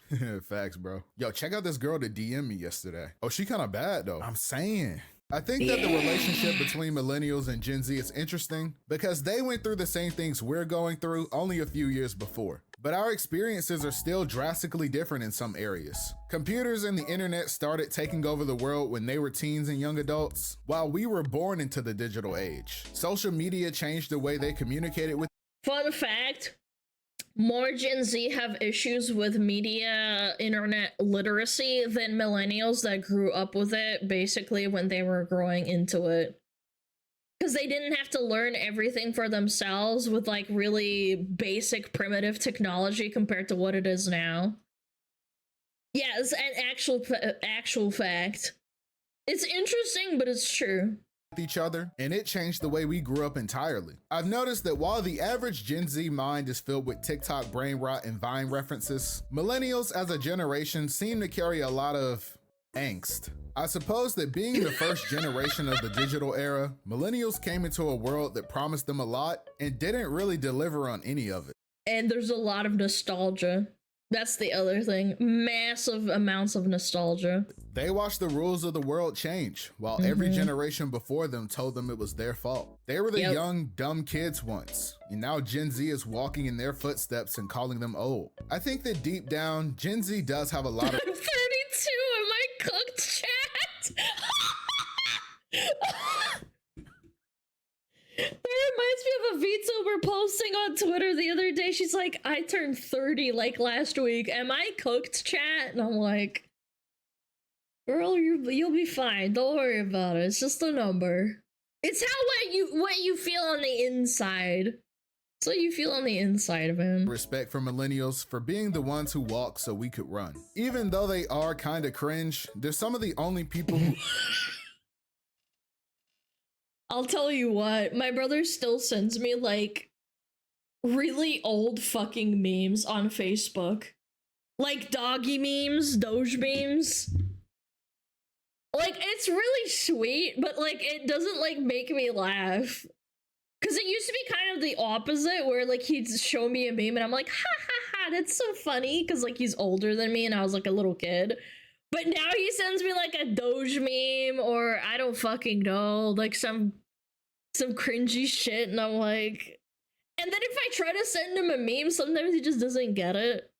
Again, I do like my brother a lot. I love my brother, but like, it's just funny to me that he's kind of like, he's kind of stuck. He's like kind of like a boomer, you know? Understand what it's like to be in our position. I think a lot of us just wish that they'd spend less time lecturing us like we're still a bunch of dumb kids and speak to us like adults. A lot of us might still be young, but ultimately millennials are some of our biggest allies when we aren't arguing about who grew up with the better childhood. Millennials also need to learn that sometimes you just gotta let young people have things. We've all seen that one 35-year-old still trying to cling to their youth, making everything awkward. Like, chill, Unc. You know you don't really listen to Cardi like that. It's time for you to get into jazz. The other group Gen Z tends to interact a lot with are Gen X. Mainly because for most of us, This is the generation our parents belong to. Gen X is really interesting because they're kind of like a hybrid between the baby boomers that came before them and the millennials that came after them. They tend to be a little more progressive and open-minded like millennials, but they also have tendencies that remind you that they're still an older, more traditional generation. What's wrong, son? You don't seem like— Yeah, that's actually a really accurate representation. Like, again, I had a Gen X neighbor that I talked to pretty frequently because I'd walk my dog like at 6 a.m. And he'd be out there warming up his car or something, like in a winter, or it's like, you know, summertime, and I'm just like walking my dog and he's like waving at me. And he's like the middle Gen X, I think it was, maybe like a little bit older, but he had kids that were like around about a little bit older than me, and he'd just always be like super open and happy, but at the same time, he's just embarrassed by the government. He was real embarrassed by the government, you know, and then you realize he's kind of old and he doesn't get it when you start talking about like memes and stuff. He tried to tell me to go buy Dogecoin. Yeah, during COVID, he's like, did you see that tweet by Elon Musk? Yeah, I bought myself some Dogecoin and then that fucking thing crashed. And I was like, I feel bad for him. I'm like, you put your money into there? It's funny. I just... It was just funny in a like a cringy dad kind of way.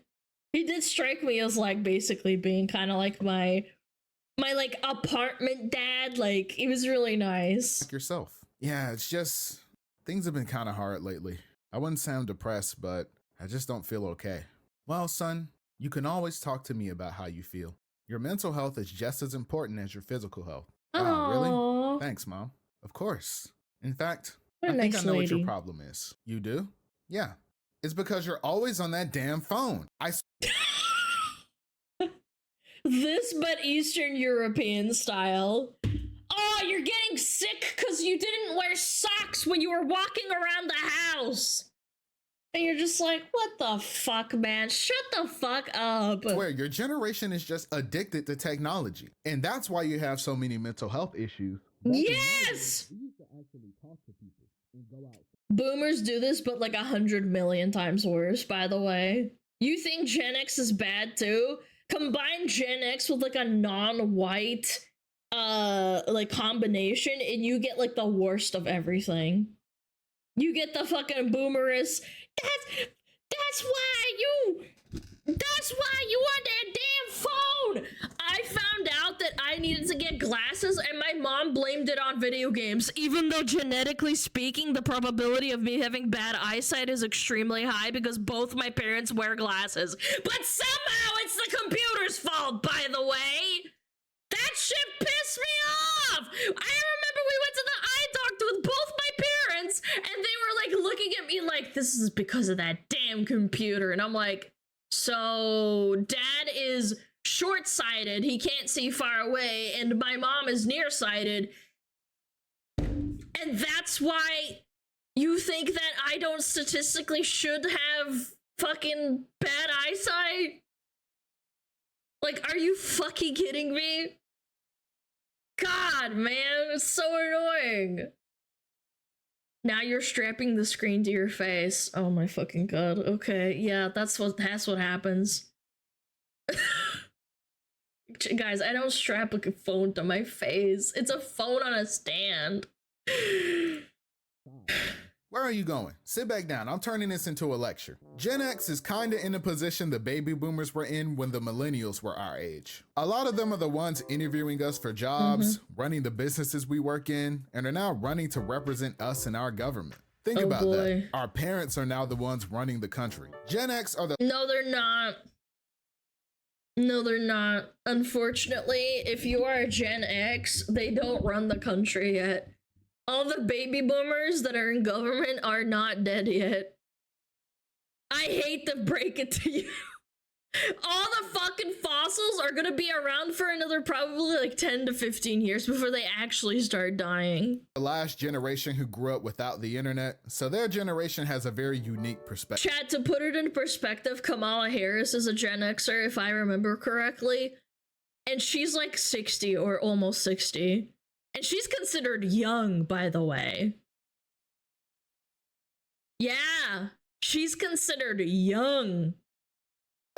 They're still really old school and don't always understand things like social media, video games, and pop culture, but they can at least open a PDF on their own after you show them how. But as much as I make fun of my parents for not knowing about newer technology, I still have to ask my mom how to address an envelope whenever I need to mail something. The contrast between Gen Z and Gen X is really starting to show, because now that Gen Z has reached adulthood, our ideas about life are starting to clash. We've grown up seeing people making careers out of things we used to call hobbies. And while a lot of us want to pursue something we're passionate about, our Gen X parents don't always understand. At least not until— Oh yeah, I told my parents when I was really, really into arts and I had a friend that was going to go to art school, and I said I really wanted to do art. My parents basically said, you're never going to get a real job, and they crushed my dream. Yeah, I stopped drawing for like 3 or 4 years. My passion for it died. That's mean. It is what it is. Looking back on it, it was not the greatest thing that my parents did. Chat, it's okay. My parents made a lot of mistakes, and that's fine.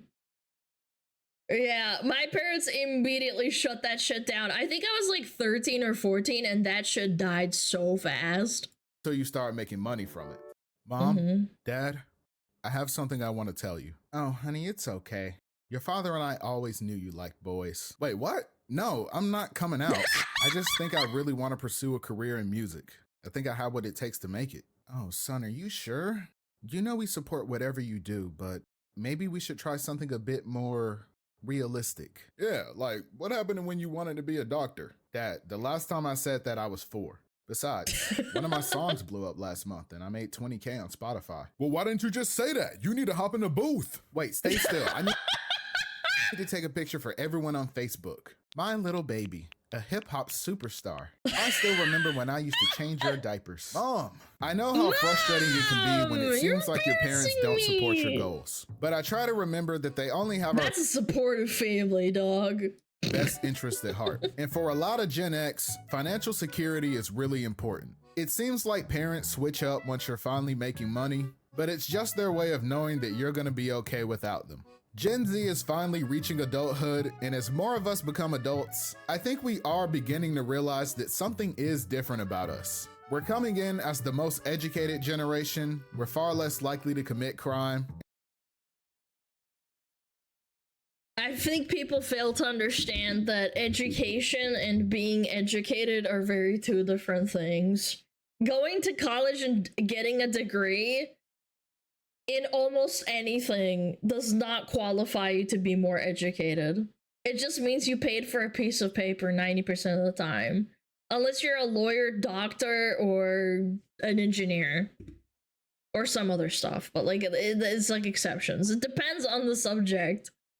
And we're also more racially and culturally diverse compared to previous generations. But there is this stigma of Gen Z being the generation of hypersensitive, moody, depressed adults. Millennials had oat milk lattes and avocado toast, and Gen Z has mental health days and antidepressants. I think we're going through what boomers went through with cigarettes. Everyone knew that smoking was bad, but didn't realize it was that bad until doctors began linking it to lung cancer. And while hardly any members of Gen Z actually smoke cigarettes, I think we're beginning to see the effects of the first generation raised on social media. Oh, with like whippets and social media. Yeah.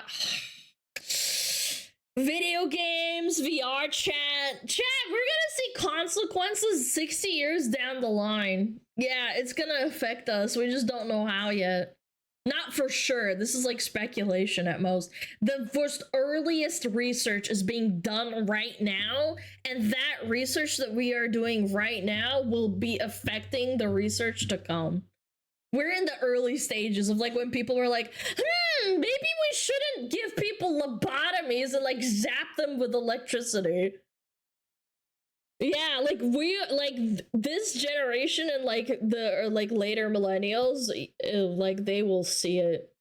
We're gonna see that shit. In YouTube videos. Don't get me wrong. I'm not trying to sound like a parent saying the reason you're depressed is because of that phone. What I'm saying is, despite all of these different ways to connect with others online, the world seems like it's becoming more individualistic. We're trading genuine community for online interaction, And I think Gen Z is the biggest casualty of this. We live in a weird time now where everyone feels like they don't owe anyone anything, not even kindness or respect.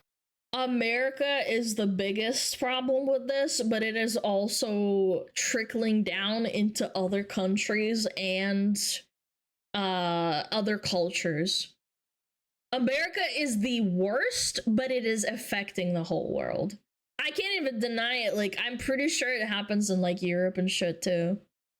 Not as bad. And if you go to like outer villages, it's not that bad, but yeah, America's gonna be pretty fucked. Everyone has walls up and they don't want to let people in. And that's why I think Gen Z is stuck in a loneliness epidemic. And the solution is a bit more complicated than I think people realize. Older generations always preach, young people need to get out there and make friends the old-fashioned way. But even in traditional settings, it can still be hard to connect with people. Okay, team, that's a wrap on that section of the meeting. Does anyone have any questions? Yes, you in the back. Are there any social events in the office? I've just been here a few months and still feel like I don't really know anybody. Oh, that is a great question, young man. We actually have a social event next Wednesday at noon. We're doing 90s trivia. You should come. That sounds great, but I was born in 2000. I don't know anything about the 90s. Ooh, let's put a pin in that, and we'll circle back and try to synergize a solution. Maybe give others a chance to piggyback. That fucking corpo jargon is giving me a headache. The pinning. Circle around. Corpos. I'm gonna vomit. Even within Gen Z, if you're not someone who's interested in spending your weekends partying or drinking, it's hard to even hang out casually with others. Even dating has a lot of Gen Z feeling really confused. I hear a lot about how Gen Z is very sex negative. And a lot of research shows that Gen Z on average is having a lot less sex compared to other generations. Well, yeah, why would I have sex when I can get like a fucking, what is it called? An Ona hole or some shit? And Goon in VR? Like, why would you have sex? Oh, pocket pussy, thank you! Yes! Yeah, why would I want to go have sex when I fucking could just like turn on my VR headset and just fucking beat off into a little fucking, what is it called? Yeah, flashlight. Obviously, the lack of genuine in-person connections makes it difficult to find a partner, but I also think a lot of Gen Z simply doesn't want to participate in hookup culture either. But social media makes it seem like everyone does these things, and that you should too. And if you aren't, I can't really say. I don't feel pressured to. Maybe I just don't hang out with those kinds of people. Yeah, I don't know. Kind of weird. I don't know. I can't say for myself. You're weird or a Puritan because you simply don't enjoy hooking up with someone random. So it's not a surprise that a lot of Gen Z adults walk around full of guilt and insecurity from a lifetime. Is my Schmeat big enough? Of comparing themselves to others on social media. Oh Oddly my enough, God. I don't think Gen Z is avoiding sex or clutching their pearls like a southern grandma at the thought of sleeping with someone. We've had so much sex thrown at us through hookups and adult models desperate to get you to click on their link in bio that I think a lot of us just desire something real. It's damaging for all young people, but speaking as a guy, I think a lot of young men don't have a relationship with women outside of adult content and one-night stands. So a lot of Gen Z is Your view on women gets warped very much so. Absolutely. just seeking closeness with another person. With how hard it is to connect with others now, a lot of us are seeking a kind of intimacy on a more personal level before a physical one. You know, I was thinking we could have a little more fun. What did you have in mind? We could keep the party going in your bed. Oh, I like the sound of... Oh, yeah. Hello? Yo, bro, new update just dropped. We running it or what? Tell him.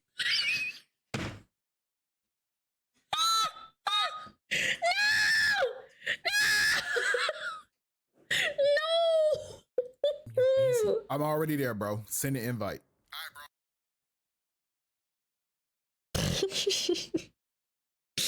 Sorry, girls. I've just got too much things to do. We gotta play some Fortnite. I need a 30-piece with a side of fries. You got me? Oh, on me. I cracked 2, bro. They're one shot in there. They're one shot. Another big thing people say about Gen Z is that we're very sensitive, which people usually say to me we're easily offended by things. And I will admit that there are some. The people that hate me the most are between the ages of like 15 to like 19. No joke. The Twitter haters that I have when I look at their profile, they're 99% of the time under the age of like 20. No, Excalibur's 22. It's like usually under 20, maybe like early 20s. I would say that's the mark. Because they just fucking hate me. They think I'm being insensitive and shit. It's like, oh, I'm not. Like, what are we doing, man? Younger people who need to grow some thicker skin, but I think that this is a reflection of the reality that Gen Z is a generation that wants to create a culture of respect. The average Zoomer is probably a bit more aware of people's cultural sensitivities compared to previous generations, and I think in general. Oh my gosh, that interaction right there. Oh my god. Like, I got that one time, so I moved from New Zealand to America, and I had that one time happen to me.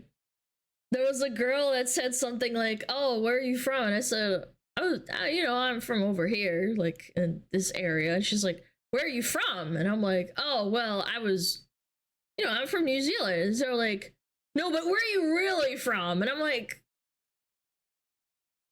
what the fuck is that supposed to mean? Like, what? Like, I'm Russian? Like, yeah. I don't identify as Russian. I'm ethnically Russian, sure. But, like, I've never lived there. Like, it's just so weird.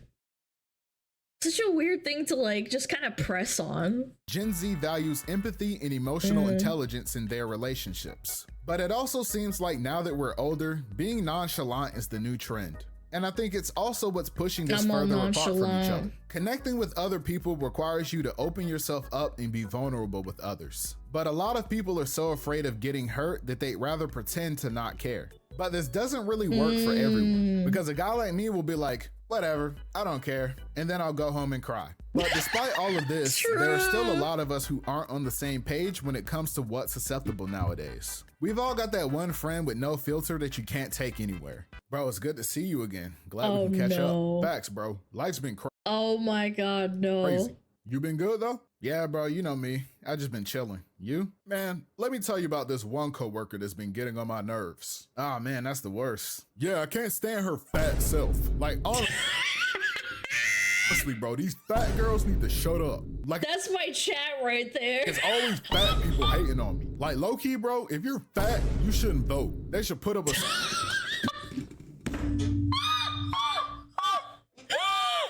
scale at the voting booth, and you can't come in if you're too fat. What's everybody looking at? But on the other side of things, there are also a lot of people who try to use their understanding of emotions to take advantage of people as well. Nowadays, it's really common for people to try to weaponize therapy language to justify their own bad behaviors. Hey, I'm not trying to be mean, but our reports are due tomorrow and we still don't have your part yet. Wow. Okay. Crossing my boundaries here. Are you trying to trigger me by bringing up my past traumas? Huh? What are you talking about? I'm just asking about the project. Oh, so now you're gaslighting me, belittling my trauma and acting like a narcissist. What trauma are you talking about? Oh my God, you're gonna make me relive this. In college, I had to submit a report once, and I got a D on it.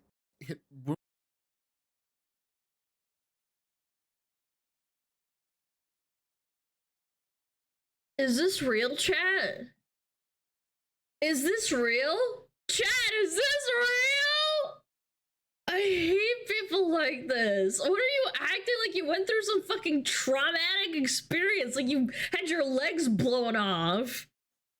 Ruined me for years. Okay, that's not trauma. That's just something you didn't like. You're such a manipulator. What? When it comes to Gen Z, I think a lot of times we have a bad habit of using buzzwords like mental health and depression to describe the ways we feel. And they might not always be accurate. And sometimes this leads to older generations thinking we're all moody and can't get anything done. But I don't think Gen Z is more sensitive than previous generations. I even think we've been desensitized to a lot of things thanks to the internet. But I think that we're some of the first to actually have the vocabulary and That is inaccurate. Gen Zs, I'm pretty sure millennials are the ones that know about the jars. I only learned that through older people. Like friends of friends that had like older sisters and brothers. Yeah.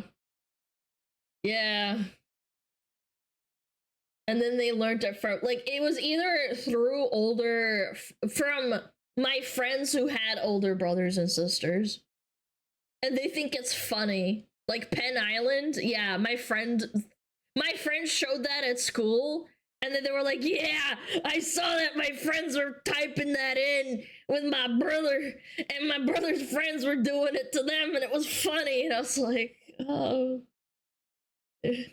just open it up on a phone. Education necessary to have a dialogue about things like anxiety and depression. 50-year-olds don't really talk about their mental health. That's why you have so many older people who are bitter and easily agitated. Yeah, and they're all the miserable. Time. They get anxious and depressed too. But outside of therapy, they don't have much of an outlet to talk about these things. Gen Z is pushing for that to change. But unfortunately, this does come with challenges, especially for young Gen Z men. And I know that conversations about men's mental health are usually only brought up to take away from talking about women's mental health. But no, it's not. Men aren't allowed to cry. Women are allowed to cry online about their problems and get sympathy. I disagree. Just from like seeing it online. As a young Gen Z adult man, I'm just asking you to hear me out here. I remember hanging out with my homies one day and I asked them an interesting question. Okay. Yeah, boy, I'm cooking you. Bro, you always cheating, bro. Bro, how am I cheating? You're just buns. Nah, I got next, bro. I'm about to clap you. Yo, bros, random question. What's up, bro? Bro, like, does your dad have friends? What do you mean? Like, does your dad have a bunch of guys he just hangs out with?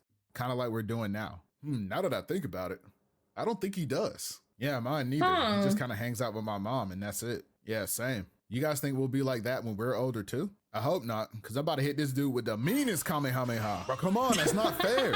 And that conversation kind of opened my eyes to the fact that yeah, it's actually really rare for Gen X and boomers to have like a lot of friends.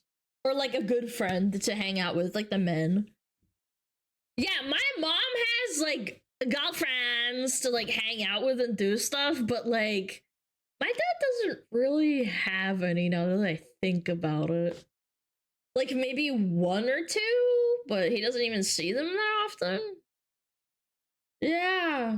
Yeah, or his brother. Yeah, his brother. For a lot of men, it's very easy to find yourself socially isolated. I think that for a lot of guys, balancing work or school, taking care of yourself, and pursuing your personal goals can cause you to withdraw from your community because you're too busy just trying to survive. And I'm not saying this is entirely exclusive to men. Burnout. You have to have 5 jobs to maintain yourself. A lot of my female friends have said that they struggle connecting with other women too, because a lot of young women either just want to complain about men or only come to them to talk about their problems and then go ghost once they feel better.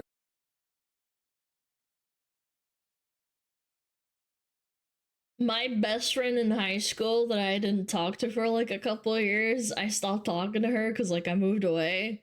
She randomly like messages me on Facebook and is complaining about how she can't get away from her kids, and then she just didn't talk to me again. And I was like, what the fuck? Like she asked me like, oh, how are you doing? Blah, blah, blah. And I'm like, oh, what are you doing? And she's like, yeah, I'm trying to get away from my kids. Don't have kids. And I'm like, yeah. I mean, I jokingly like brushed it off and I said, oh, I can't be that bad. You love your kids. You post about it on Instagram and Facebook all the time. It wasn't like trauma dumping, but she was like saying, oh, you know, they're trying to like, I can't get away from them and I'm in this room texting you. And I'm like, okay. Is that all? Is that it? Did you need anything else? And then she never talked to me. It's been like months. But unfortunately, as a guy, that's not a perspective I can really comment meaningfully on. I do know that at least for women, they do tend to rely on each other more than men do when they're going through things. Very true. And I wish more men felt the same way. Instead, a lot of young guys are conditioned to think that the world doesn't care about their problems, so they never reach out for support. So when you're laying in that king-size bed with no queen, sometimes you gotta turn on the goth girlfriend ASMR. No, not the ASMR! Oh, I wish I could give everyone just a big ol' fucking hug. Like, split myself into a million pieces. You know what I'm saying? I do feel bad. Genuinely, I do. I wish everyone could just find themselves like an Alana. Like, realistically, chat, like, realistically, think about it. I can't be everybody's fucking wife and girlfriend. It's impossible. Like, it's just, like, sad to think about. Like, I can't help everyone. Roleplay and cry yourself to sleep. However, I wish that this was something that was completely harmless, but unfortunately, I think we all know that some guys have unhealthy ways of dealing with their problems, and they do and say things that are harmful Or to others. drugs, Incel chat. is a word that's been thrown around a lot recently to describe guys that have these beliefs, and this might be a hot take, but I don't believe most of these guys truly are hopeless rejects. I know having empathy for what's associated with some of the worst parts of this ideology is hard, but I think the truth is that a lot of young men are simply just misguided. We know that I don't think it's an ideology. I think it's a culture shift. It's been said so many times, like, hard times create weak, good times create weak men, man. Like, and weak men create hard times.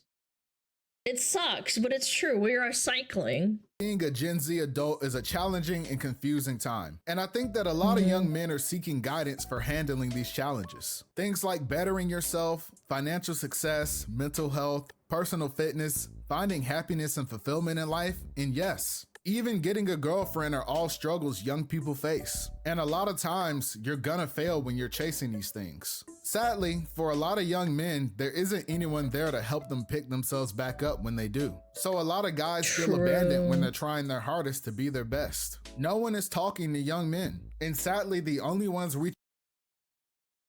I've said this before, but my big bro, before he hit the love of his life, his wife, he basically conceded to the fact that he would die alone. He had a really miserable conversation with me at one point. We were like sitting on the couch, this was like years ago. But sometimes, like, it doesn't matter if it's like your generation or it's like your older generation or it's like sucks to suck. Everyone goes through it, even older people. I'm sure there's boomers out there who experienced what you have to. Yeah, you just have to hold out hope, man. Don't let the hope die, man. Reaching out to them are influencers and podcasters with a harmful agenda. Thanks for letting me borrow your calculator, bro. You really came in clutch for me. No problem, bro. I was just chilling watching this new podcast. Oh, no. Dude, you're watching these guys? You gotta turn that kind of stuff off. You're gonna be scaring the shawnies. Fuck women! Bro, it's not even that bad. They just talk about self-improvement. Welcome back to Trad and Chad, the show where we hate women and you should too. Bro, it's yeah, fuck women. It's just jokes, bro. Just keep watching. Listen, guys, you can't just be laying in bed all day. You need to get up and do something productive with your day. You can't sit around doing nothing wondering why your life isn't getting better. See, bro, they're all about positivity.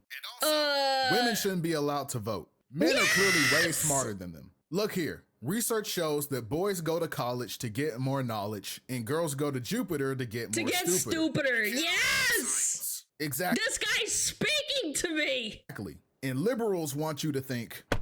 You were saying? Okay, I didn't expect them to say all that. Mental health for guys is tricky because I think a lot of men's mental health advocates are really just preying on vulnerable young men for financial gain. They aren't actually trying to help, but are instead turning young men's pain into prejudice. But there are men that actually want to help. Their monetary game is a secondary. It's just there's certain people that it's really, really obvious that they're doing it, okay? Men want to help other men. They do, genuinely. And feeding them a toxic ideology that only further alienates them from their community. I think a big mistake a lot of guys make is thinking that they need to do everything alone. So many young men decide they want to make a change in their life and they immediately shut themselves away and try and lock in. But honestly, this is the most counterproductive way to go about it. Isolation isn't the answer, community is. No matter what your goals are, you'll reach them a lot faster if you work with other people to get there. Whether you want to get jacked, chase your dreams, or even find someone to love. Fun fact, in China, there's still a lot of community within cities, even though COVID happened, and there's a lot of social media. You think that social media is a part of Americans' lives? In China, it's that much more, and like in excess even, I would argue, because that's where TikTok came from. Like, they have their own TikTok, and it's crazy over there. But at least they go outside and they have their little community. They eat a lot more out more often, and they have little restaurants. It's a different society. And again, I think in America, we've kind of lost the fucking plot, in my opinion. The dorkiest, most introverted guy can get a girl if he has the right homies in his corner to bring out the best in him. I know that if you're a young guy who genuinely tries his best to be a good person, it can be really confusing when the sentiment you hear from other people is that you're trash and that it's your fault the world is the way it is. I think all of us in Gen Z have heard that a million times regardless of gender. It seems unfair when you're blamed for the actions of other people you've never even met for things you would never even do. But I think of it like a house on fire. Even if you didn't set it on fire, if you're not doing something to help put it out, you're still kind of just letting it burn. And I mean, it really sucks hearing like from people all the time on social media that everything is women's fault and we should repeal the 19th. Like, unironically, people do think that we should go back to like having women be basically like just like property that's like dowried out by like the male of the family. That shit fucking sucks. Like, I don't think that's the solution, bro. Like, I'm joking and shit. Like, obviously, God forbid I make a joke every now and then about like frick women and like repeal the 19th, but like unironically, it's the same thing, but on the different side of the coin of like all women are trash, yas queen, girl boss. Where the other side is like, fuck women, they're just property and they should stay in the kitchen and shut the fuck up and never talk.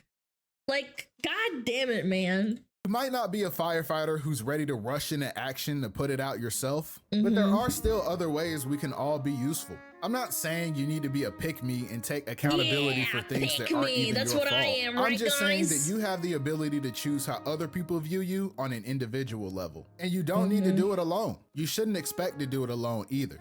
I know I said before that Gen Z is finding it hard to connect with each other, but that doesn't mean that there aren't people out there looking for it. I think Gen Z's greatest strength right now is the power of choice. Throughout our entire childhood, the world was constantly transforming. And now that we're adults, we're walking into what is basically uncharted territory, meaning that we get to decide what the future holds. I think that embracing community is something we should do more. Individuality is important, it's how we express ourselves. But we shouldn't be afraid to share ourselves with others too. When I go to the store, my mom always expects me to bring her back a chocolate bar. And for a while, I didn't really understand why. If she wanted a chocolate bar so bad, why doesn't she ever just buy one herself? But I realized she was teaching me a lesson about thoughtfulness. And if I was at the store getting things for myself, maybe I should think of someone else for a second too. A chocolate bar costs about $1. And that's a pretty small price to pay to make someone else's day that much brighter. Thanks for watching the video. Don't forget to follow me on Twitter, and thanks for 40K. Peace. Aw, his mom sounds nice.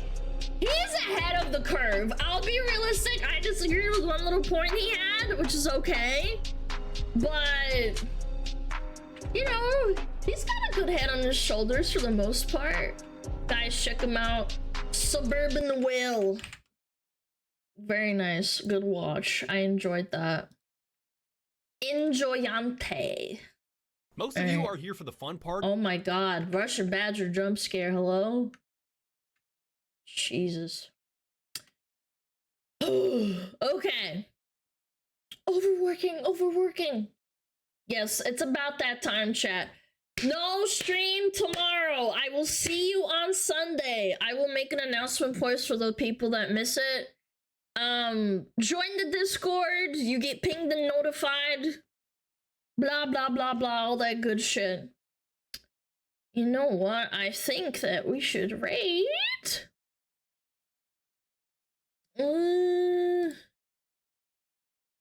I know, we should rate community. Yeah, Chat, how's the sound? Camilla?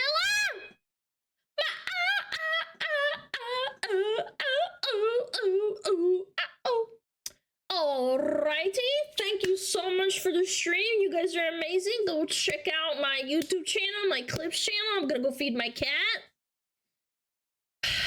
Chat, stay beautiful. I will see you on Sunday. No stream tomorrow. Stream on Sunday as normal. Have a merry, happy holiday, Christmas, whatever. If I don't see ya, wouldn't want to be ya. I'm just kidding. Alright. Let's fucking start the raid. Thank you. What are you doing? Get out of here! Come on! Wah!